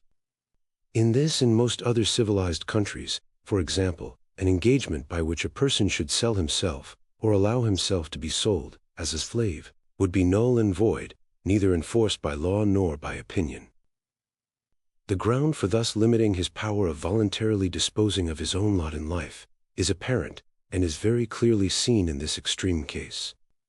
The reason for not interfering, unless for the sake of others, with a person's voluntary act, is consideration for his liberty. His voluntary choice is evidence that what he so chooses is desirable, or at the least endurable, to him, and his good is on the whole best provided for by allowing him to take his own means of pursuing it. But by selling himself for a slave, he abdicates his liberty, he foregoes any future use of it, beyond that single act. He therefore defeats, in his own case, the very purpose which is the justification of allowing him to dispose of himself. He is no longer free, but is thenceforth in a position which has no longer the presumption in its favor that would be afforded by his voluntarily remaining in it. The principle of freedom cannot require that he should be free not to be free. It is not freedom to be allowed to alienate his freedom. These reasons, the force of which is so conspicuous in this peculiar case, are evidently of far wider application, yet a limit is everywhere set to them by the necessities of life, which continually require, not indeed that we should resign our freedom, but that we should consent to this and the other limitation of it. The principle, however, which demands uncontrolled freedom of action in all that concerns only the agents themselves, requires that those who have become bound to one another, in things which concern no third party, should be able to release one another from the engagement. And even without such voluntary release, there are perhaps no contracts or engagements, except those that relate to money or money's worth, of which one can venture to say that there ought to be no liberty whatever of retractation. Baron Wilhelm von Humboldt, in the excellent essay from which I have already quoted, states it as his conviction that engagements which involve personal relations or services should never be legally binding beyond a limited duration of time, and that the most important of these engagements, marriage, having the peculiarity that its objects are frustrated unless the feelings of both the parties are in harmony with it, should require nothing more than the declared will of either party to dissolve it. This subject is too important and too complicated to be discussed in a parenthesis, and I touch on it only so far as is necessary for purposes of illustration. If the conciseness and generality of Baron Humboldt's dissertation had not obliged him in this instance to content himself with enunciating his conclusion without discussing the premises, he would doubtless have recognized that the question cannot be decided on grounds so simple as those to which he confines himself. When a person, either by express promise or by conduct, has encouraged another to rely upon his continuing to act in a certain way, to build expectations and calculations, and stake any part of his plan of life upon that supposition, a new series of moral obligations arises on his part towards that person, which may possibly be overruled, but cannot be ignored. And again, if the relation between two contracting parties has been followed by consequences to others, if it has placed third parties in any peculiar position, or, as in the case of marriage, has even called third parties into existence, obligations arise on the part of both the contracting parties towards those third persons, the fulfillment of which, or at all events the mode of fulfillment, must be greatly affected by the continuance or disruption of the relation between the original parties to the contract. It does not follow, nor can I admit, that these obligations extend to requiring the fulfillment of the contract at all costs to the happiness of the reluctant party, but they are a necessary element in the question, and even if, as von Humboldt maintains, they ought to make no difference in the legal freedom of the parties to release themselves from the engagement, and I also hold that they ought not to make much difference, they necessarily make a great difference in the moral freedom. A person is bound to take all these circumstances into account before resolving on a step which may affect such important interests of others, and if he does not allow proper weight to those interests, he is morally responsible for the wrong. I have made these obvious remarks for the better illustration of the general principle of liberty, and not because they are at all needed on the particular question, which, on the contrary, is usually discussed as if the interest of children was everything, and that of grown persons nothing. I have already observed that, owing to the absence of any recognized general principles, liberty is often granted where it should be withheld, as well as withheld where it should be granted. And one of the cases in which, in the modern European world, the sentiment of liberty is the strongest, is a case where, in my view, it is altogether misplaced. A person should be free to do as he likes in his own concerns, but he ought not to be free to do as he likes in acting for another, under the pretext that the affairs of another are his own affairs. The state, while it respects the liberty of each in what specially regards himself, is bound to maintain a vigilant control over his exercise of any power which it allows him to possess over others. This obligation is almost entirely disregarded in the case of the family relations, a case, in its direct influence on human happiness, more important than all others taken together. The almost despotic power of husbands over wives need not be enlarged upon here, because nothing more is needed for the complete removal of the evil than that wives should have the same rights and should receive the protection of law in the same manner as all other persons, and because, on this subject, the defenders of established injustice do not avail themselves of the plea of liberty, but stand forth openly as the champions of power. It is in the case of children that misapplied notions of liberty are a real obstacle to the fulfillment by the state of its duties. One would almost think that a man's children were supposed to be literally, and not metaphorically, a part of himself, so jealous is opinion of the smallest interference of law with his absolute and exclusive control over them, more jealous than of almost any interference with his own freedom of action. So much less do the generality of mankind value liberty than power. Consider, for example, the case of education. Is it not almost a self-evident axiom that the state should require and compel the education, up to a certain standard, of every human being who is one its citizen? Yet who is there that is not afraid to recognize and assert this truth? Hardly anyone indeed will deny that it is one of the most sacred duties of the parents, or, as law and usage now stand, the father. After summoning a human being into the world, to give to that being an education fitting him to perform his part well in life towards others and towards himself. But while this is unanimously declared to be the father's duty, scarcely anybody, in this country, will bear to hear of obliging him to perform it. Instead of his being required to make any exertion or sacrifice for securing education to the child, it is left to his choice to accept it or not when it is provided gratis. it still remains unrecognized that to bring a child into existence without a fair prospect of being able not only to provide food for its body, but instruction and training for its mind, is a moral crime, both against the unfortunate offspring and against society, and that if the parent does not fulfill this obligation, the state ought to see it fulfilled, at the charge, as far as possible, of the parent. Were the duty of enforcing universal education once admitted, there would be an end to the difficulties about what the state should teach, and how it should teach, which now convert the subject into a mere battlefield for sects and parties, causing the time and labor which should have been spent in educating, to be wasted in quarreling about education. If the government would make up its mind to require for every child a good education, it might save itself the trouble of providing one.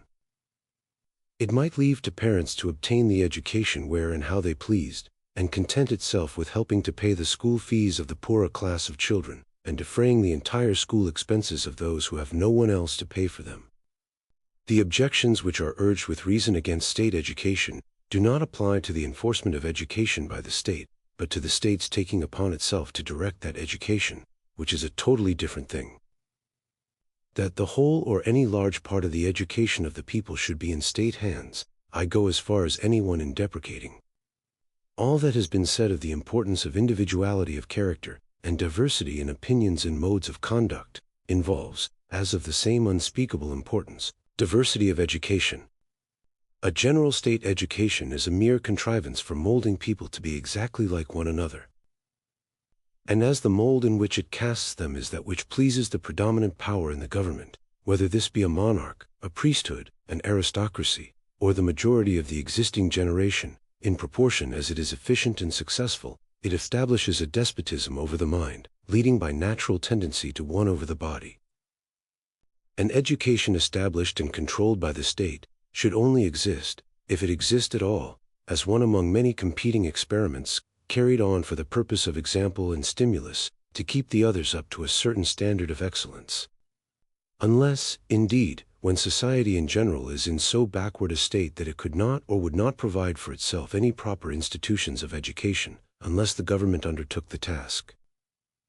Then, indeed, the government may, as the less of two great evils, take upon itself the business of schools and universities, as it may that of joint stock companies, when private enterprise, in a shape fitted for undertaking great works of industry, does not exist in a country.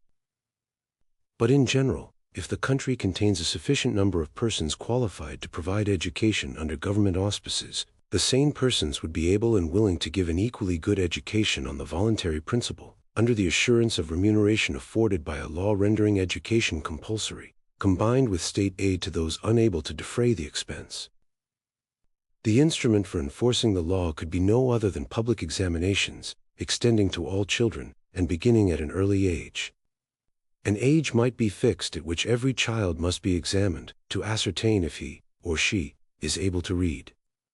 If a child proves unable, the father, unless he has some sufficient ground of excuse, might be subjected to a moderate fine, to be worked out, if necessary, by his labor, and the child might be put to school at his expense. Once in every year the examination should be renewed, with a gradually extending range of subjects, so as to make the universal acquisition, and what is more, retention, of a certain minimum of general knowledge, virtually compulsory. Beyond that minimum, there should be voluntary examinations on all subjects, at which all who come up to a certain standard of proficiency might claim a certificate. To prevent the state from exercising, through these arrangements, an improper influence over opinion, the knowledge required for passing an examination, beyond the merely instrumental parts of knowledge, such as languages and their use, should, even in the higher class of examinations, be confined to facts and positive science exclusively. The examinations on religion, politics, or other disputed topics, should not turn on the truth or falsehood of opinions, but on the matter of fact that such and such an opinion is held, on such grounds, by such authors, or schools, or churches. Under this system, the rising generation would be no worse off in regard to all disputed truths than they are at present. They would be brought up either churchmen or dissenters as they now are, the state merely taking care that they should be instructed churchmen or instructed dissenters.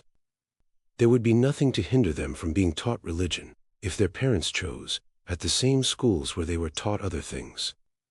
All attempts by the state to bias the conclusions of its citizens on disputed subjects are evil. But it may very properly offer to ascertain and certify that a person possesses the knowledge requisite to make his conclusions, on any given subject, worth attending to. A student of philosophy would be the better for being able to stand an examination both in Locke and in Kant, whichever of the two he takes up with, or even if with neither, and there is no reasonable objection to examining an atheist in the evidences of Christianity, provided he is not required to profess a belief in them. The examinations, however, in the higher branches of knowledge should, I conceive, be entirely voluntary. It would be giving too dangerous a power to governments, were they allowed to exclude anyone from professions, even from the profession of teacher, for alleged deficiency of qualifications. And I think, with Wilhelm von Humboldt, that degrees, or other public certificates of scientific or professional acquirements, should be given to all who present themselves for examination and stand the test, but that such certificates should confer no advantage over competitors, other than the weight which may be attached to their testimony by public opinion. It is not in the matter of education only that misplaced notions of liberty prevent moral obligations on the part of parents from being recognized, and legal obligations from being imposed, where there are the strongest grounds for the former always, and in many cases for the latter also. The fact itself of causing the existence of a human being is one of the most responsible actions in the range of human life. To undertake this responsibility, to bestow a life which may be either a curse or a blessing, unless the being on whom it is to be bestowed will have at least the ordinary chances of a desirable existence, is a crime against that being. And in a country either overpeopled, or threatened with being so, to produce children, beyond a very small number, with the effect of reducing the reward of labor by their competition, is a serious offense against all who live by the remuneration of their labor. The laws which, in many countries on the continent, forbid marriage unless the parties can show that they have the means of supporting a family, do not exceed the legitimate powers of the state, and whether such laws be expedient or not, a question mainly dependent on local circumstances and feelings, they are not objectionable as violations of liberty. Such laws are interferences of the state to prohibit a mischievous act. An act injurious to others, which ought to be a subject of reprobation and social stigma, even when it is not deemed expedient to superadd legal punishment.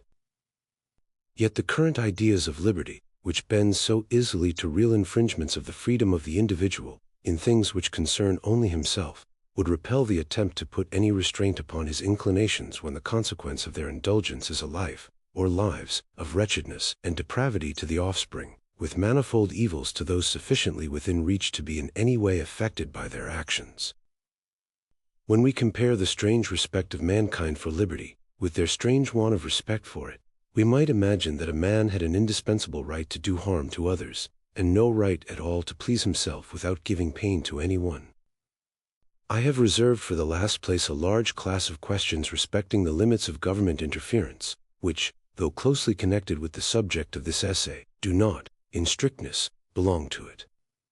These are cases in which the reasons against interference do not turn upon the principle of liberty. The question is not about restraining the actions of individuals, but about helping them. It is asked whether the government should do, or cause to be done, something for their benefit, instead of leaving it to be done by themselves, individually, or in voluntary combination. The objections to government interference, when it is not such as to involve infringement of liberty, may be of three kinds. The first is, when the thing to be done is likely to be better done by individuals than by the government. Speaking generally, there is no one so fit to conduct any business, or to determine how or by whom it shall be conducted, as those who are personally interested in it. This principle condemns the interferences, once so common, of the legislature, or the officers of government, with the ordinary processes of industry. But this part of the subject has been sufficiently enlarged upon by political economists, and is not particularly related to the principles of this essay. The second objection is more nearly allied to our subject. In many cases, though individuals may not do the particular thing so well, on the average, as the officers of government, it is nevertheless desirable that it should be done by them, rather than by the government, as a means to their own mental education, a mode of strengthening their active faculties, exercising their judgment, and giving them a familiar knowledge of the subjects with which they are thus left to deal. This is a principle, though not the sole, recommendation of jury trial, in cases not political, of free and popular local and municipal institutions, of the conduct of industrial and philanthropic enterprises by voluntary associations. These are not questions of liberty, and are connected with that subject only by remote tendencies, but they are questions of development. It belongs to a different occasion from the present to dwell on these things as parts of national education, as being, in truth, but peculiar training of a citizen, the practical part of the political education of a free people, taking them out of the narrow circle of personal and family selfishness, and accustoming them to the comprehension of joint interests, the management of joint concerns, habituating them to act from public or semi-public motives, and guide their conduct by aims which unite instead of isolating them from one another.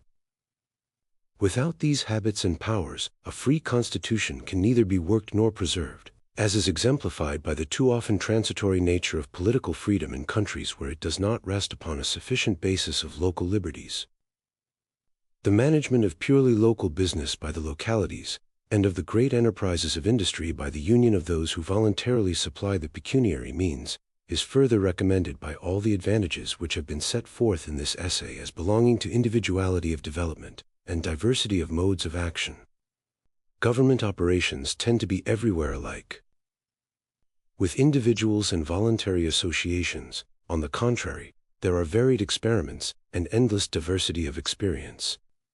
What the state can usefully do is to make itself a central depository, an active circulator and diffuser, of the experience resulting from many trials.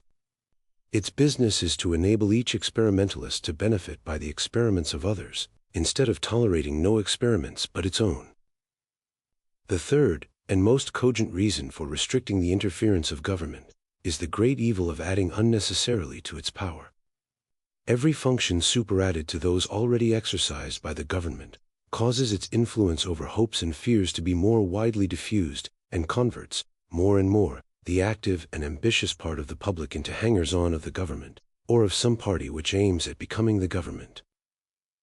If the roads, the railways, the banks, the insurance offices, the great joint stock companies, the universities, and the public charities were all of them branches of the government, if, in addition, the municipal corporations and local boards, with all that now devolves on them, became departments of the central administration, if the employees of all these different enterprises were appointed and paid by the government, and looked to the government for every rise in life.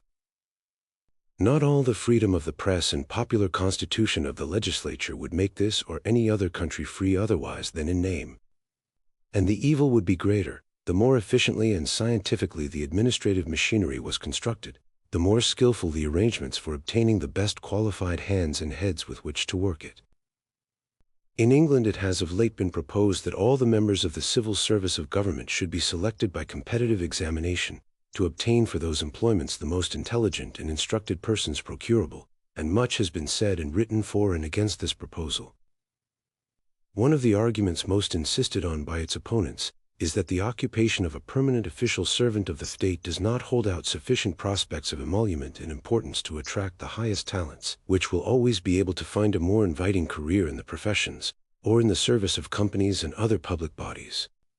One would not have been surprised if this argument had been used by the friends of the proposition as an answer to its principal difficulty. Coming from the opponents, it is strange enough. What is urged as an objection is the safety valve of the proposed system. If indeed all the high talent of the country could be drawn into the service of the government, a proposal tending to bring about that result might well inspire uneasiness. If every part of the business of society which required organized concert, or large and comprehensive views, were in the hands of the government, and if government offices were universally filled by the ablest men, all the enlarged culture and practiced intelligence in the country, except the purely speculative, would be concentrated in a numerous bureaucracy, to whom alone the rest of the community would look for all things, the multitude for direction and dictation in all they had to do. The able and aspiring for personal advancement, to be admitted into the ranks of this bureaucracy, and when admitted, to rise therein, would be the sole objects of ambition. Under this regime, not only is the outside public ill-qualified, for want of practical experience, to criticize or check the mode of operation of the bureaucracy, but even if the accidents of despotic or the natural working of popular institutions occasionally raise to the summit a ruler or rulers of reforming inclinations, no reform can be effected which is contrary to the interest of the bureaucracy. Such is the melancholy condition of the Russian Empire, as is shown in the accounts of those who have had sufficient opportunity of observation.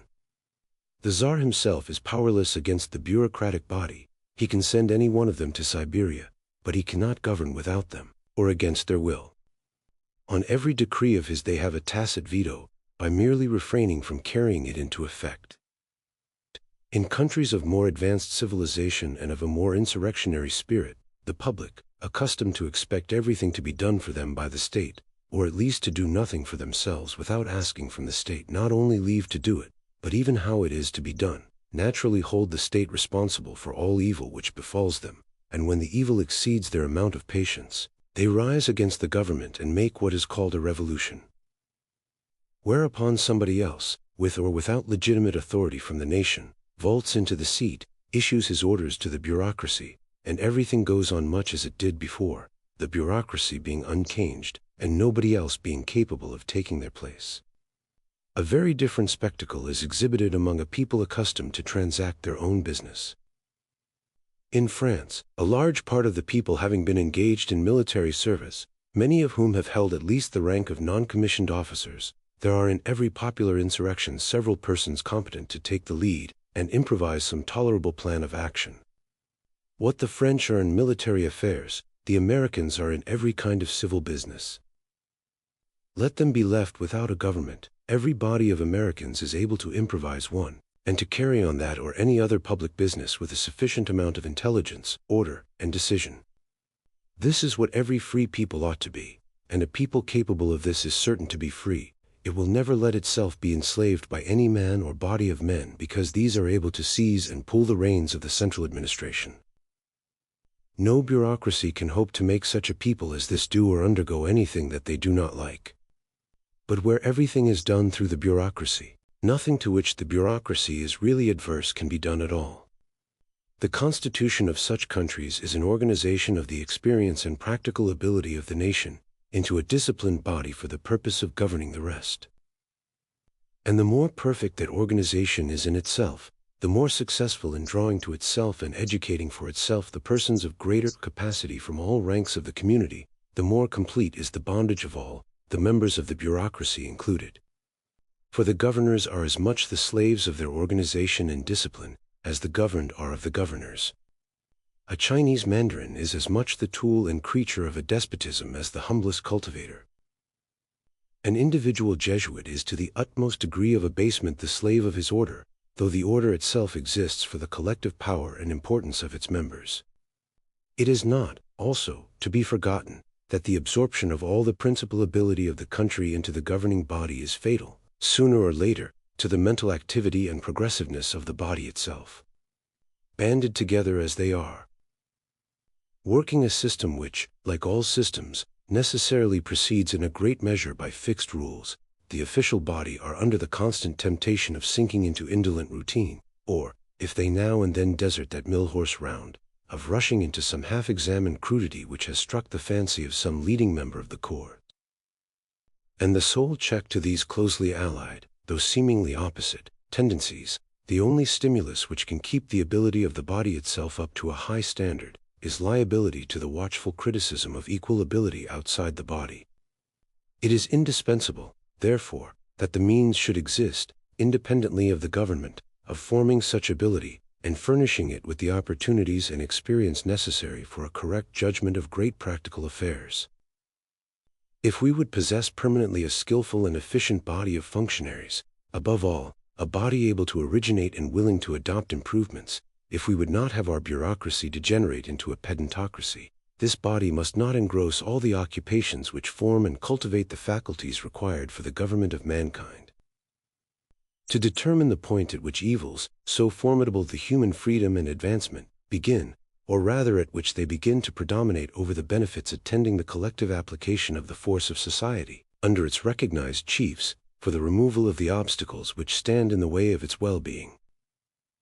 To secure as much of the advantages of centralized power and intelligence as can be had without turning into governmental channels too great a proportion of the general activity is one of the most difficult and complicated questions in the art of government.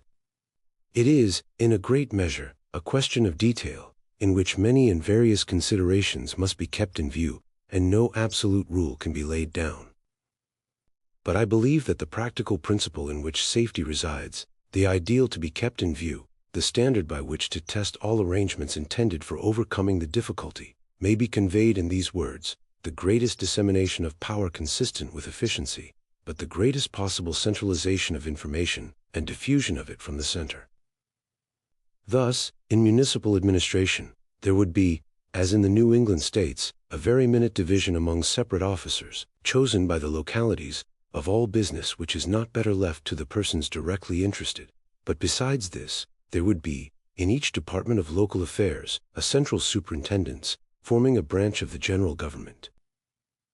The organ of this superintendence would concentrate, as in a focus, the variety of information and experience derived from the conduct of that branch of public business in all the localities, from everything analogous which is done in foreign countries, and from the general principles of political science.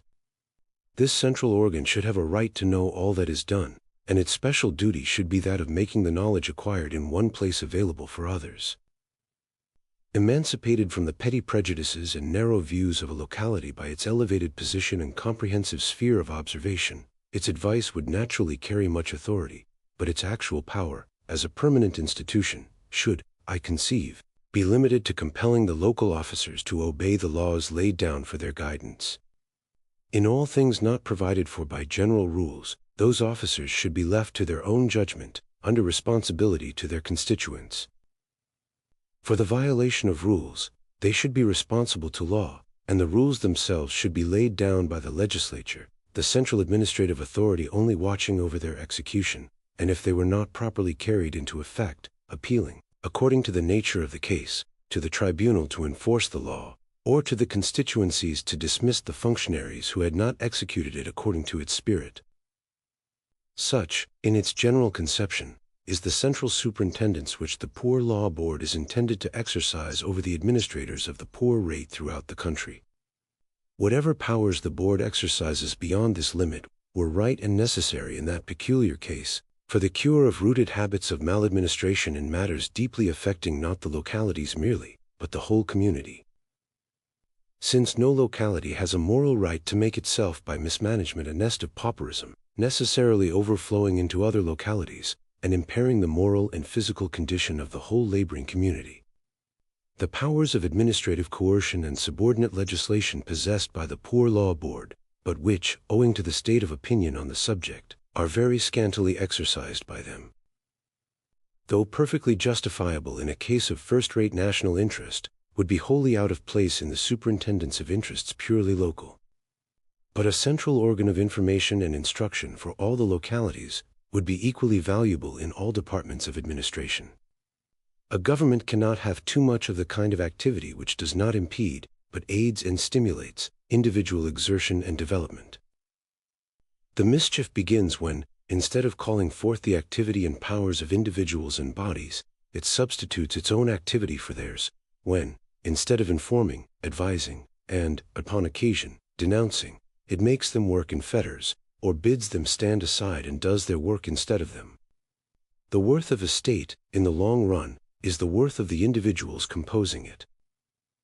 An estate which postpones the interests of their mental expansion and elevation to a little more of administrative skill, or of that semblance of it which practice gives, in the details of business, a state which dwarfs its men, in order that they may be more docile instruments in its hands even for beneficial purposes, will find that with small men no great thing can really be accomplished, and that the perfection of machinery to which it has sacrificed everything will in the end avail it nothing, for want of the vital power which, in order that the machine might work more smoothly, it has preferred to banish.